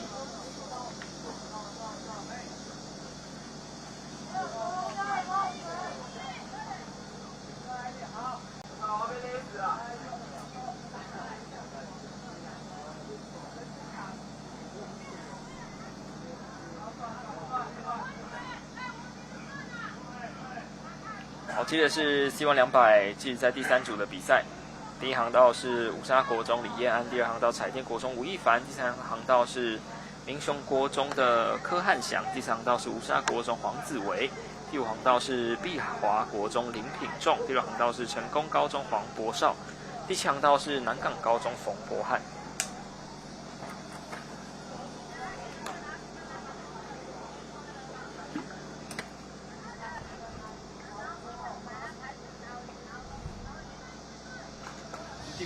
第5航道碧华国中林品仲。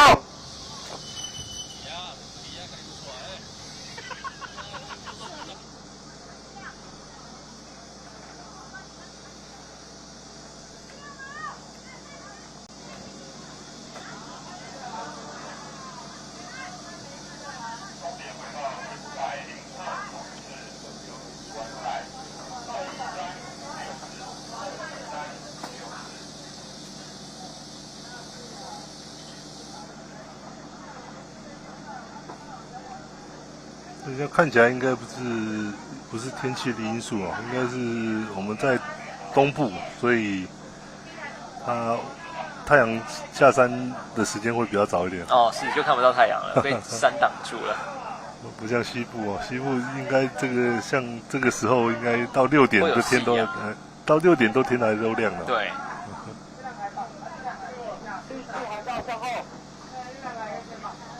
我现在时间来到快要接近傍晚的5点钟了。好，第4航道挡水，稳住，停。第5航道退，第5航道向前，第6航道退。好，第4航道停，4、5退，4、5、6退，4、5、6退。好，第5、6、7退，第7道挡，第6道退。好，第5道向前，第5道、第7道向前，第3道推一点，第4道向前，第4道向前，第5、第6退，第4道向前，好，1、2退，1、2退。比赛要准备开始，目前正在调整位置。在这一组，像李彦安、吴亦凡、黄子维等冯博翰这些选手都在前面的比赛有亮相过。这组感觉应该平均水平会稍微高一点哦。我们看到冯博翰目前就是冲第1，然后在最内侧的吴亦凡跟李彦安速度也还不错。报告，台南海事真。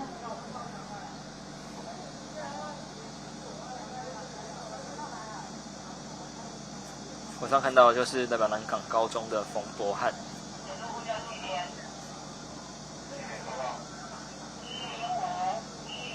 差距都不大。最内侧在1、2航道的李彦安跟吴亦凡速度也很好。这一组要有竞争性，应该平均秒数会稍微快一点点哦。一奖之差哦。最后是第1名通过是冯博翰，第2名是李彦安，第3名是吴亦凡。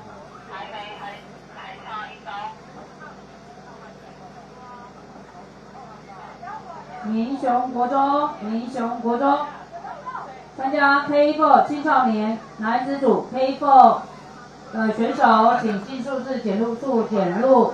民雄国中青少年 K4 500的选手，请尽数字减入。我上看到的是南港高中选手冯博翰拿下了这个分组第1名，他最后通过终点时间大概49秒、50秒左右，算是还蛮快的。好，紧接着要进行了一样青少年男子组 C1 200公尺的计时赛第4组，也是最后一组的计时赛。民雄国中的曾明俊第一航道，第2航道是土城高中国中部施立豪，第4航道是水里国中的柯书明，第4航道是永安时中的叶准义，第5航道水里国中柯书豪，第6航道是碧华国中的于炳恩，第7航道是永安时中的谢佑杰。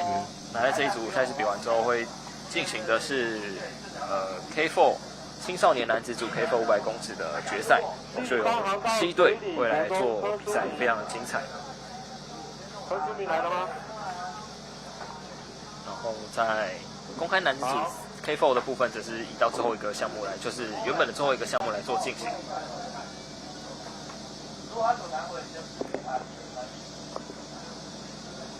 第5航道水里国中柯书豪，好。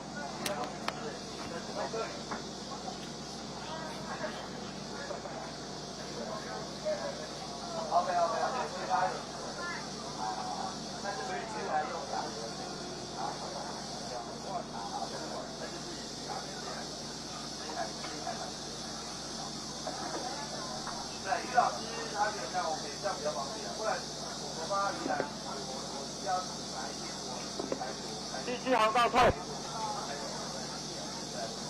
好，我们队形出发线哦。第5航道，请进数字航道准备。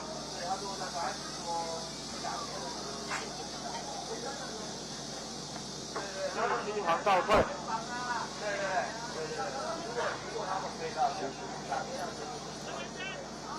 在这一组的选手中，在前面有比赛的应该是曾明俊，然后叶准义，就有看到他们出赛。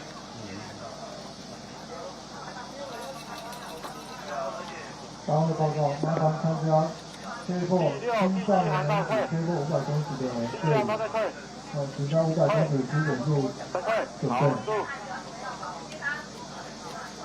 第3航道退。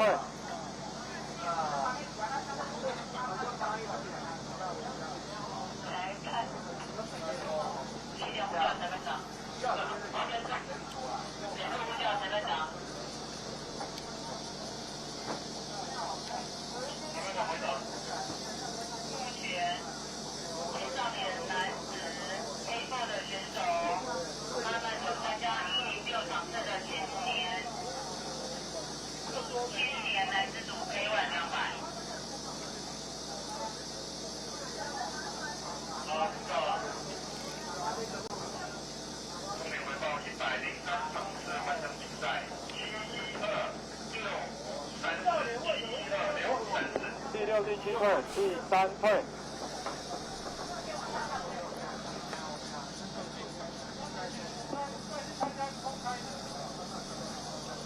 终点不要熄灭，终点准备好，好，不用归零。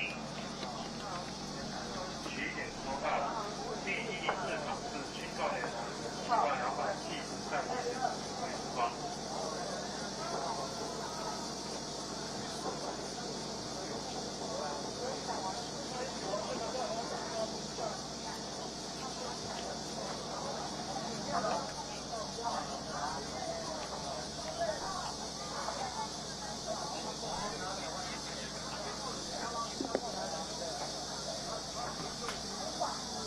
第2航道向前，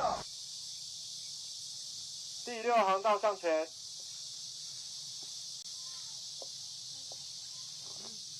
好嘴，好嘴。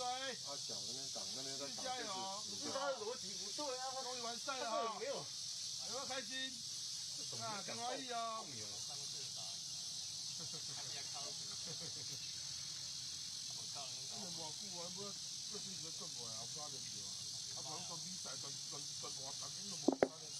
第5航道，你有办法调整吗？你要不要跟他讲怎么掉头？请问他可以直接出发了吗？左边大奖啊，右脚退啊。没有，救生艇协助一下，就这里开过去协助一下。好，可以了，可以滑了，可以了。好，来第3航道退，第3航道退，第2航道向前，第4航道向前，第6航道向前，第7航道挡好，可以再往前飘咯。第7挡好。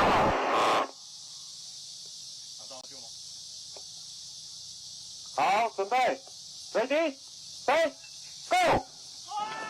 好，现在比赛正式开始。你看到第5道小朋友，应该是冰火国中的林品仲，他那个翻艇有点翻不过去，他的尾巴朝前面啊。所以比赛就直接开始，不然等太久了。对。画面上看到的是第4航道的黄子维。老师有讲到这个200的门槛比较低啊，所以可能应该我会实力落差会比较大一点。对。好，我们看到的是冯博翰，速度有加了上来。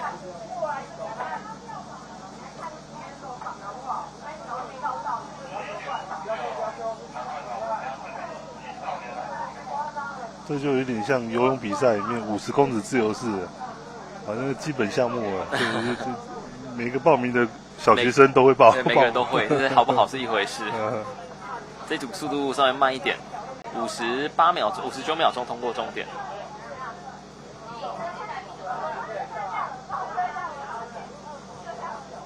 好，大家报告，104比完之后，我们接下来比的是92，也就是109之1。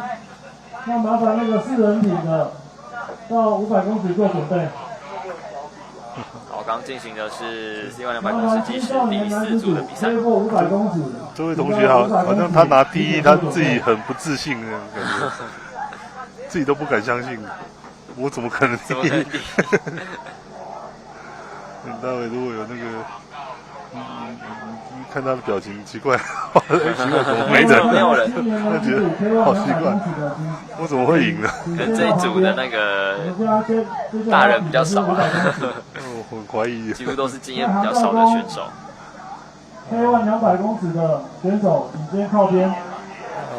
好，紧接着要进行的就是青少年 K4 500公尺的决赛。对。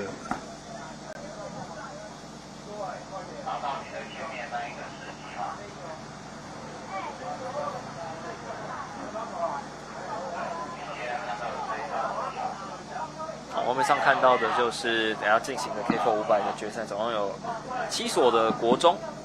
第1航道是碧华国中陈其恩、黄胜元、陈场宏吕成进。第2航道是民雄国中张元琪、蔡佑成、庄敬兴、蔡宇欣。第3航道是大溪国中曾日琪、冯嘉米、李子成跟冯嘉文。第4航道是永安十中陈冠宪、叶宗达、邱定义跟李守善。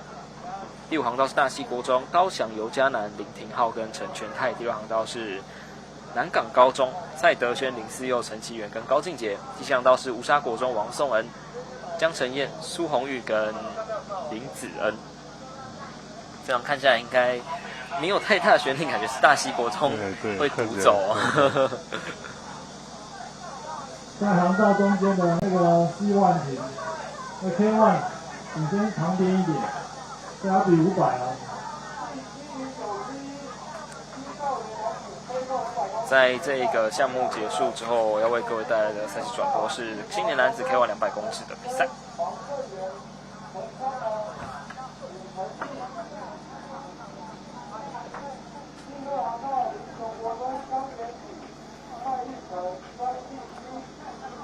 刚刚比完希望的那个团体靠边滑。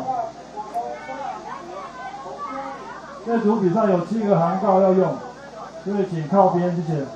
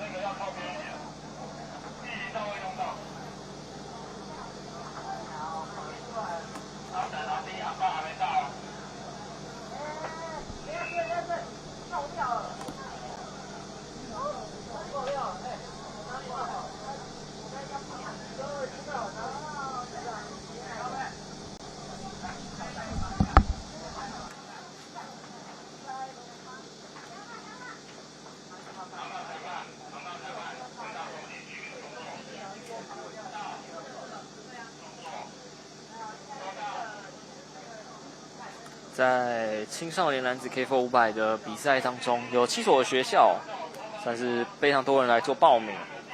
那 K4 就是总共有4位的选手，速度会稍微快一点。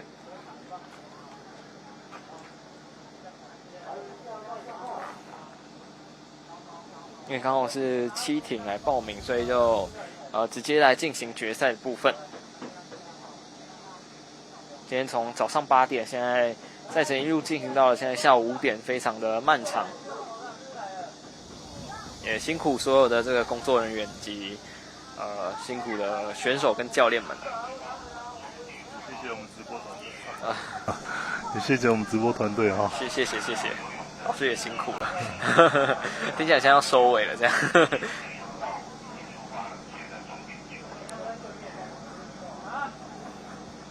这刚才最后一组7200200，最后一个到了。这边那个报告，麻烦那个游泳课啊，为了你自身的安全啊，麻烦你先不要游泳。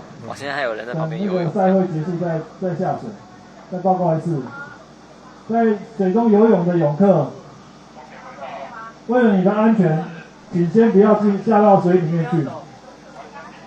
好，现在大会广播，现在在水里面游泳的泳客先不要游泳，但是他们感觉是完全没有听到，还是继续的沉浸在他们的那个小世界里面。应该是看有没有救生艇可以去跟他们讲一下的事情，他们先不要在那边游泳。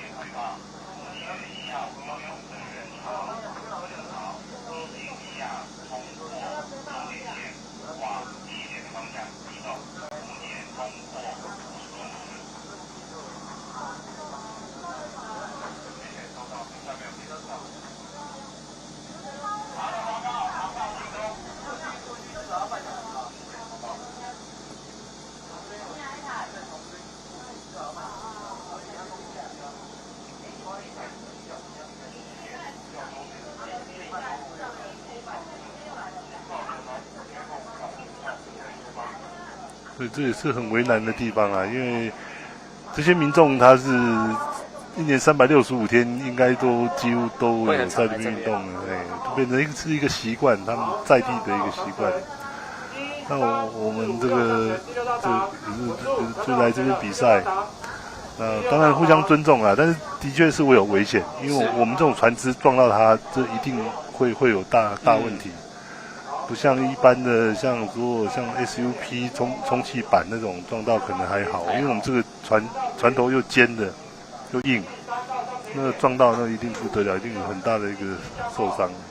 感觉应该是这边的管理处可能前几天就要发个公告，就是可能告知这边的民众说，这几号到几号有比赛，就是可能可以不要来这样。但是不知道管理处有没有做这件事情，也许有啦，只是可能民众也没有接收到这个消息这样。而且这边的民众有些固着性。好，比赛正式开始，在延宕了一段时间之后，比赛正式的开始。同时有7队来进行非常的精彩。水里山翁黄俊杰，来看到是大溪高中的，没有错，大溪高中目前是在领先的位置，绿色的蜻蜓。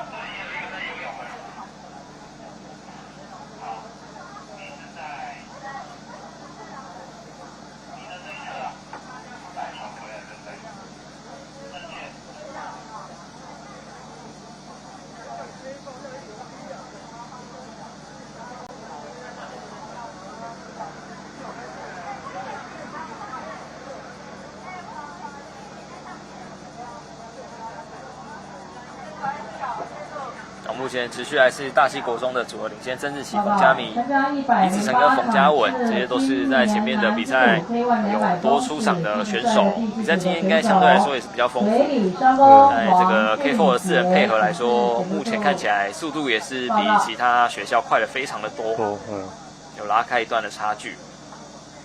2、3、4名其实还蛮接近的。我们希望看到的还是大溪国中持续领先。也是非常的统一啊。05场，那个青年男子 K1 200公尺，有参加的选手请就位哦。这个场次开始那个要比的是105项次青年男子 K1 200公尺，我参赛的选手可以就位了。好，大溪国中持续的领先，时间差不多1分50秒，准备要来进入终点了。所以通过终点，大溪国中的曾子晴、冯嘉米、冯嘉文跟李子成拿下了第1名，在青少年男子 K4 500的比赛。然后吴沙是第2名，第3名是大溪国中。大溪国中，对，也是大溪国中，所以他们出了2队。是。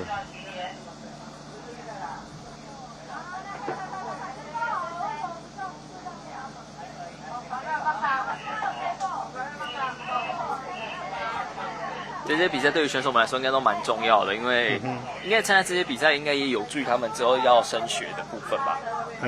这个比赛还好，对，成绩还不够的。因为我们已经有全国中等学校运动会当做必办项目所以那个就是我们指定的升学杯赛了解之前没有的时候，之前我们还不是必办项目的时候，那就是协会要办一个指定杯赛，要报教育部的了解，作为升学辅导的一个指定杯赛。所以对他们来说，一整年现在最重要的比赛是全中运。应该这样讲，对，因为对学校来讲也是，因为全中运虽然是以学校为代表，但是都是县市教育局组队，所以县市教育局组队就会重视。那有些甚至会当作是校长的绩效。确实，这样有机会可以继续往上升。丽华国中吕品恩。我们上看到的是应该是200公尺，准备要进行的是青年男子组200公尺的计时赛第1组，总共有4组的赛事要来进行这4组比完之后，就是要再来总共有5组的赛事要来进行，5组比完之后再来比公开男的 K4 500，然后比赛今天的赛程就会告一个段落。画面上看到的就是青年男子 K1 200公尺计时赛第1组的选手们。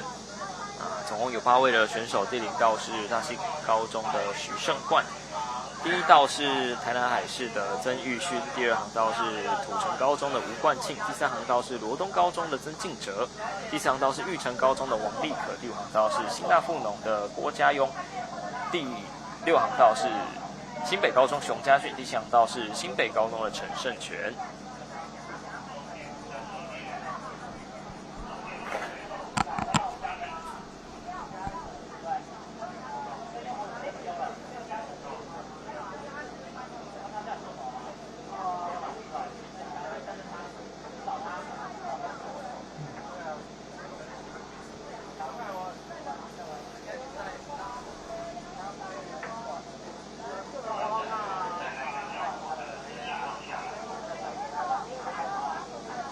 大会报告。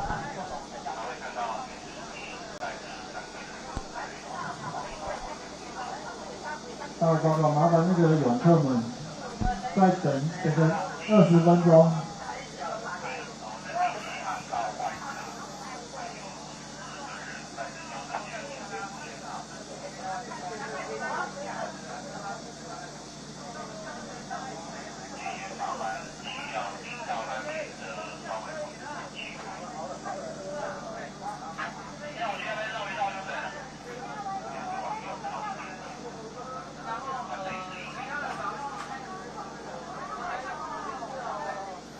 这几天如果大家有来台东来看这个比赛的话，应该可以特地去看个日出因为好像只有台东花莲可以看得到日出第一时间从海平面看到，那个感觉更不一样。对，跟在阿里山看日出那个完全不一样。对，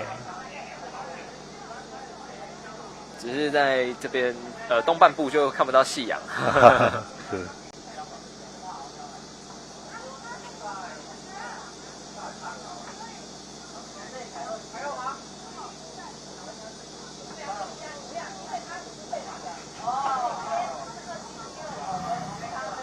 它这个夏季的位置可能比较北边是。对，夏季的因为那个北回归线是在那个台东靠近花莲那边北回归线，所以你夏季的话，照道理现在夏季应该慢慢接近夏季，它会一直往北回归线靠。对。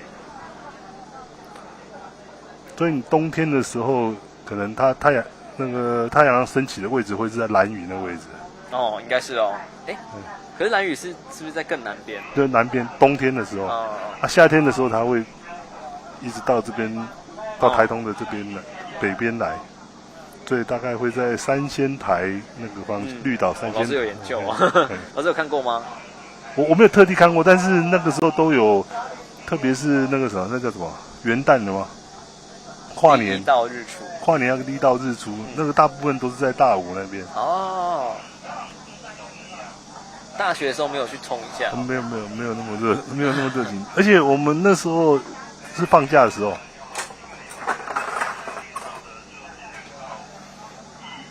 通常那个假日都是在放假。哦，有时候都回台北，哦，就没有留在这边，没有在台东。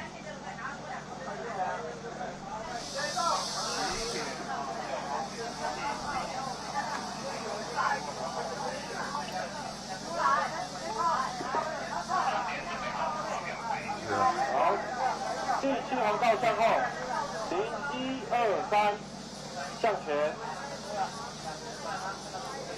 第7道再退，好，3道停，第2道停，第1道停，第1道停，第1道退，第1道停，第1道再退，第1道退。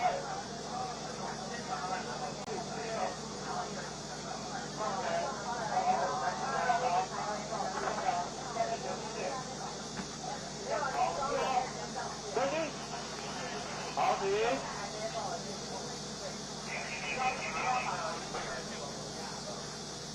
红星出发，偷跑。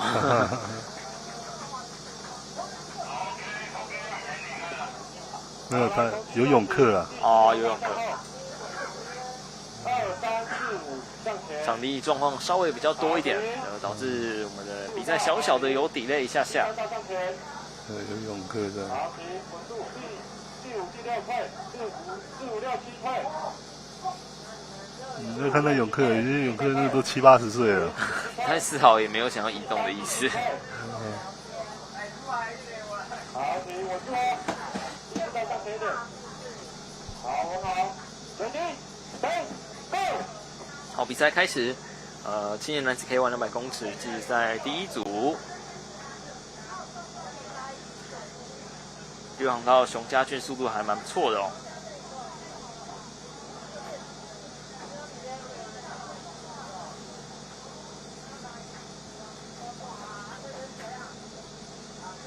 到了青年组，大家应该实力有比较平均一点点哦。没有像刚刚在青少年组有落差的状况，大家都有一定的水准。应该都有练过了，底子应该都有。第2航道的选手吴冠清目前在领先，第5航道的选手郭家勇也速度也很好。熊家俊，然后徐胜冠选手陆续通过了终点。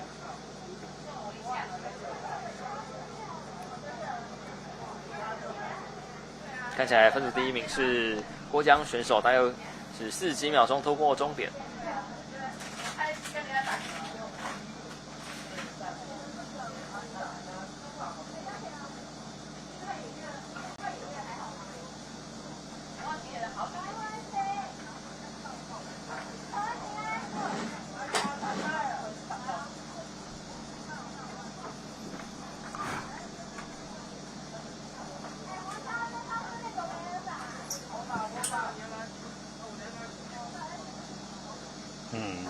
你知道对镜头打招呼啊？很会抓镜头哎。好，紧接着要进行的是青年男子 K1 200公尺计时赛第2组的比赛，有7位选手。第1航道是土城高中蔡佑麟，第2航道是大喜高中李佑仁，第3航道是亚运培训队黄俊杰，第4航道是南港高中李爱凡，第5航道是于正阳，来自南港高中，第6航道是水里相公林玉勋，第7航道是土城高中的黄玉恒。于正阳就是我说南港高中那个于建宏教练的儿子。刚才你看到那个是女儿。这一组应该竞争非常的激烈哦，除了还有亚运培训队的黄俊杰，然后李佑仁也是速度非常优秀的选手。好，第1道停，第2道停，第3停，第4停。第5向前，第5向前，好停，第6向前，好停，第6停，3、4、5向后。终点回报1点，终点指挥号华表归零。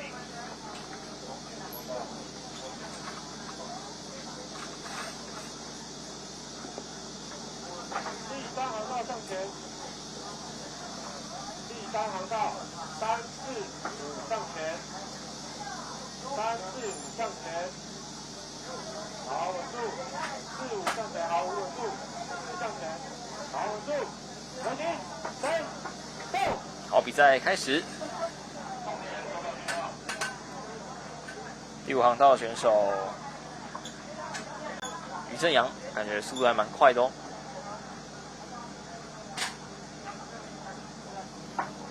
奖评也是非常的快速。对，短距离最基本的要件。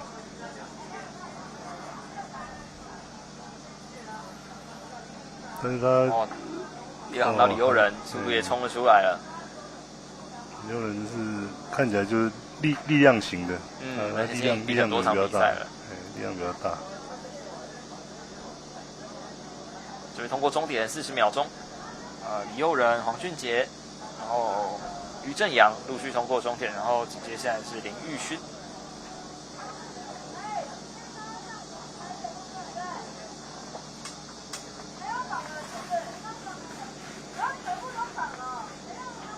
所以李佑仁算是没有悬念拿下了分数第1名。以他的速度，应该晋级到后面的比赛没有什么太大的问题。对。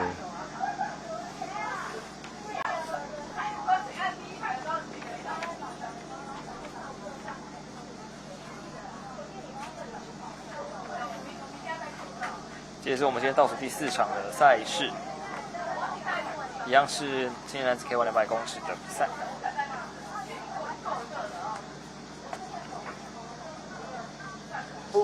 出发线准备。总共有7位的选手。第1航道是土城高中薛佑君，第2航道是基隆高中连飞，第3航道是台南海事的陈义仲，第4航道是水里商工黄松义，第5航道南港高中邱子佑，第6航道玉成高中蓝永杰，第7航道是台南海事的黄博翰。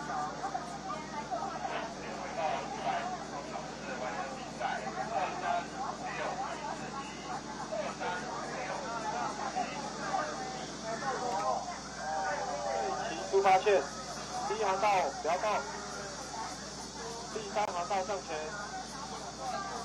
第4航道停，第4航道推一点，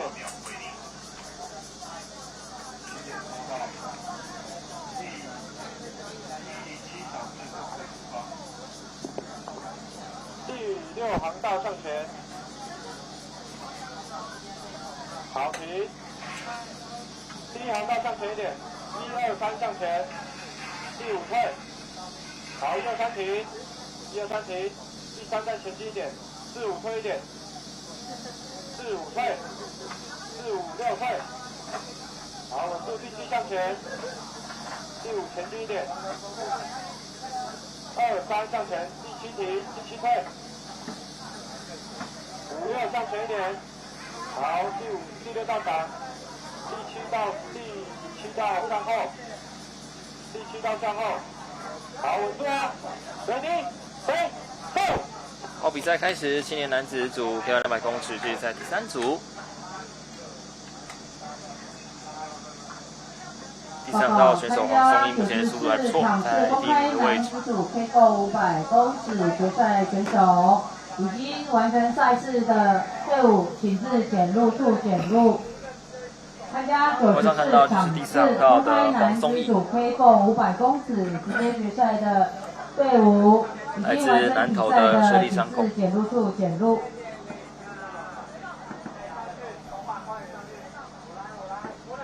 一马当先。没错，整个速度非常的流畅哦。所以通过终点。第2名是第5航道的选手邱子佑。第3航道、第6航道、第1航道，然后第7航道陆续通过终点。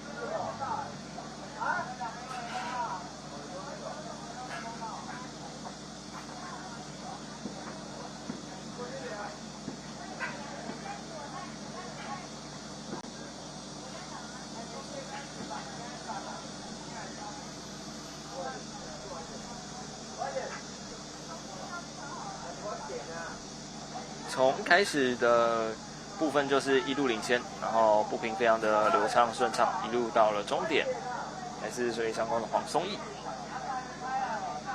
大会报告，在岸边戏水的选手们，请上岸。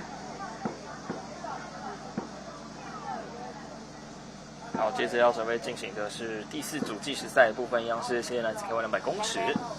1到7道分别是第1道新北高中李冠生，第2航道是土城高中陈贤洲，第3航道是南港高中的刘雨迪，第4航道是水里上攻黄俊杰，第5航道是水里上攻林博阳，第6航道是玉成高中谢宏阳，第7航道是玉成高中的邵佑林。第4航道黄俊杰应该是没有，前面已经有比过了。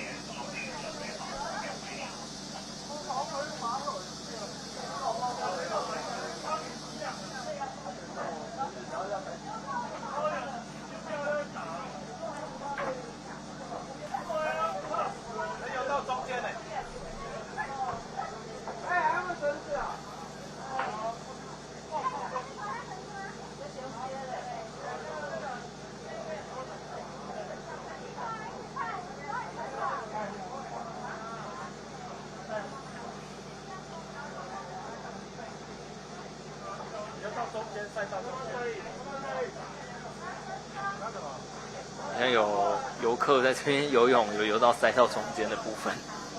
这最怕的是这个状况。如果他沿着岸边游，原则上还可以，不会影响到。他如果是横渡过去，那就麻烦了。对。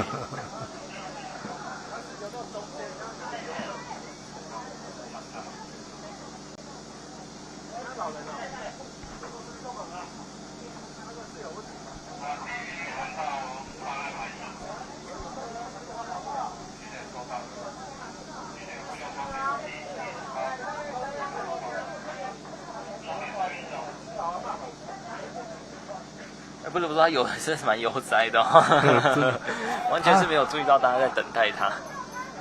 不可能啊！他在水里面，他甚至他还有戴耳塞。这像我们前面这一位婆婆，完全没有发现大家。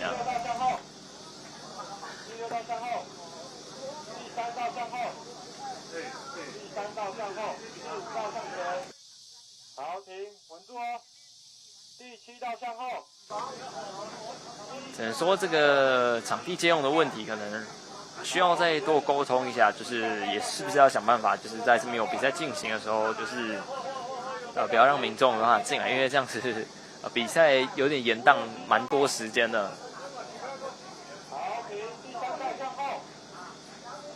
这样对大家都不是一件好事啊。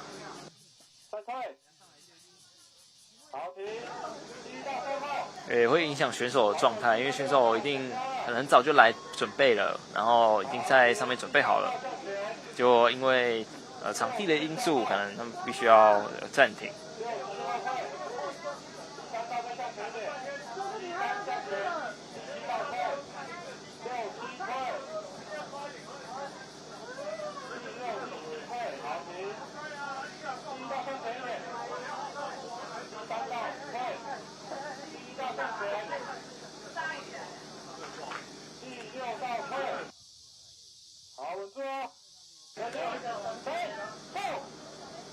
好，比赛正式来开始进行了，我们的第3组的赛事，第4组的赛事要来正式的进行。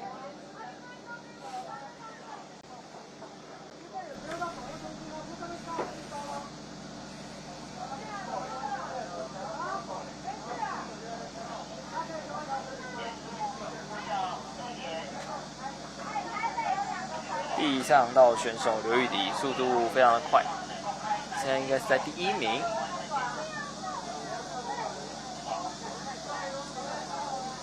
来自南港高中的选手刘玉迪目前在第1，那第5航道林波阳，好，第6航道谢宏阳、邵佑林，速度哇，邵佑林，在过终点之后翻点压线哦，整个侧面压线。来参加公开男子 K4 500公尺的选手。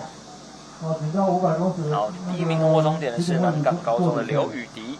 麻烦参加公开男子 K4 500公尺的选手，请到500公尺起点位置做准备。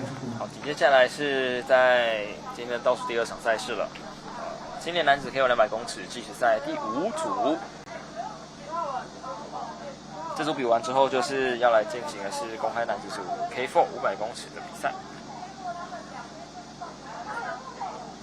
刘玉迪还有体力可以去帮忙哦。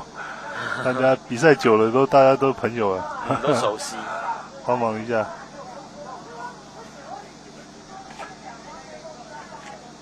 我们上看到的是最后一组的赛事，青年男子 K1 200公尺第5组的比赛。第1航道是玉成高中吴凯明，第2航道新大附农杨维珍，第3航道是大溪高中陈全峰，第4航道是台南海市的许丰盛。第5航道是罗东高中的杨宇杰，第6航道是大溪高中陈徐佳，第7航道是新大附农蔡友熙。希望我们比赛可以今天顺利结束，明天也是不要遇到那个有游客的状况啦。应该不至于，因为明天有比较早结束，是2点半3点，那时候游客还没有出来，泳客还没出来活动。他们都大概这个时间5点，傍晚，也比较凉快一点，太热他们也受不了。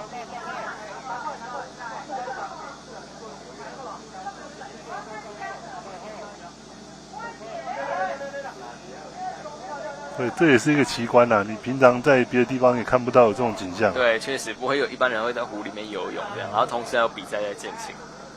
同时比赛进行是刚好是这样有碰巧这样遇上的。你平常在湖里面也没有看到那么多，我现在看到画面里面几个人真的站出去看，有时候算起来上百人呢。也是代表说这边的水真的是够干净啊，才会有人在这边游。哇，看起来有人是要泳渡我们的比赛中间的场地。他希望他所在的位置是那个1000公尺起点到500公尺的位置啊，就不用目前比较不会影响到。但看起来是在终点后面那边，因为那边有浮球，有浮球位置，原则上都是在我们的赛道里面的。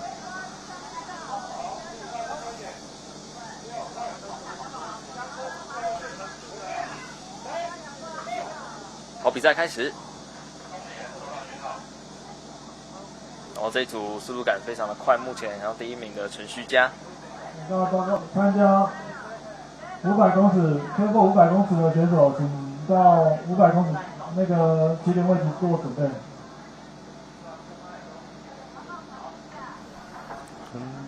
各位泳客啊，为了你的自身安全，请不要横渡那个人工湖啊。各位泳客，为了你自身的安全，请不要横渡那个人工湖。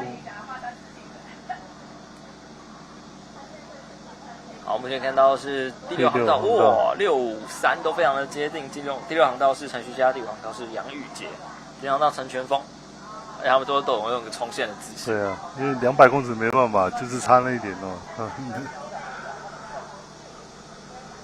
不过还是第6航道的陈徐佳率先通过终点。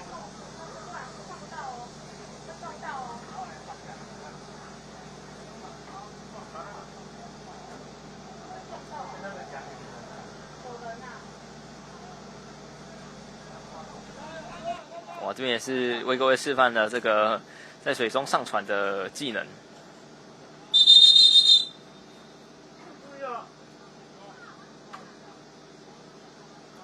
那紧接下来要来进行的就是我们今天最后一场赛事，公开男子组 K4 500公尺的比赛。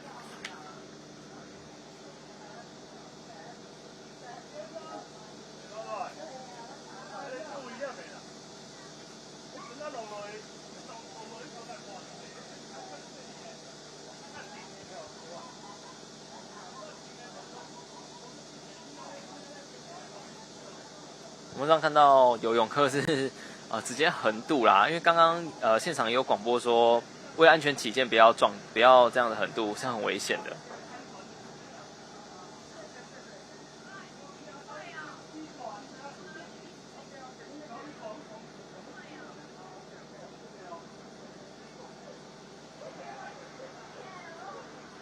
今天现场装稍微多了一点，不过我们现在还是要来比我们今天的最后一个项目。K4 500的决赛，公开男子组的赛事。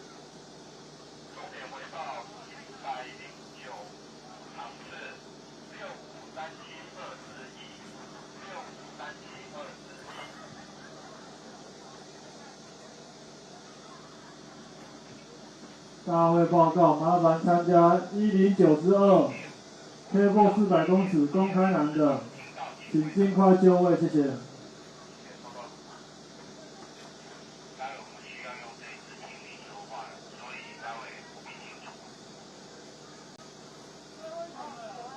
接下来是今天最后一场赛事，我看到岸边上面也有，应该是游客吧，外国人在这边看我们比赛。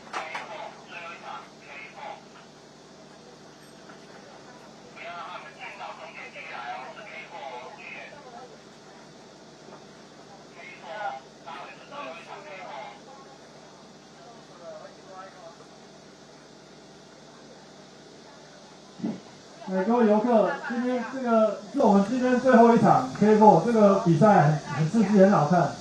大家可以先停下来看一下这个比赛。接下来登场的 K4 500公尺公开男子赛事有3组来报名，第3航道是桃园蜻蜓周年宇、陈立凯、郑伟霆跟林奕宏。第4航道那是南港队的陈徐佳、李佑仁、刘宇迪以及郑阳。第5航道南港惠文水里队林朝君、黄俊杰、金凯勋跟黄家耀。这一场，虽然只有3队吼，但是看起来是应该是我们这一场是就是这个 K4 的组合里面滑最快速度的，最高水准的。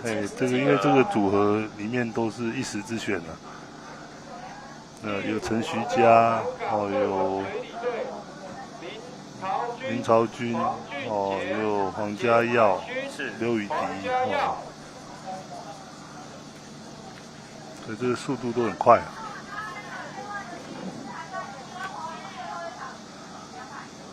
目前应该在等大溪南港队的选手就位。是的，对。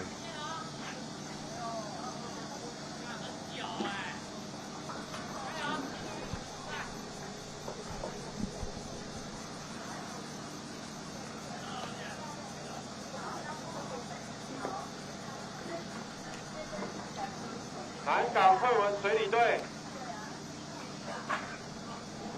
到现场了吗？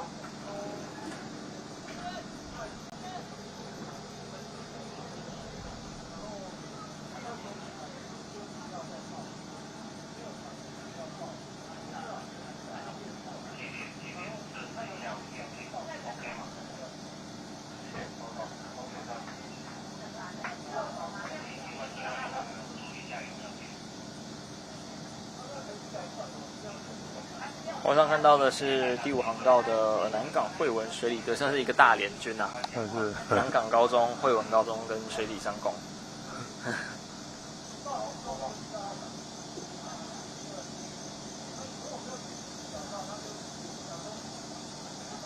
林朝君、惠文，黄俊杰水里，钱凯勋跟黄家耀是南港。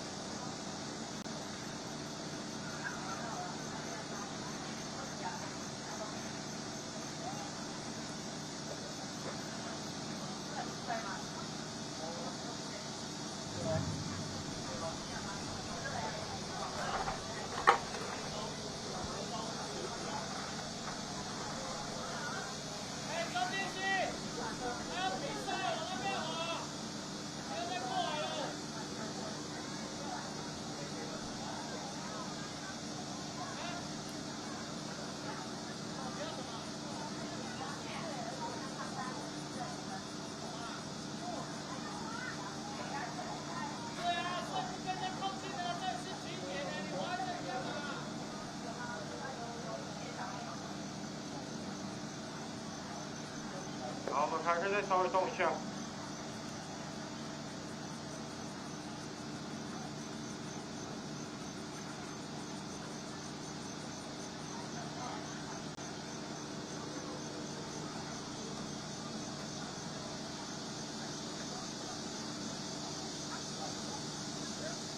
像他们这边泳课哦，不只有下午的时间，是早上晨泳4点都有，超早的，因为我们今天早上来的时候就有游泳课了，这样。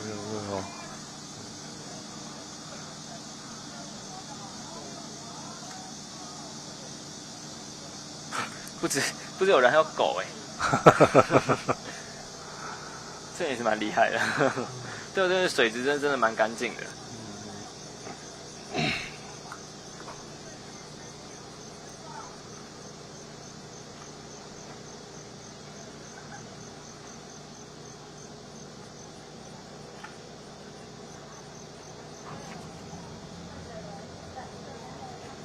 还蝶式哦，哇塞！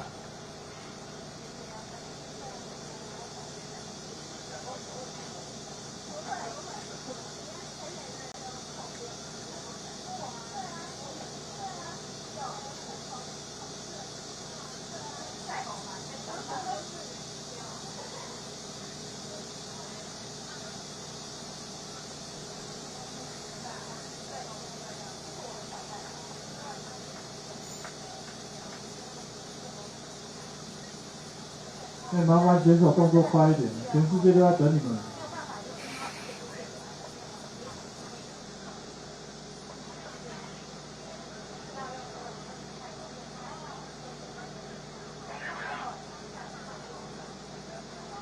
那目前是还在稍等选手就位的部分。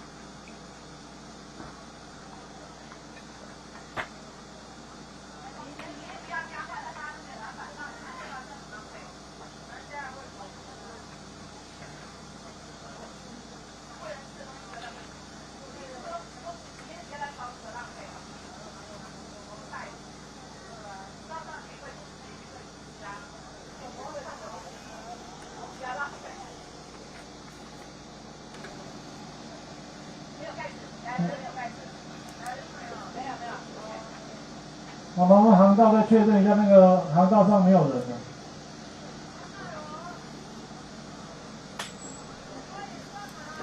请裁判们再看一下，航道上面确实没有人，我们要准备最后一场出发。好，比赛在最后一场准备要来开始进行了。大兴南港队，目前已经看到他准备要抵达战场，现在是。各位游客，我们最后一场准备要出发，从500公尺这里出发，请你不要再游从那个中间游过去哦，为了你的安全。那欢迎你看我们这最后一场，这是那个实力最强的一组哦。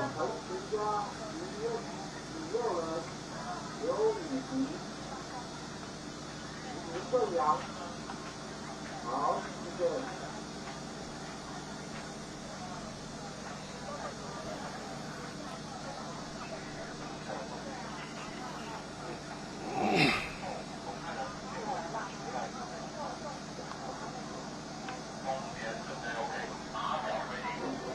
赛准备要来开始了，等选手就位。这一组虽然只有3组的选手报名，不过水准都非常的高，也是我们今天的最后一场赛事，应该会非常的精彩。好，停，第3题，请大家为选手加油。向前，好，第4题，第5项后一点，第4退，第5退，第5退，第5再退。好，第5道停，第4道退，第4道退，第4、第5退。好，第5停，3、4向前。好，3停，4向前。好，停，准备 ，ready， 3 ，go。好，比赛正式开始。桃园轻艇大溪南港队跟南港惠文水里队3队，我目前可以看到算是非常不分轩轾哦，水花四溅哦，没有错，最漂亮的。我们这个视角也很难看出来谁是领先，不过可以确定的是距离都非常的接近。在画面右边的是桃园轻艇，在画面中间的是大溪南港队，在画面左边的是南港惠文水里队。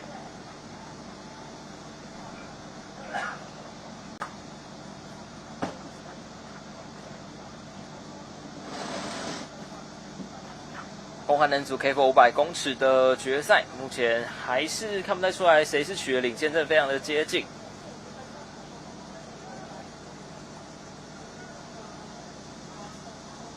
目前感觉好像是桃园轻艇取得领先。哦，非常接近。哦，最后可以看到的是红色的南港惠文水里队在第1名。哦，还没有确定哦。离终点还有一点点的距离。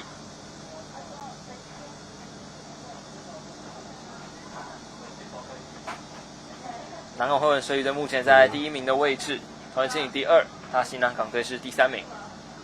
300公尺有在加速，是最后的冲刺阶段。红色的南港惠文水里队还是速度有越来越快的趋势，稍微拉开了领先。顺利通过终点，恭喜南港惠文水里队拿下了公开男的 K4 500的第1名，然后第2名是桃园轻艇，第3名是大溪南港队。恭喜林朝轩、黄俊杰、简凯勋跟黄家耀。这是今天的最后一个项目，我们再看一下，在一开始的时候，其实大家距离都非常的接近，然后大概到了中段，第5航道红色的南港惠文水里队，速度加上去之后，后面也拉开了领先的差距，拿下了这一次公开男组 K4 500的第1名。谢谢各位选手、教练、裁判们的努力。那我们明天一样。好，以上就是我们今天所有的赛程，从早上8点一路比到了现在下午应该已经快要6点钟的时间。老师可以跟我们聊聊今天的比赛吗？是，今天真的是一路下来天气炎热也非常，当然也非常的晴朗了那也不失为一个好天气。但是就是在比赛的部分比较紧凑一点，那各项的赛事都紧锣密鼓，一项接一项的一直在进行那当然到最后也有一个比较奇特的，别的地方看不到的泳客来跟我们一起在这个比赛场地里面。当然安全的考虑，所以我们也非常的小心因为毕竟一切我们都是以安全为最高的一个考量那当然谢谢我们直播的单位我们主播这边跟我们各个摄影大哥们跟我们导播这边，那我们这2天的这样的一个赛程，特别在今天我这边在跟大家报告，就是说我们的国家代表队的选拔，包括我们现在这一次的参赛，那我们在6月9号也将会有一队国家代表队去参加我们亚洲青年青少年暨青年的一个锦标赛，我们也预祝他们有一个很好的成绩。那今天的整个赛程的每位选手应该都尽可能的把他最好的一面呈现出来。那我们也非常感谢教练们平常的一个指导那大会这边我们也希望说这样的比赛能够让我们的选手有一个很好的舞台能够展现虽然说我们直播是到今天但我们明天还有赛程那明天赛程大概希望是说，如果有现场有我们台东的乡亲们，或者是有来这边游玩的游客，能够一起来过来看看我们选手的表现。是而且我们明天都是200的比赛为主，那另外还有 SUP 还有 SUP， 我们现在最夯的 SUP 的比赛所以我们明天的比赛就欢迎大家再度来莅临。那我最后还是要谢谢我们主播这边我们吴梦婷这边来跟我今天能够指导我来跟我们一起看这样的比赛，让我们观众们能够更熟悉我们这所谓轻艇竞速这项运动，让这个运动我们能够普及化，让我们的选手能够更有机会能够曝光，让他们的一个好成绩、好表现让大家都知道，让这个运动能够蓬勃发展。我们还要谢谢我们的现场所有辛苦的工作人员，还有裁判老师。也要谢谢今天陪我们共度一整天的刘长宏老师。谢谢。明天还有精彩的比赛，预计在早上8点钟会来开始。那欢迎来到现场帮所有的选手加油。我是主播翁婷，我们下次比赛再见，拜拜。拜拜，谢谢。